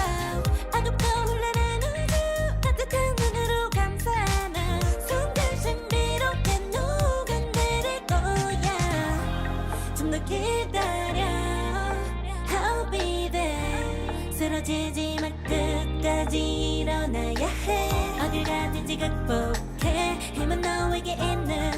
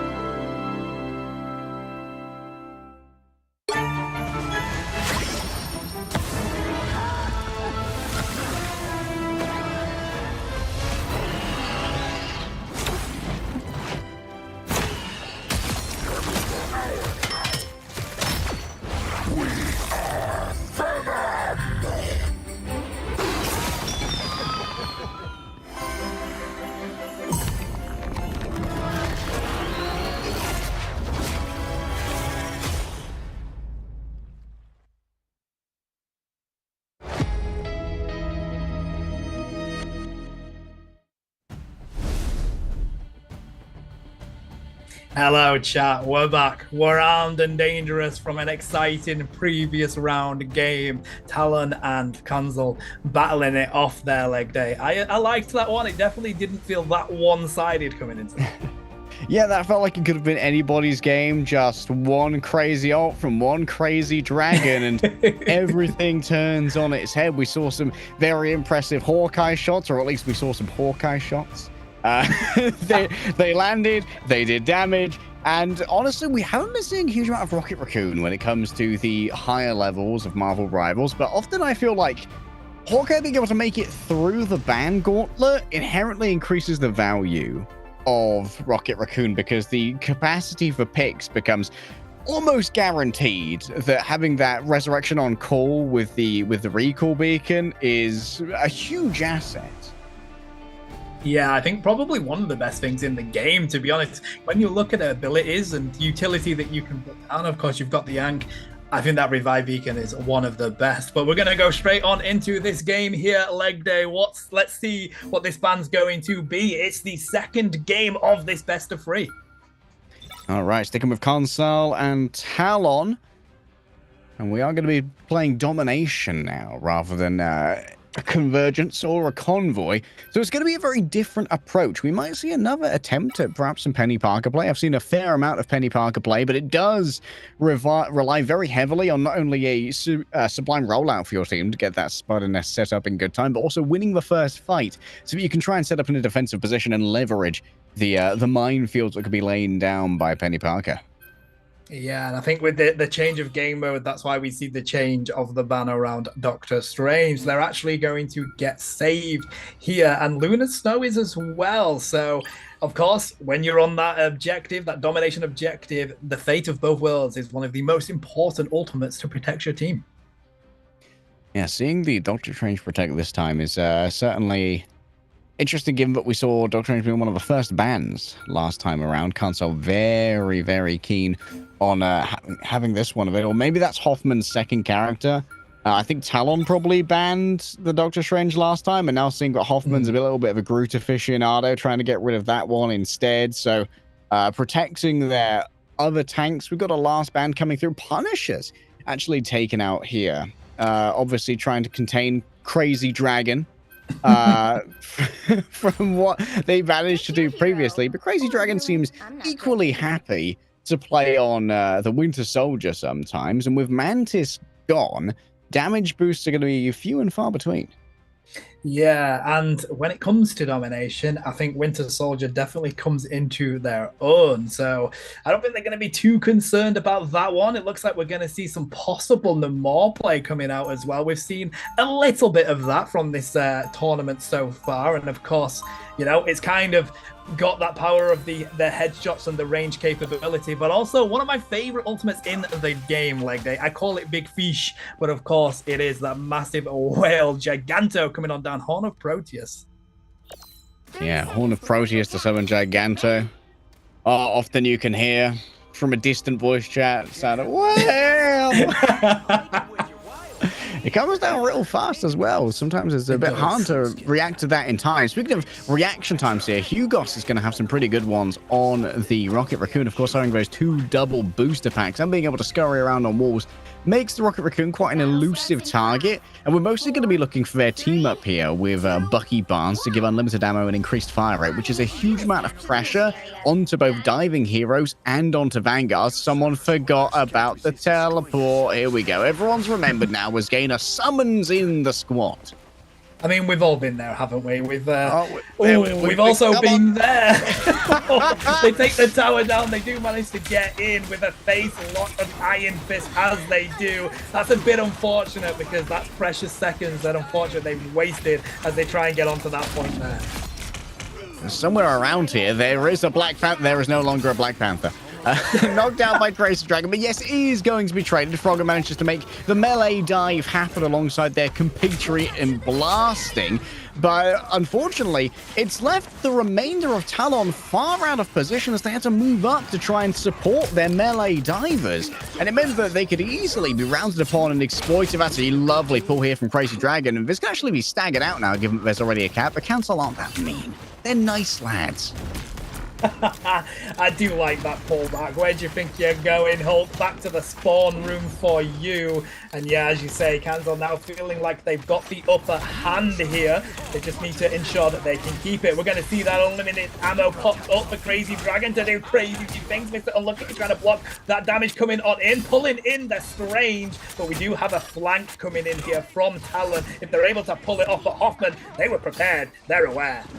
Yeah, the Namel's actually a great pick here in advance going into the melee divers. Oh, Frogger super low. Remember, these squids, they do auto-aim. They don't care about the evasiveness of these melee characters up into the air using the invincibility. Triox moving on forward, almost has themselves an Eye of Agamotto, but everyone rushes on forward at the offices of Jasperan. The fate of both worlds decided by a mass amount of healing as Hoffman's found elsewhere, but instantly resurrected. It's a yo-yo of life here as knockout comes after knockout, and it's eventually Gainer who finds the first Eye of Agamotto. Surrounded by shields, the phalanx is raised, and failure is all they find at the end of their queue. These two tanks should slowly be whittled down, even with Jasperan falling elsewhere. And unfortunately, at this point, Black Panther's more of a hostage than a threat. So true. And it does seem like Kansal are going to enable that second defense on the point. We're at 72 there right now. Only 9 on the side of Talon. They do need to be prepared for this next team fight that's about to break loose. But we have plenty of ultimates on the side of Kansal. Well, I say plenty, there's the 2. They've got the Big Fish. They've got the Meteor M. We do have a push in here from the opposite Doctor Strange. But the pull-in from Crazy Dragon to take out that KO is huge. Like day. Unreal pickup, and I don't want to see anything more than this invested from Kansal. This is already a secured point. Lock is going to likely be the last one to fall. Indeed, they will be picked up in a knockout. Talon unlikely to be able to touch here, and I don't think it would be well advised to use any ultimates to try and make it happen. Jakaral got close, but no cigars. That's going to be the first part of Palace captured by Kansal, and they are now 1 point away from winning their series. I'm going to progress into the throne room, and we've mentioned it previously, Leg Day, but I think it needs to be mentioned again. The capability of that respawn beacon is ridiculously good for domination for Hugos. Of course, it is good anyway, but when you are at a point where you all spawn back in this spawn room and you've got to leg it back to that point, being able to get your Vanguard straight in right away is huge. Yes, particularly, yeah, like you said, with the Vanguards in particular, it's very, very important because much love to Doctor Strange and Magneto, but they ain't the most sprightly lads.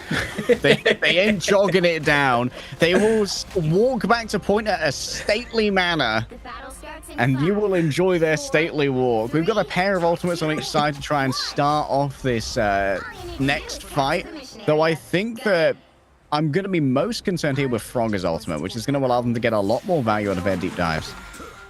Yeah, and then it's kind of like who wins the God of Thunder or the Whale. We're about to find out. I do like Kaiser taking the Hawkeye, just going to get a clean KO and Crazy Dragon there. Huge amount of damage that Talon no longer have coming into this. Oh, buddy, we're getting a bit of a match with Frogger just diving on in, trying to take out these Vanguards. They've got the double. They want to look for more, but there's nobody around them to continue it.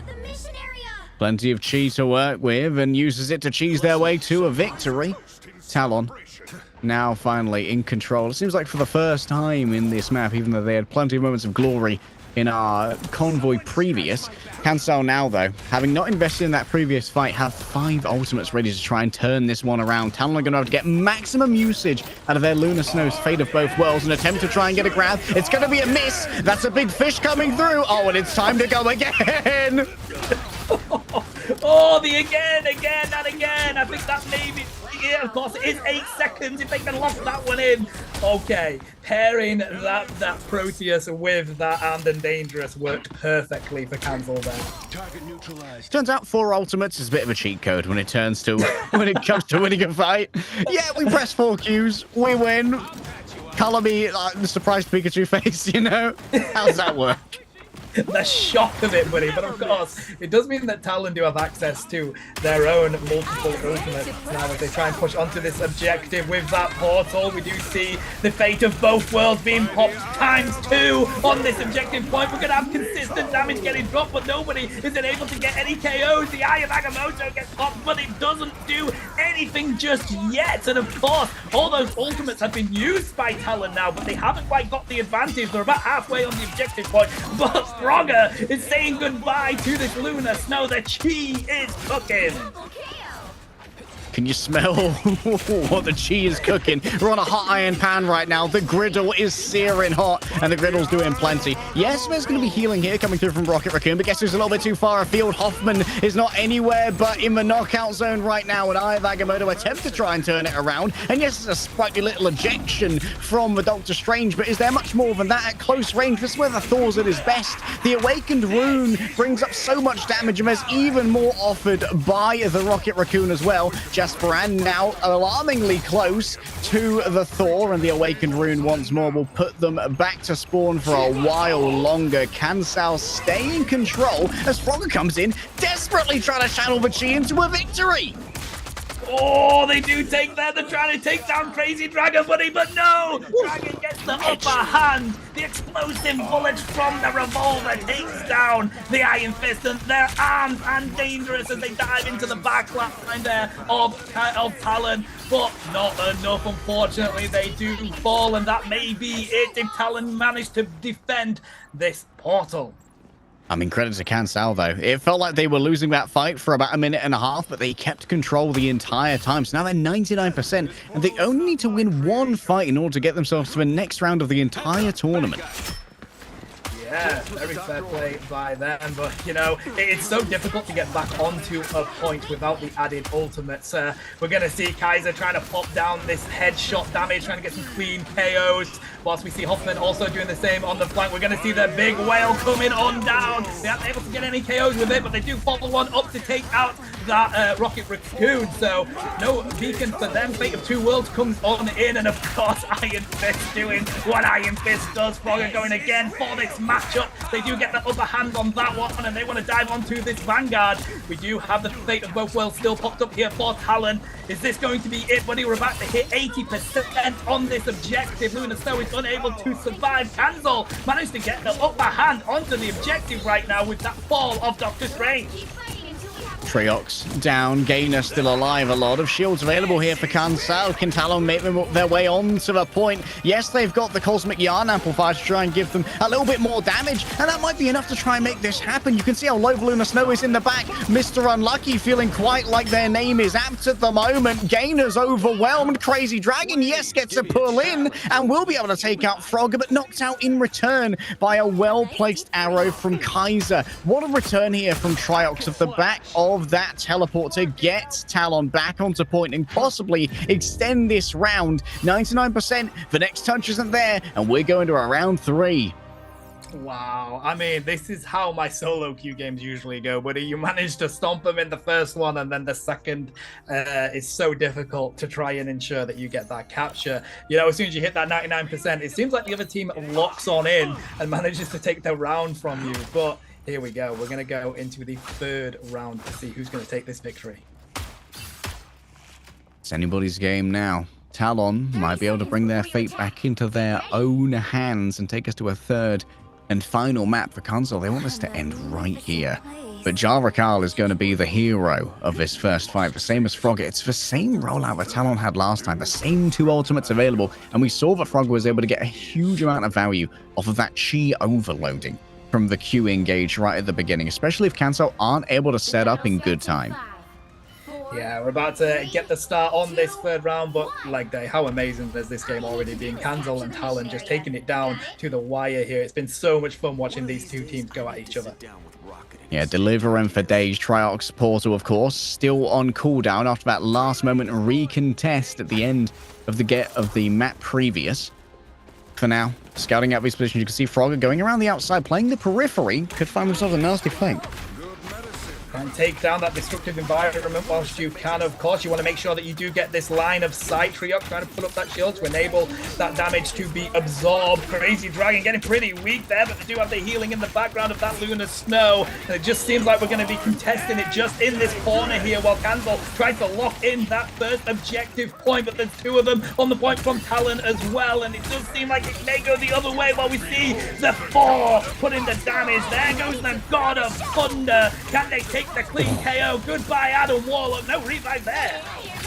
A touch late potentially on that ultimate there. Jasperan trying to save Mr. Unlucky, but they're forced to resurrect themselves. An expulsion of dark energy does little to try and get rid of this Hawkeye, but the whip will do slightly more. And the daggers of Danak dig into the corpse and dig into the knockout. An attempt at an Eye of Agamotto. That's going to be 2 players stunned. The follow-up should be forthcoming. And yes, on the other side, there was an attempt to try and turn it around, but Gainer unable to really unleash their ultimate a good time. Turns around now, manages to get Jara Carl, but look at that. A well-placed shield, a little cuddle for their buddy, and feeling nice and safe on the point. Talon get first cap.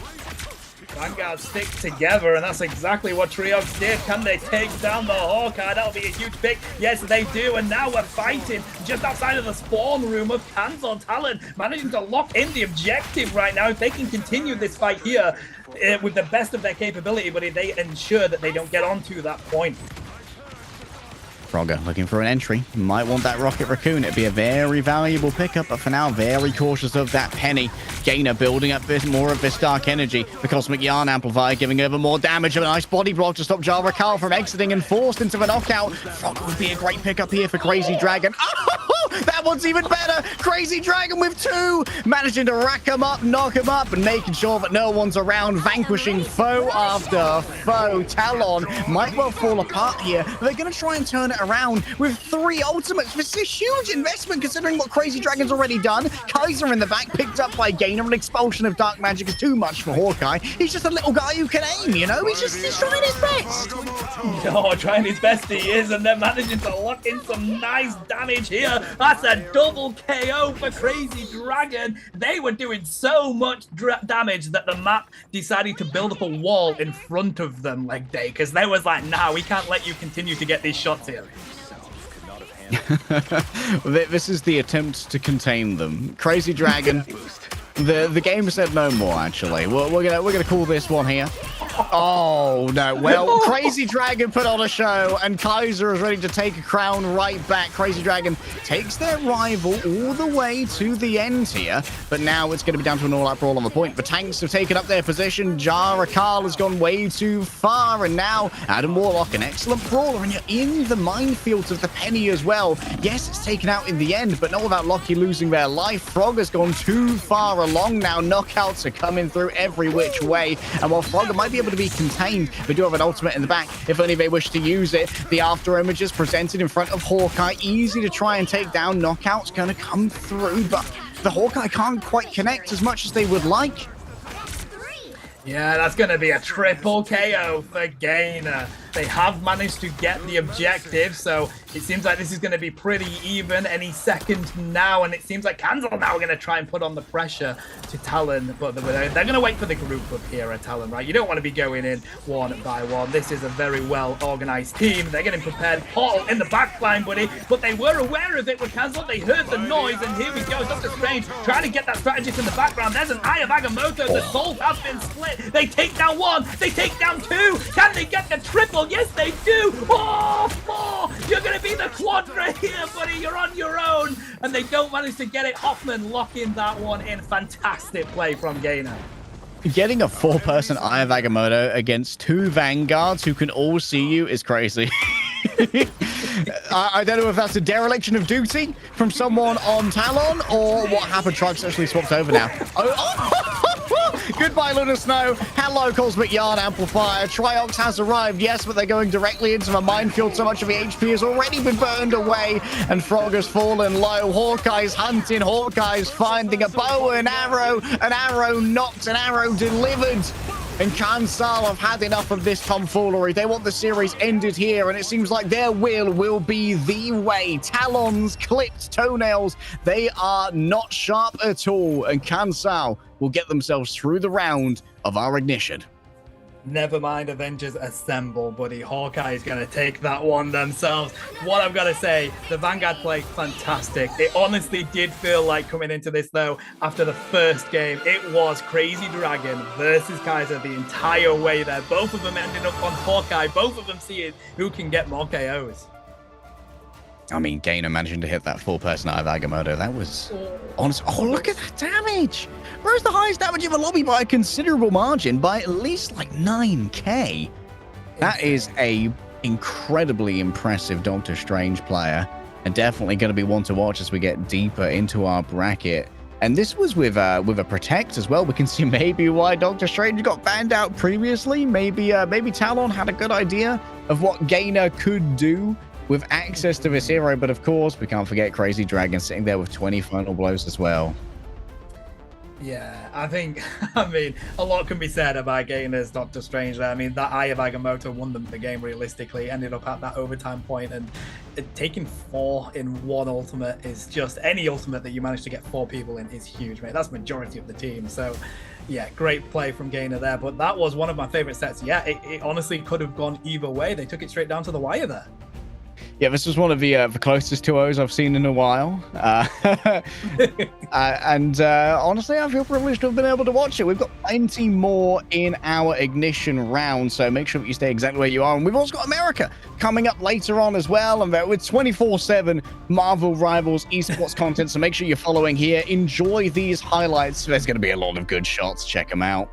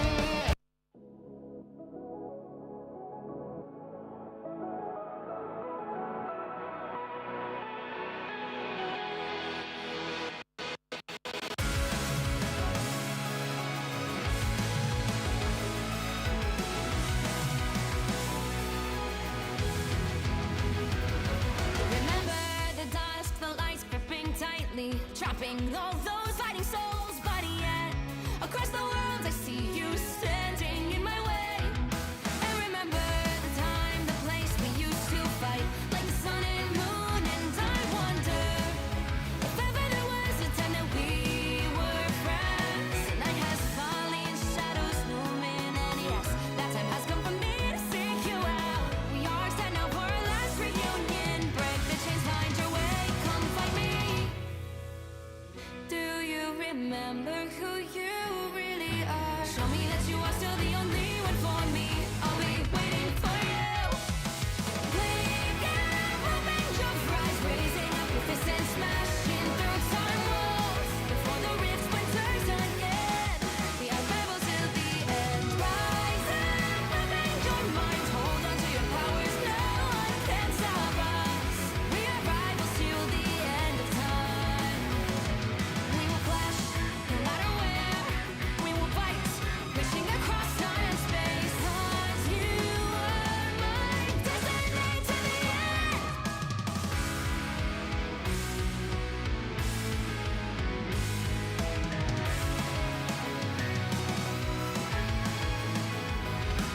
You see the dawn, the flames burning brightly, shining on those memories. And yes, across all time I see you turning the tides. And do you see now our time, our turn? We can still fight like the wind and fire, and wonder no more that now is the only time your heart is mine. Light has fallen, darkness grows, and yes, we fight for our destiny and fate. New days smiling for the past and future. Break those chains, lead the way, fight with me. And when you wake up, open your eyes, raising up your fists and smashing through time walls. Before the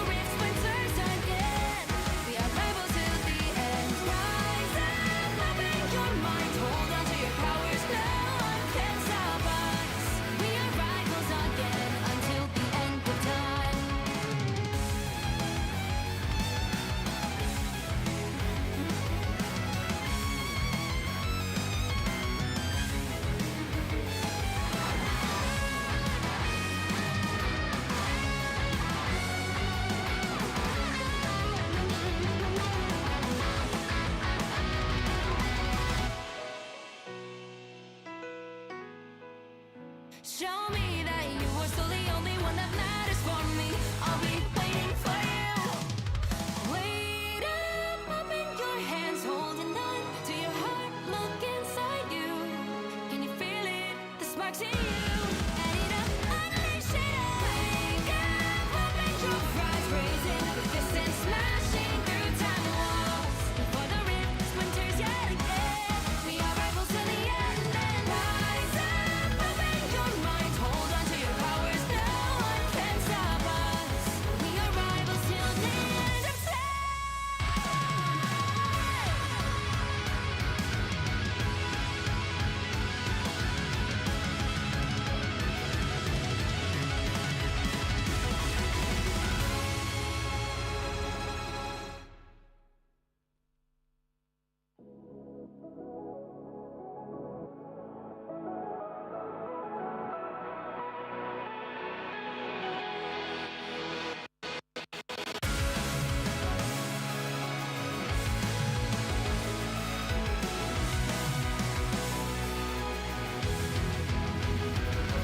Remember the dusk, the lights gripping tightly, trapping all those fighting souls. But yet, across the world, I see you standing in my way.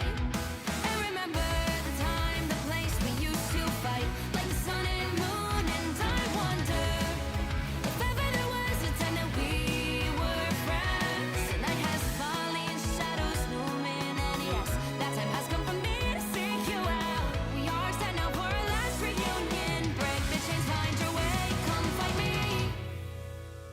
Do you remember who you really are? Show me that you are still the only one for me. I'll be waiting for you. Wake up, open your eyes, raising up your fists and smashing through time walls. Before the rift splinters again. We are rivals till the end. Rise up, open your mind, hold on to your powers. No one can stop us. We are rivals till the end of time. We will clash, no matter where. We will fight, reaching across time and space. 'Cause you are my destiny to the end.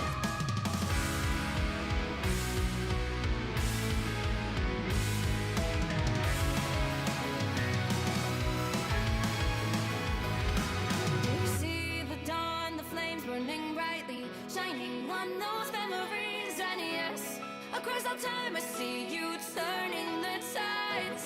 And do you see now our time, our turn? We can still fight like the wind and fire. And wonder no more that now is the only time your heart is mine. Light has fallen, darkness grows, and yes, we fight for our destiny and fate. New days smiling for the past and future. Break those chains, lead the way, fight with me. And when you wake up, open your eyes, raising up your fists and smashing through time walls. Before the rift splinters again. We are rivals till the end. Rise up, open your mind, hold on to your powers. No one can stop us. We are rivals again until the end of time.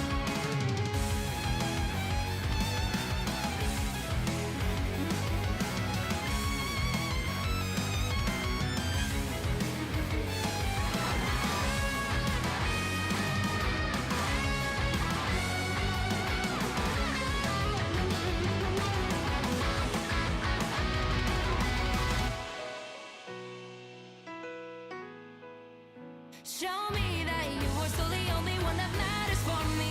I'll be waiting for you. Wait up, open your hands, holding on to your heart. Look inside you.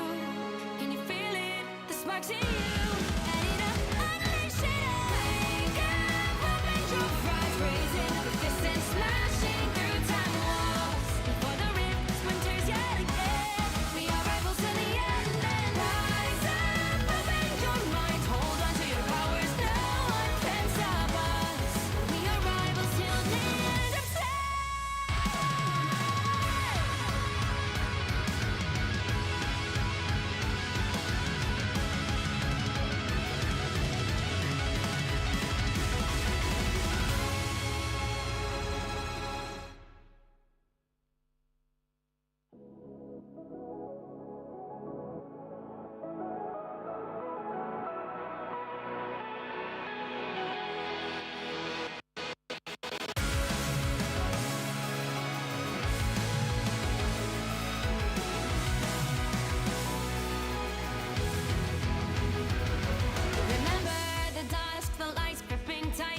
trapping all those fighting souls. But yet, across the world, I see you standing in my way. And remember the time, the place we used to fight, like the sun and moon. And I wonder if ever there was a time that we were friends. The night has fallen, shadows looming, and yes, that time has come for me to seek you out. We are set now for our last reunion. Break the chains, find your way, come fight me.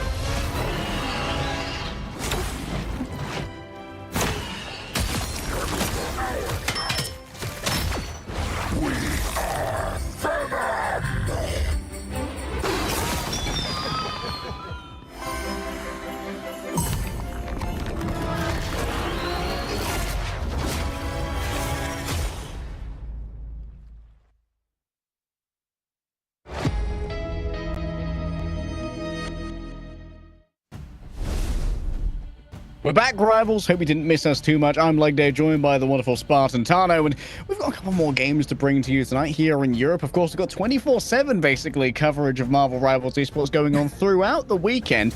Not only do we have Europe, Asia happened just before this. North America's coming up afterwards, and we've got Saturday and Sunday still. So if you want to see the best in the world playing Marvel Rivals, you are going to have an absolutely brilliant weekend.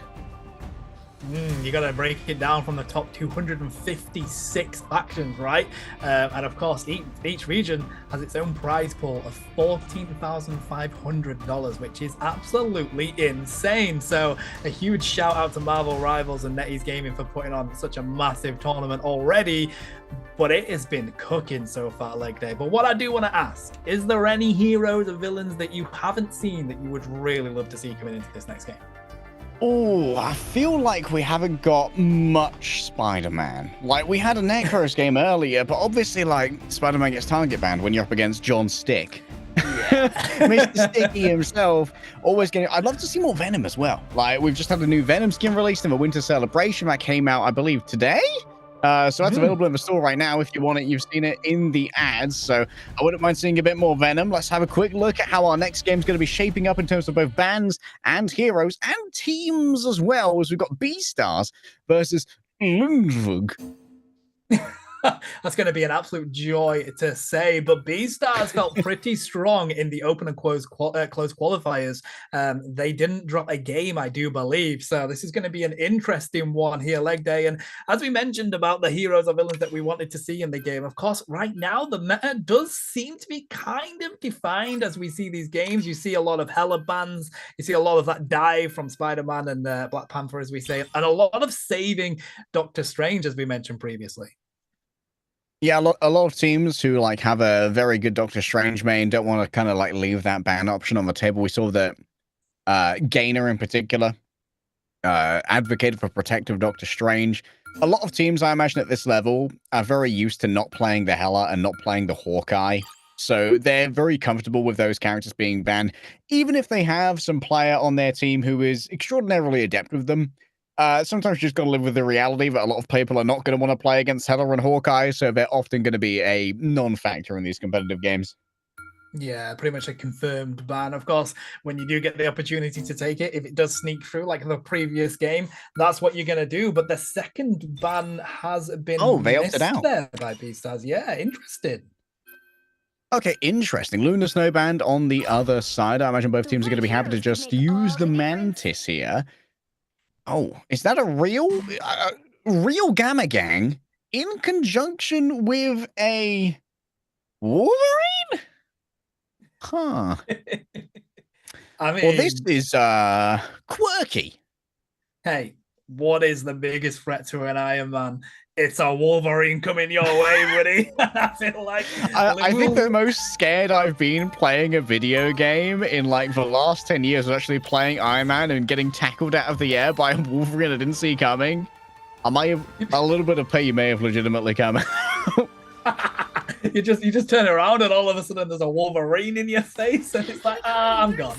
Goodbye. So I don't know, that may be the approach. We actually don't see a lot of Wolverine. We did previously see it today. I believe Necros had a go on it and they did very well. So, but of course, you know, it's one of those, if you're one of those higher end players on those dive characters, it does give you a bit of nature on it, but otherwise it takes a lot to get something out of that character.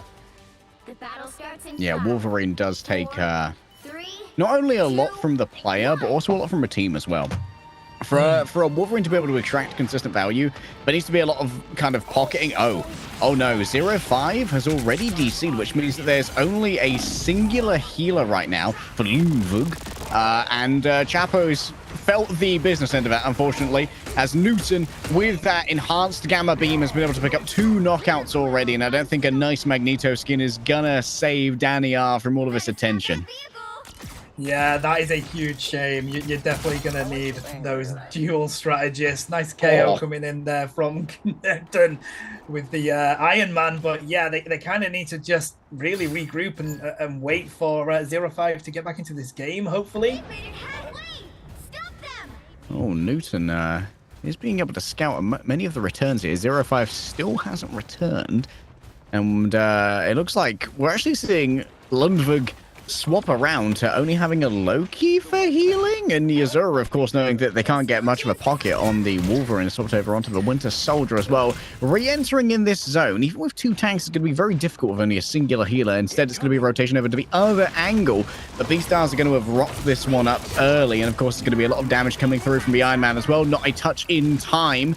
Was that an attempt to... is there a portal happening here from Lucy Legend, or have they given up? Have they called it? Are they alive in there?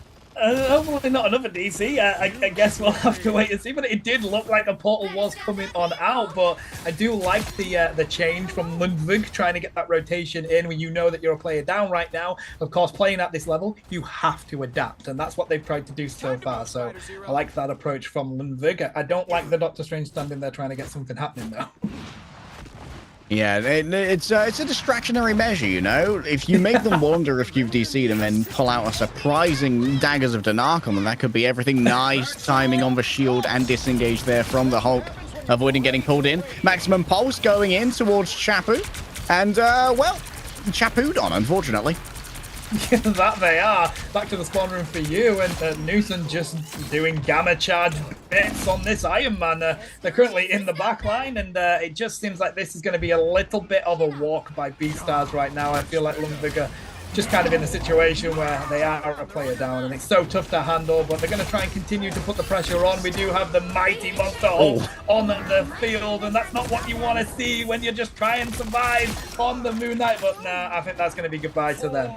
All the fun of juggling now on the Spider Islands. Armed and... Oh, well, Yazura did give it a try. Called out for again, but Danny R says no, never again. I won't allow it to happen. This is crazy, though. Newton is kind of just going up ahead and clearing out the front lines with the Naya there on the Magneto and just allowing this objective to be walked on in by the rest of the team.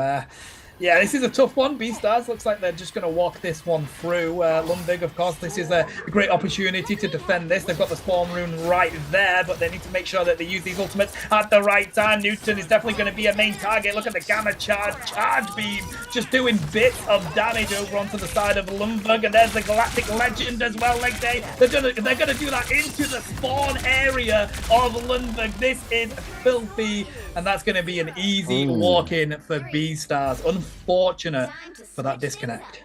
Yeah, the constraining of positions there was crazy. Like, Lundvig had, what, like 4 or 5 ultimates available there, but just weren't able to really claim the initiative with the constant damage was coming out of Quick, who made sure that Tomoxa was always going to be a massive threat, even more so than usual with that legendary. Managing to catch their their counterpart off guard. I believe it was Yuzura who was playing the other side of that. I'm surprised the Beastars have not gone for a second strategist in place of a second duelist or a second vanguard. It feels like their staying power really is unideal, but at the same time, like, how far can you really critique how they're playing with 5v6, right? Like, yeah, there's so much power in each of these heroes that it is near impossible to win the 5v6. 100%. One player makes a massive difference, especially in a game where there is 6 players. It is a huge difference, so we can't be too critical of Lundvik. All, of course, you know, fair play to them continuing to try and put up a fight, but it's a difficult situation to be in, buddy, and you've just kind of got to learn from it what you can. Yeah, I'm going to see Newton here really leverage the sneaky beaky peeky that you can get from an Iron Man around these rooftops. This is one of the best areas for Iron Man in the game, the Spider Island's A point, just because there are so many different angles that you can try and steal away from. Lundvik are actually doing a cool rollout here. They're all going around the outside rather than getting early pressure on the cart. Instead, they're making sure that all of these areas are clear. They don't know about Newton, though, and now Loki is in sight. There's the armor override. The Gamma Beam is going to do so much, and there they go. Oh, nice grab. Oh, that it was. They do put Hulk to sleep, but they're back here and ready to rock and roll. Newton hasn't fallen just yet. They do manage to get on out of it, and then we see Timoxa just cleaning up on the Star-Lord. Oh, they do take them off the map. Oh, Wolverine dive to take down Magneto. My hero. Yuzura getting the environmental knockout. I find myself rooting for Lundvik at this point, you know, like they're trying their best with the 5v6, and Yuzura's got some real value out of his berserker leaps. I can't help but feel on his side. I mean, I want to see that one on social media tomorrow. I'm going to check out their clips because that is going to be a fun one to watch. But yeah, I'm with you, buddy. It's a difficult situation for Lundvik to do, but I like what they're trying to pull out here. Unfortunately, they're not able to get away on that Iron Man. They do fall, and this Gamma charge again. Newton just cleaning up the backline of Lundvik right here. Yeah, Lucy Legend next to full knockout after knockout. That's going to be Bruce Banner going down as well. Kind of uncanny that Bruce Banner would be knocked out by a Gamma Blast. Like, I thought that was your thing, homie. Like, do you not just turn back into the Hulk? Like, do you not just get bigger, right, bro? Like, the gains from the Gamma? But no, unfortunately, a bit too much gains for them, buddy. They get KO'd. And Newton, just with these angles that they're managing to sit in and take these KOs from, it's just crazy right now. Oh, wow. Nice spit there from the Hulk. Exiled in midair is Newton. The armor override is about to be taken down. So now it's going to be in a slightly weaker state for just a little bit. For Lundvik, oh, I think 0-5 is back. Let's go. It's winnable now. I'm not sure if they're actually back, but I think they're now in their hero selects, potentially. The DC icon's gone. I mean, I think so, maybe, or maybe they're just gonna found them in the bushes. Maybe they're just gonna accept that. No, they've got a minute 30 left. Maybe they were just giving Beastars the false security of being able to take the round, but I think they're still probably not gonna lock in a hero here. Such a shame for them. Yeah. Good luck with the ultimate, says Newton. Nice knowing ya. Thanks for trying. We'll see you later. Trying to chase down the Psylocke here. Alexani could have been punished for that if they'd gone a touch too far, but confident in taking these duels, Beastars still have a smorgasbord, a war chest of ultimates available to try and make their way through this. And I have Agamotto. Might be a touch too far. Chapu. Ooh, getting plenty out of the Dance of the Butterflies. 2 down. Asteroid M still yet to make landfall. And that's going to be a resurrection given over onto both Timoxa and Alexani. Good effort coming out of Lundvik there. They do get some good KOs, but buddy, you've got a Hulk in your face. You've got an Iron Man spitting Gamma all over you. It's so difficult for them to even get out of the spawn room here, unfortunately. Nice bit of effort to be able to get at least around the corner, but yeah. Oh, Psylocke nearly getting caught out in the backline here. They were going to take down the Adam Warlock, but the rest of Beastars rotated to get that clean KO.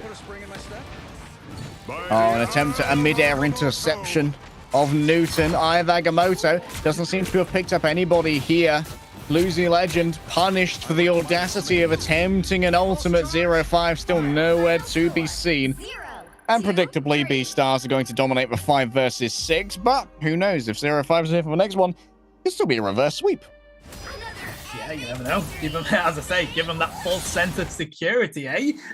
They might come into this next one thinking, yeah, we got this, but they have the 6th back, so let's see. Unfortunate, but great play at least from them trying to push that objective. But Newton, no surprise there, getting the 28 KOs, 19 of the final hits. That's crazy. That's fairly wild. Newton, I believe no chill in Danish, probably. Zero knockouts. Targrinch or Targrick also didn't fall. Same for Quick. I'm not sure if Quick is is a notable South African player that I might know from somewhere else, but I think that South Africa probably comes into the Europe zone here for our Marvel Rivals zones. 0-5, providing that their internet has been sorted out, should be back for the next round. So maybe it's gonna, well, maybe it'll be a little bit closer. Well, it's definitely gonna be a little bit closer, but maybe it could be a turnaround here, and we might see B-Stars get sucker punched by a full 6-person squad. Imagine the scenes. It is a shame. Hopefully they have managed to fix the internet issue, because we want this to be a fair game, don't we? And I'm pretty sure that B-Stars will as well. Of course, you want to have fair competition, but it was a tough one. I think they played well to stay into that and just try and continue to push an objective, but unfortunate for them. We'll see what's going to happen in the next round, but we are going to get these highlights set up for you to just witness the ridiculous stuff that Newton was doing there, I think. Yeah, this is going to be the Newton show. Enjoy the highlights.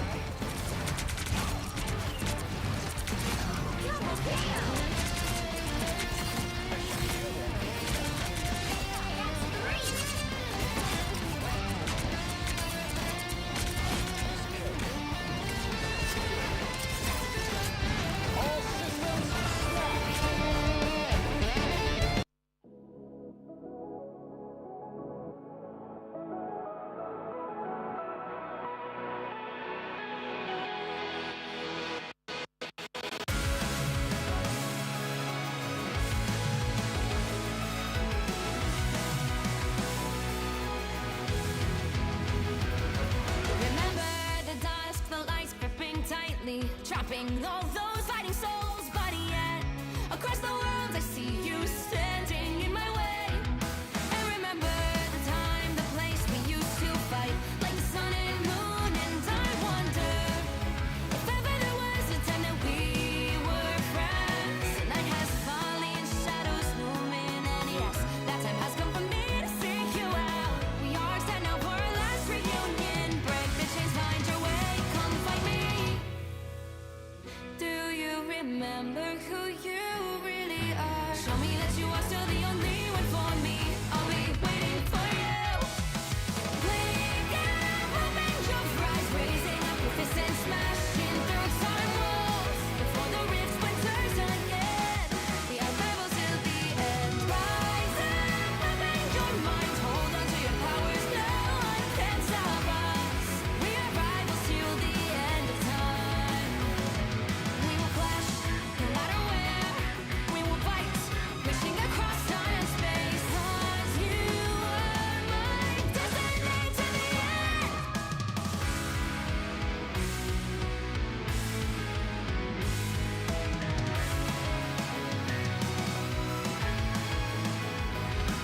You see the dawn, the flames burning brightly, shining on those memories. And yes, across all time I see you turning the tides. And do you see now our time, our turn? We can still fight like the wind and fire, and wonder no more that now is the only time your heart is mine. Light has fallen, darkness grows, and yes, we fight for our destiny and fate. New days smiling for the past and future. Break those chains, lead the way, fight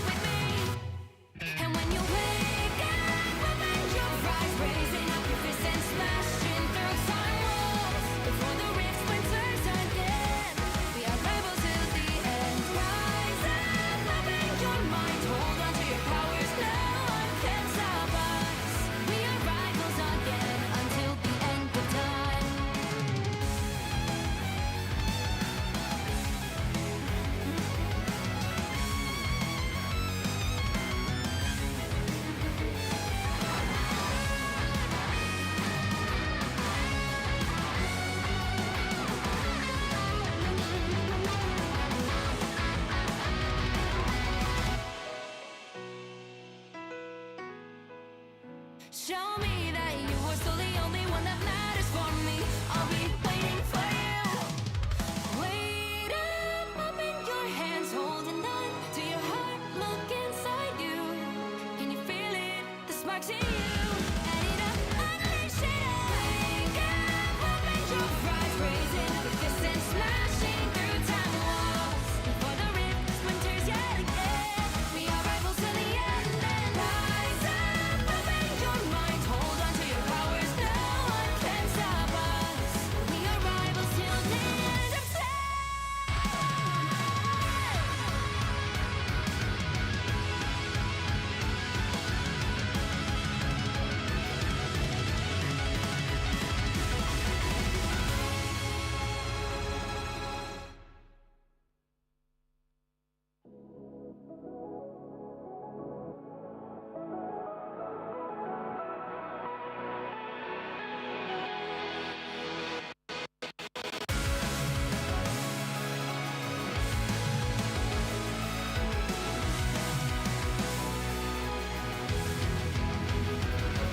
Remember the dusk, the lights gripping tightly, trapping all those fighting souls. But yet, across the world, I see you standing in my way.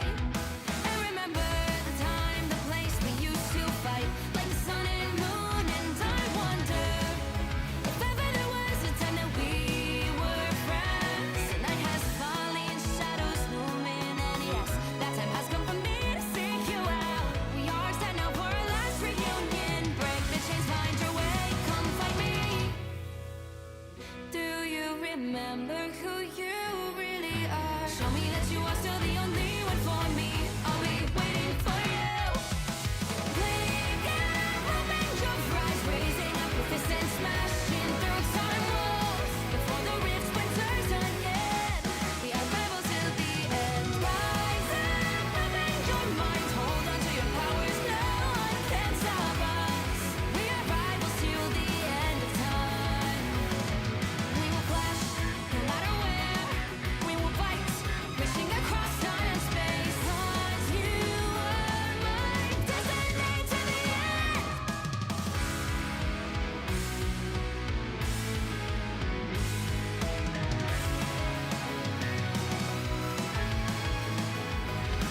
You see the dawn, the flames burning brightly, shining on those memories. And yes, across all time I see you turning the tides. And do you see now our time, our turn? We can still fight like the wind and fire. And wonder no more that now is the only time your heart is mine. Light has fallen, darkness grows, and yes, we fight for our destiny and fate. New days smiling for the past and future. Break those chains, lead the way, fight with me.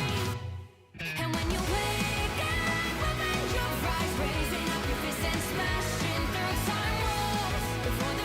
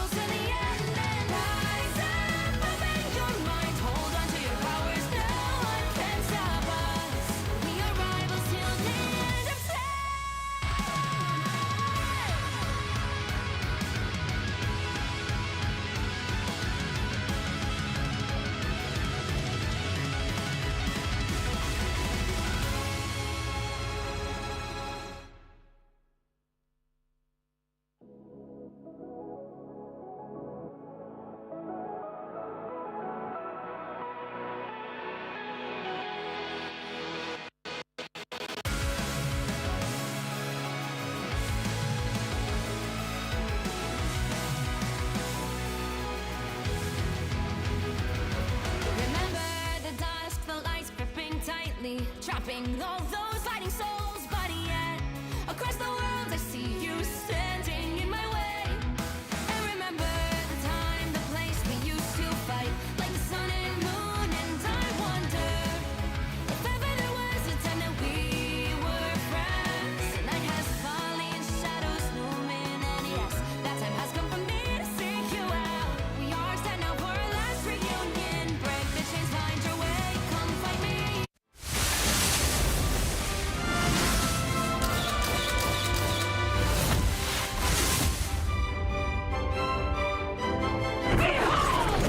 Child!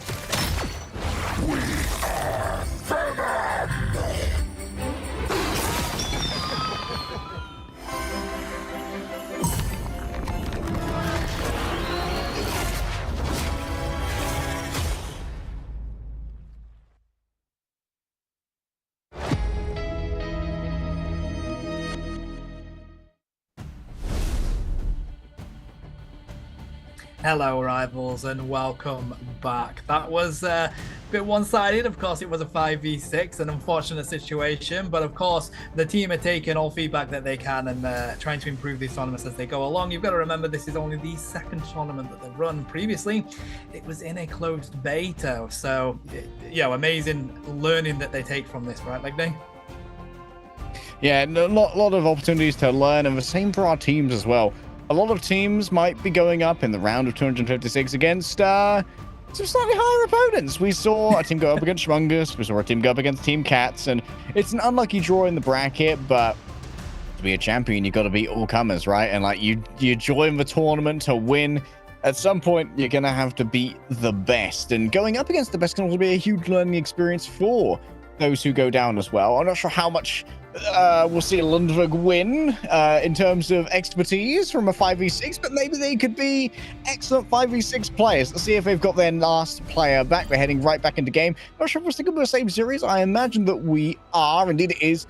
And guess who is back in the lobby? 05 remains. Good. This is what we like to see. We're going to have a fair game. Excited for that. It looks like Lundberg want to take out the Hela, as again, what we expect to see in this ban phase. Also, goodbye to the Black Panther there from Beastars.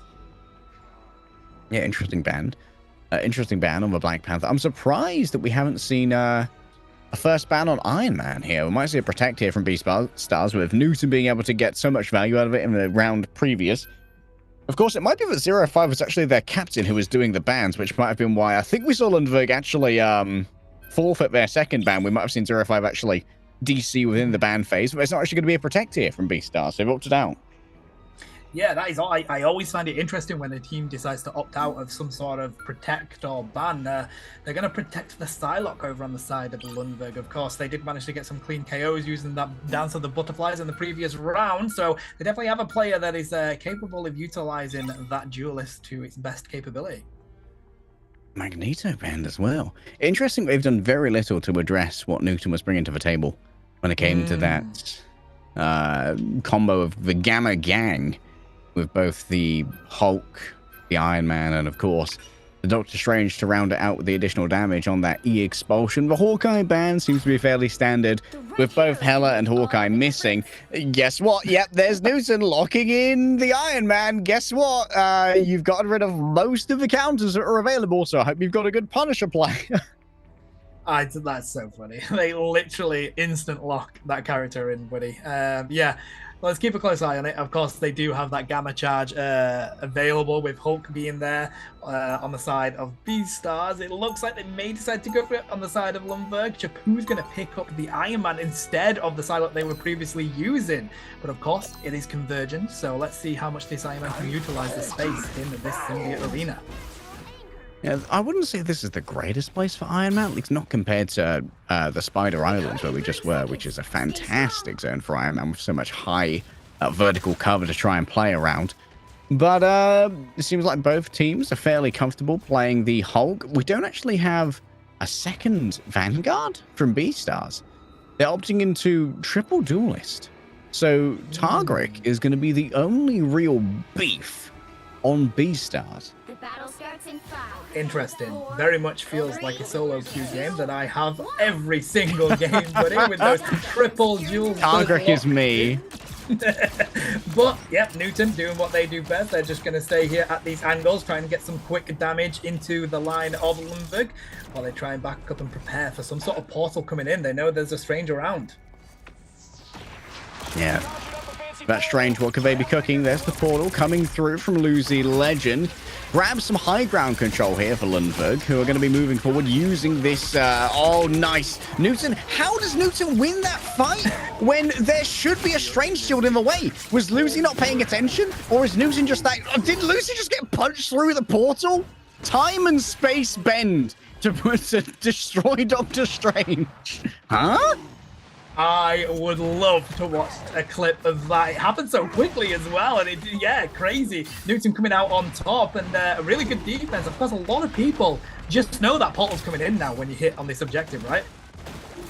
Oh, bro is he's standing his ground up there, you know, getting something done. The armor overload here from Newton, a lot of DPS could be coming out, but now it's over. This could be a great option for Lundberg to move on forward. Now, they've actually swapped away from the Doctor Strange.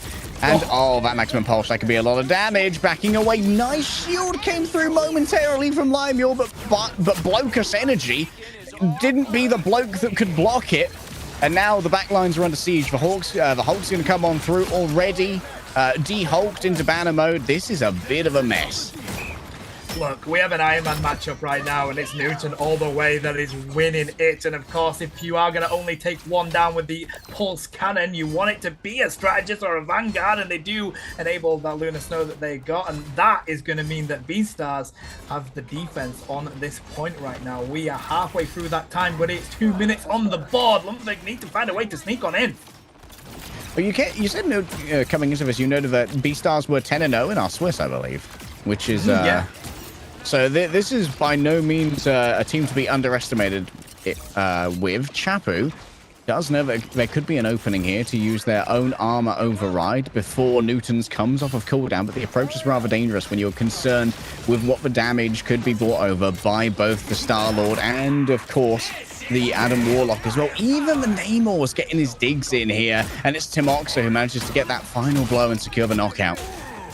Oh, that's huge. Group managing to take down the Iron Man. That's the gamma charge damage they're not going to get from that in this next fight.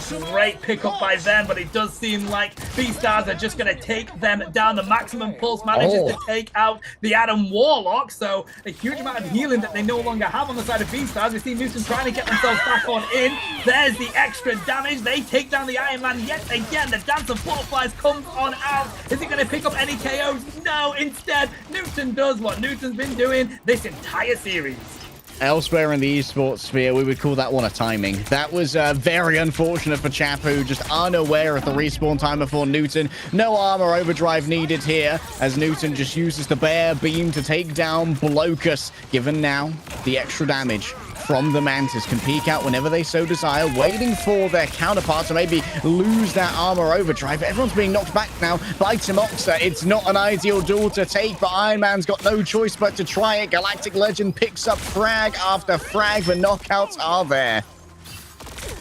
This is so tough for Lundberg right now, and now they need to wait for their Vanguards to get back onto the field. They don't want to be going in one by one, but Monster Hulk comes on out. They're going to dive on into the back line. They're getting pretty weak. They do need some healing, but we see the rest of Beastar coming in around this corner. There's 5 seconds left of this round here, and they're not going to be able to get onto the point. Unfortunately, leg day, Beastars with a cleanup on that first round. Yeah, Yuzura intercepted on their way to try and get a desperate last moment touch and maybe get this Clintar symbiote moving. Unfortunately, Beastars, like you said, 10-0 in Swiss. This is a team that you will not turn your nose up at. They are serious competitors even while playing a maybe slightly off-meta composition of a triple duelist. Newton definitely seems like they're going to be a target ban for anyone going into Beastars who sees this VOD, likely to try and either get rid of the Iron Man itself or maybe try and remove the option to play that Hulk, which Targrick has continually picked up. Yeah, that's what's also interesting, because of course we do have that matchup of the Iron Mans, but Newton has that Gamma Charge, right? So they're going to be doing the more damage than Shapu, and it's quite interesting that Ludwig haven't decided to go for that team up, because it's one of the strongest in the game right now. Yeah, the additional damage on the Uni Beam is frankly phenomenal. Like, it's almost unwinnable in terms of Iron Man versus Iron Man if you're both in your armor overload and one of you doesn't have the Gamma energy. It's just so difficult to get the value, but Ludwig are going to put a little bit more value here in the pressure that's put out by a Penny Parker. But honestly, I don't think the pressure of the Penny Parker is worth that much against a team that doesn't really play a classic, like, front-to-back ground pound style, you know? They're more concerned with trying to skip past all of this area using the Strange TP and have Newton play those off angles up in the air. Oh my goodness. Yeah. I mean, straight clean up there with Newton. That is definitely the one that you want to take out. That is going to be a lot of damage that they no longer have on the side of Beastars, but they weren't quite prepared for the portal as well as Beastars were in the previous round. Can they get them here, get the clean KOs? They do take down Shapu. No, and more is cooking right now, leg day. Double KO for them. We're going to see this Hulk trying to take down this Moon Knight. They do dive on in, get that leap, and they do say goodbye to Moon Knight. Back to the spawn room for you, buddy. Good night, sweet Prince of Khonshu. Ludwig are summarily booted off the point, and that's going to be Beastars keeping up. I believe that's now an 11-0 streak in our Marvel Rivals Championship for Europe. This is definitely going to be a team to watch, and they're going to be bringing it to some of our greatest other competitors here in the bracket. Newton once again getting the MVP 2 in a row. This time it was a little bit closer, of course, due to having 6 players in the lobby. Only 8 killing blows this time. Only 8 final blows this time from Newton.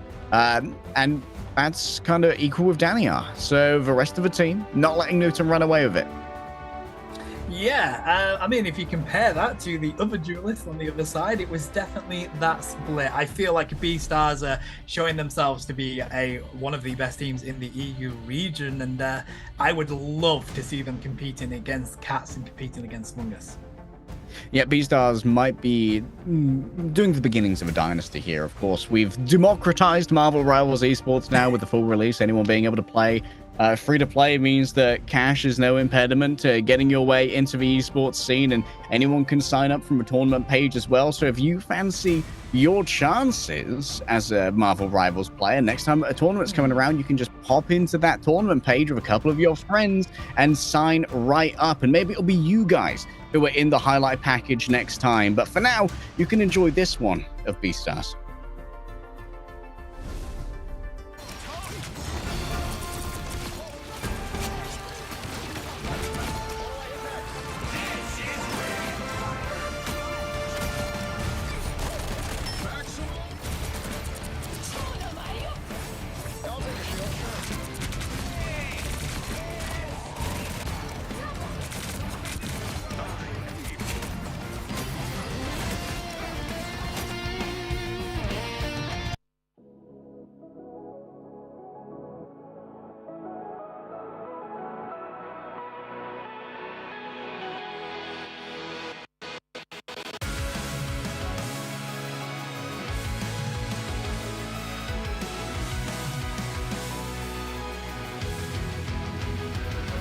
Remember the dusk, the lights gripping tightly, trapping all those fighting souls. But yet, across the world, I see you standing in my way.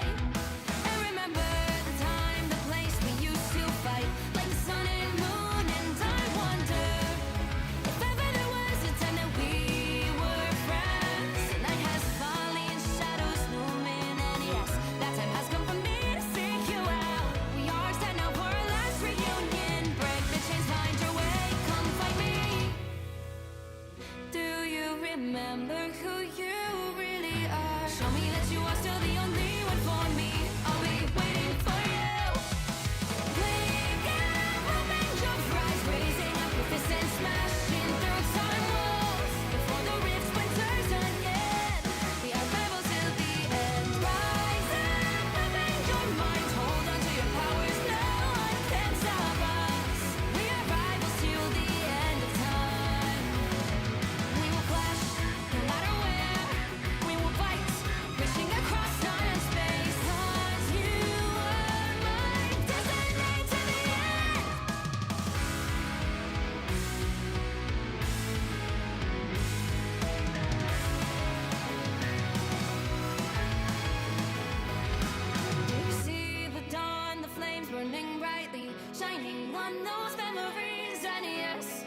Across all time, I see you turning the tides.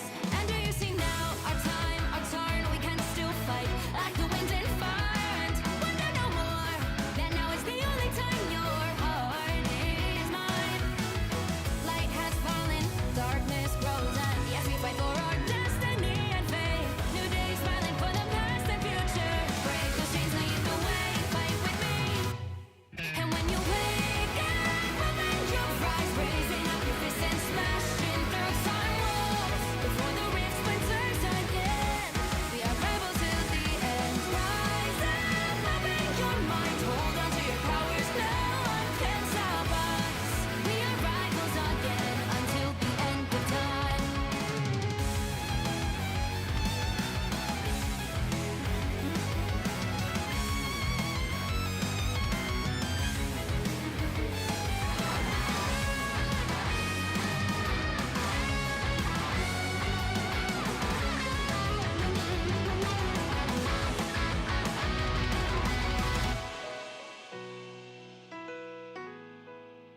Show me that you are still the only one that matters for me.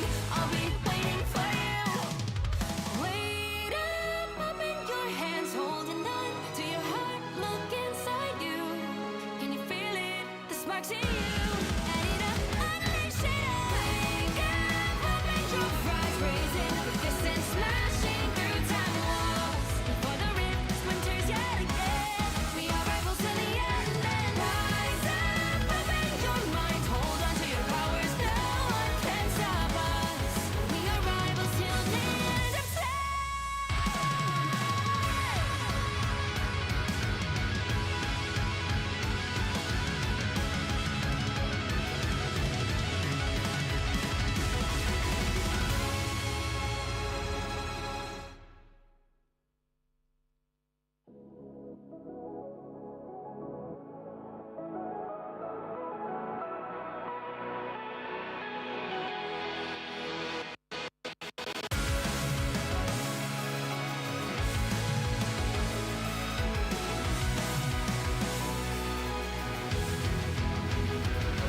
Remember the dusk, the lights gripping tightly, trapping all those fighting souls. But yet, across the world, I see you standing in my way.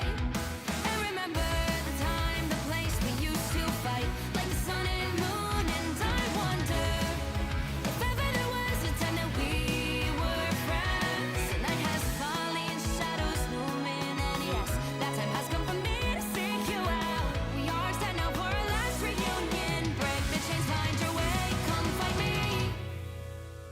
Do you remember who you really are? Show me that you are still the only one for me. I'll be waiting for you. Wake up, open your eyes, raising up your fists and smashing through time walls. Before the rift splinters again, we are rebels till the end. Rise up, open your mind, hold on to your powers. No one can stop us. We are rivals till the end of time. We will clash, no matter where. We will fight, reaching across time and space. 'Cause you are my destiny to the end.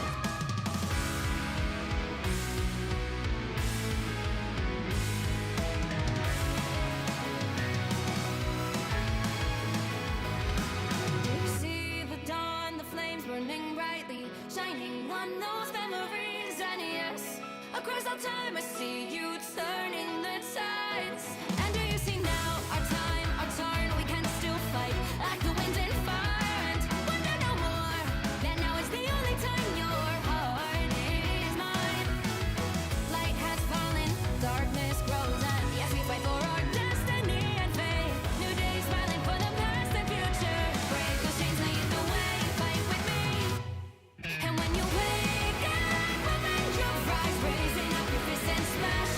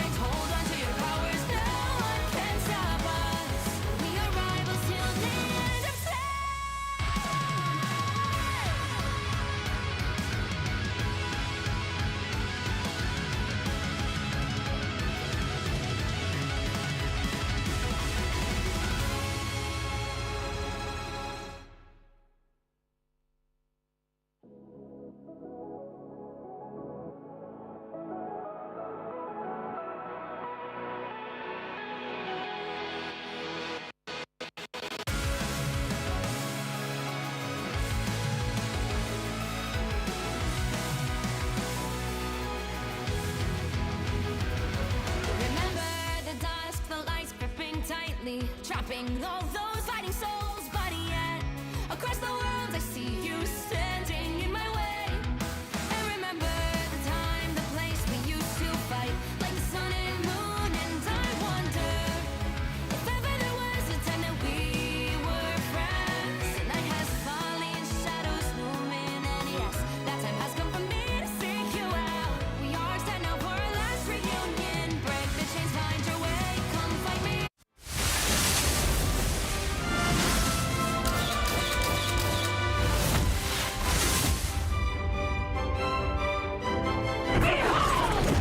Child!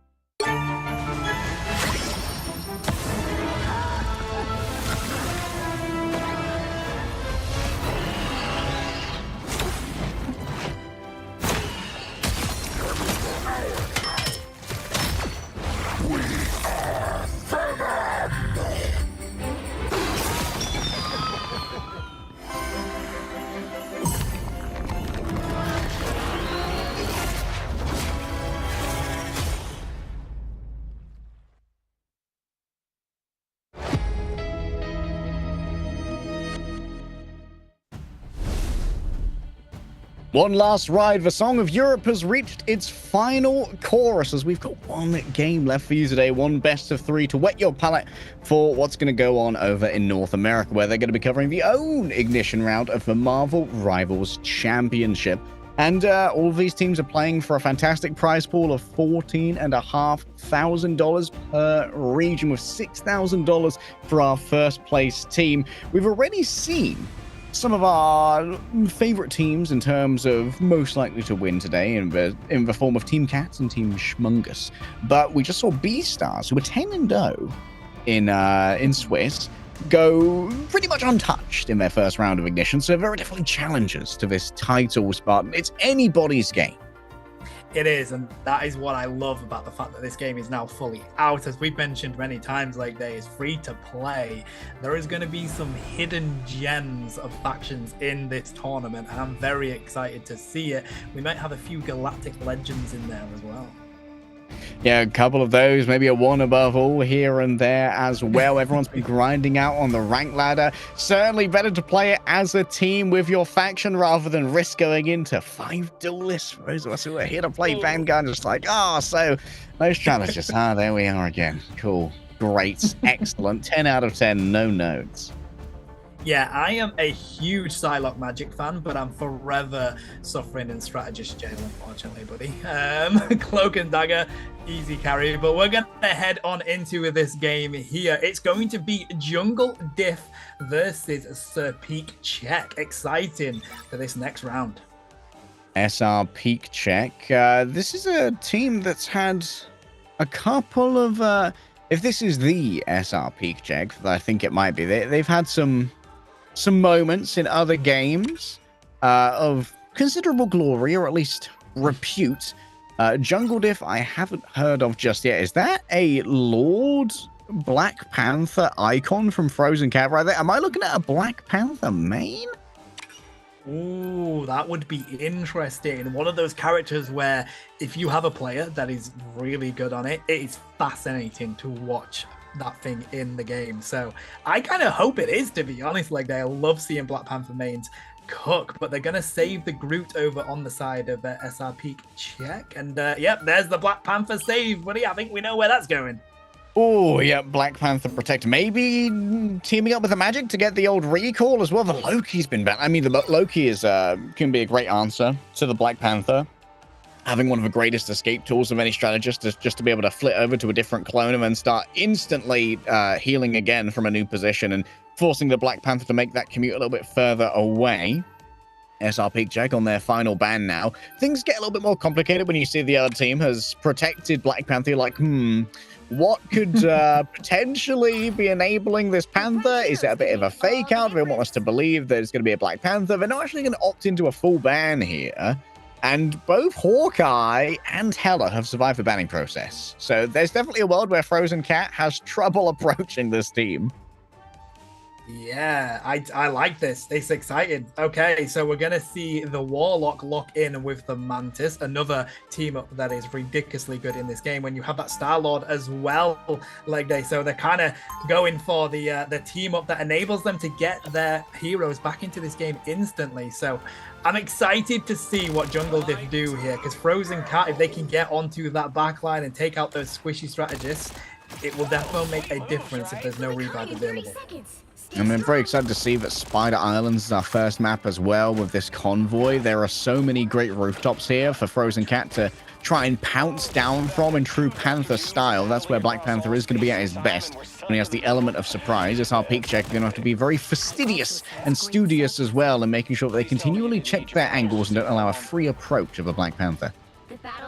Such a difficult thing to do when you are mid-battle as well, especially with the power of that Groot, the Groot or the Hulk in your face. It looks like Venom and Strange are going to come on out from Jungle Diff here, so they're going to go straight for the dive, and we do see that Black Panther trying to get that engage off the bat, but they aren't able to pick up anybody just yet. But look at them causing distractions here. The Venom does fall instantly. Hela managing to take that clean KO.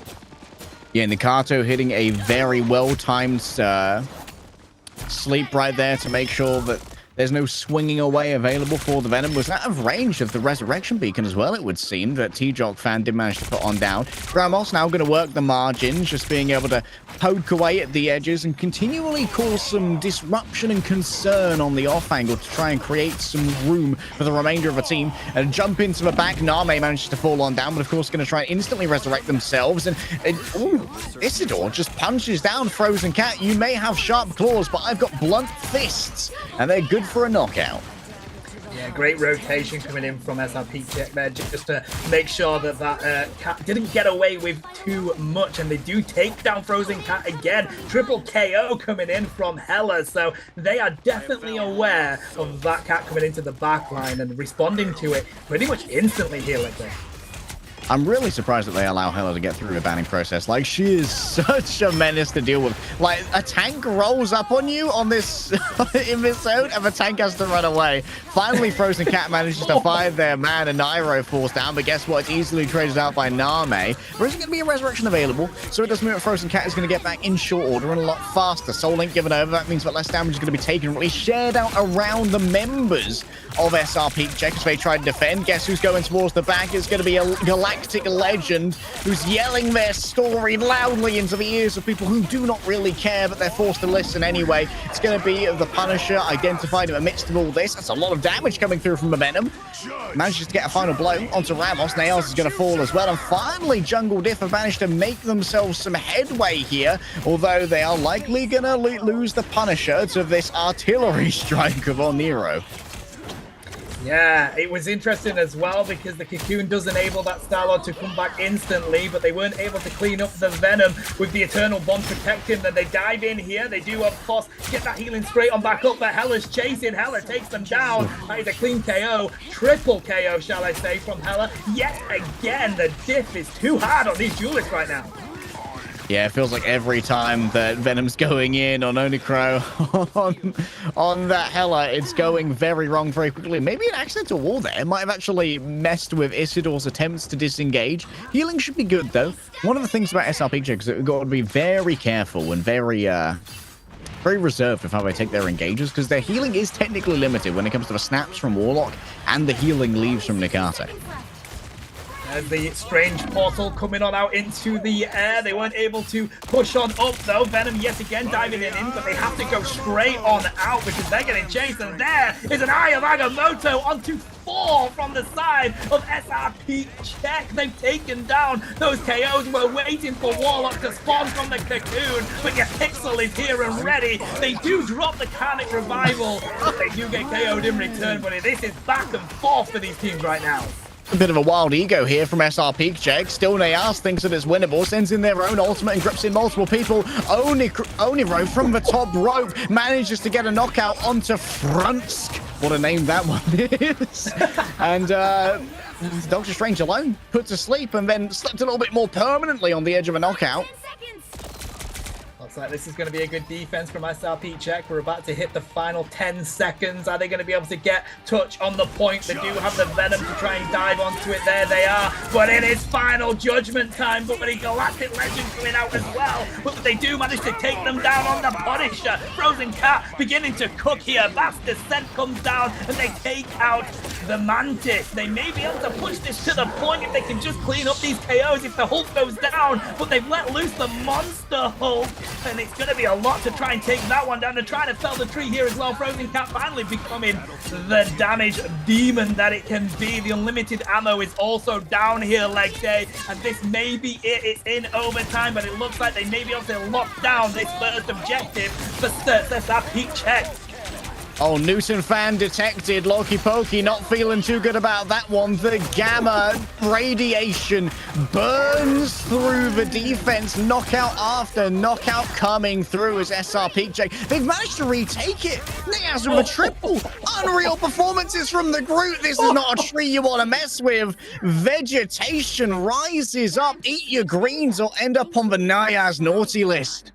I am Groot. Fantastic play by SRP check to just take that one back. It honestly felt like Jungle Diff were beginning to get themselves ahead in that step and they were going to be able to push that objective. But of course, Niaz was there on the mighty tree with a triple KO to enable they take that round. So here we go. We're going to go in again. Let's see if they're going to stick to what they've previously played as. It is still going to be that Venom that we see over on the side of Jungle Diff here.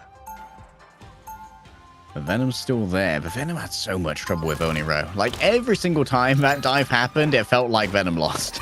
Yes. Maybe that's just maybe those are just Hella things, you know. But ideally, when you're making that two-person dive for both Frozen Cat and the Sky Person, like, you should get rid of the Hella. Or if you don't get the knockout on the Hella, you should at least force the Hella off the position and get rid of the shift, you know? It often felt like Jungle Diff were losing one or two, and Oniro didn't have to abandon their position every time that dive happened. Yeah, I do think that Hela has been one of the biggest diffs at the moment in this game, buddy. They're not really... I haven't seen any concern from that Hela, is what I will say. That Venom has been diving them all game, and yeah, they've been locking in the KOs. So here we go. They're going to try and go for the defense. They're trying to clean up the Hela again with the Venom, but they're going to end up in the backline of the SRP check here. Can they take them down? They do. Clean KO. So finally, Venom coming out on top of that one. That's finally what we wanted. A sleep over disengage, though, means that Sky Person is in a touch of trouble. Can't quite decide how to disengage. We'll be able to crawl over that Groot wall, yes, for a moment of respite. Can be healed up by the backline, but is going to be taking a little bit of extra damage here from the Groot tentacles. Big shield coming through from the Hulk, and Niaz is just doing bits here with those tree arm extensions. Once the Adam Warlock, Frozen Cat clean with that one. Resurrection is going to come through, yes, but it's still directly in sight of the Black Panther, if only he's brave enough to try and claim that life again. Of course, Jungle Diff need to make sure that this is where they hold that defense. They don't need to push it too far to SRP check. It's only the 100 meters right now, buddy, and it does honestly feel like the group is managing to slightly cut. The Vanguard's pushing on up. Venom is weak yet again. The walls are going to go up. They nearly catch out the Strange. Are they going to be able to take down Doctor Strange? They've cleaned up 2 there on the side of Jungle Diff. 4, in fact, because yet again, Hela is raining hell. Knockouts for days, years, centuries, Oniro. It's their world. We're simply living in it. We're renting over here, and the rent is extortionate. The walls have been erected. Jungle Diff are going to lock down all potential methods of ingress, even with the portal. They are not fast enough. And you know what? The summoning of that portal may have actually been stymied entirely by those walls, because you can't move through those walls with the portal if there's no way to try and get above them. That might have forced an alternate pathing from the Doctor Strange. Jungle Diff, they're having trouble against SR Check, who seem to be doing incredibly well here. Niaz, for me, is a real standout. We haven't seen huge amounts of Groot today, but 20-2. Impressive, to be honest. I mean, Hela, 23 KOs, 13 final hits, of course, the 13k damage. You have a look at the damage blocked over on the side of J-Diff there, Jungle Diff. I think most of that is coming from that Hela damage, right? Yeah, like, surely they don't like Hela. get through the bans again. Like, going for a Loki ban instead of a Hela or Hawkeye ban is a touch unhinged, especially if you're not planning on using it. Like, if you're gonna run the Black Panther and the Punisher the entire time, why would you allow that to happen? It doesn't make any sense to me. But one thing does make sense to me, and that's how good our highlight packages are. Check this one out.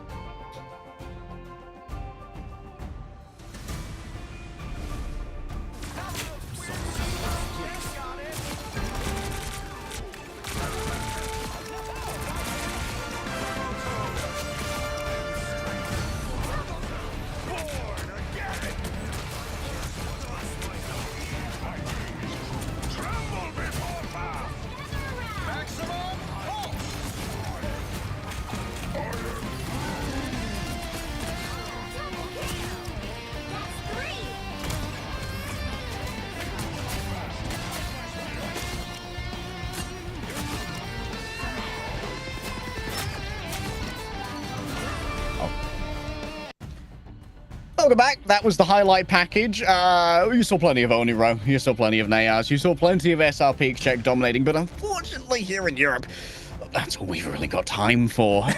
So you can probably guess how this one ended, given how it began. Sometimes foreshadowing is relatively obvious, but you are far from out of Marvel Rivals esports content. North America can still come, but guess what's already in the game? You don't have to wait for North America, because you don't have to wait for skins. Look at these costumes. Venom's Snow Symbiote and Magic's Frozen Demon are available now in the game client. The perfect seasonal gift to make sure that you're sending a chill down your opponent's spine with all of the snowy symbiote fun that you can have on Venom. I have got both of these skins and they are amazing, buddy. I'm very excited to continue to play with them. I gotta say, that Venom skin, they were absolutely cooking when they did that skin. But yeah, I believe that is going to be it for the EU region. Of course, we have more region action coming on up, so you may want to stick around for that later on. But it's been an absolute joy to cast these games. We will be back tomorrow and Sunday, leg day. It's been an absolute pleasure, buddy. I hope you enjoyed it as much as I did. Absolutely did. We will see you tomorrow. Enjoy NA.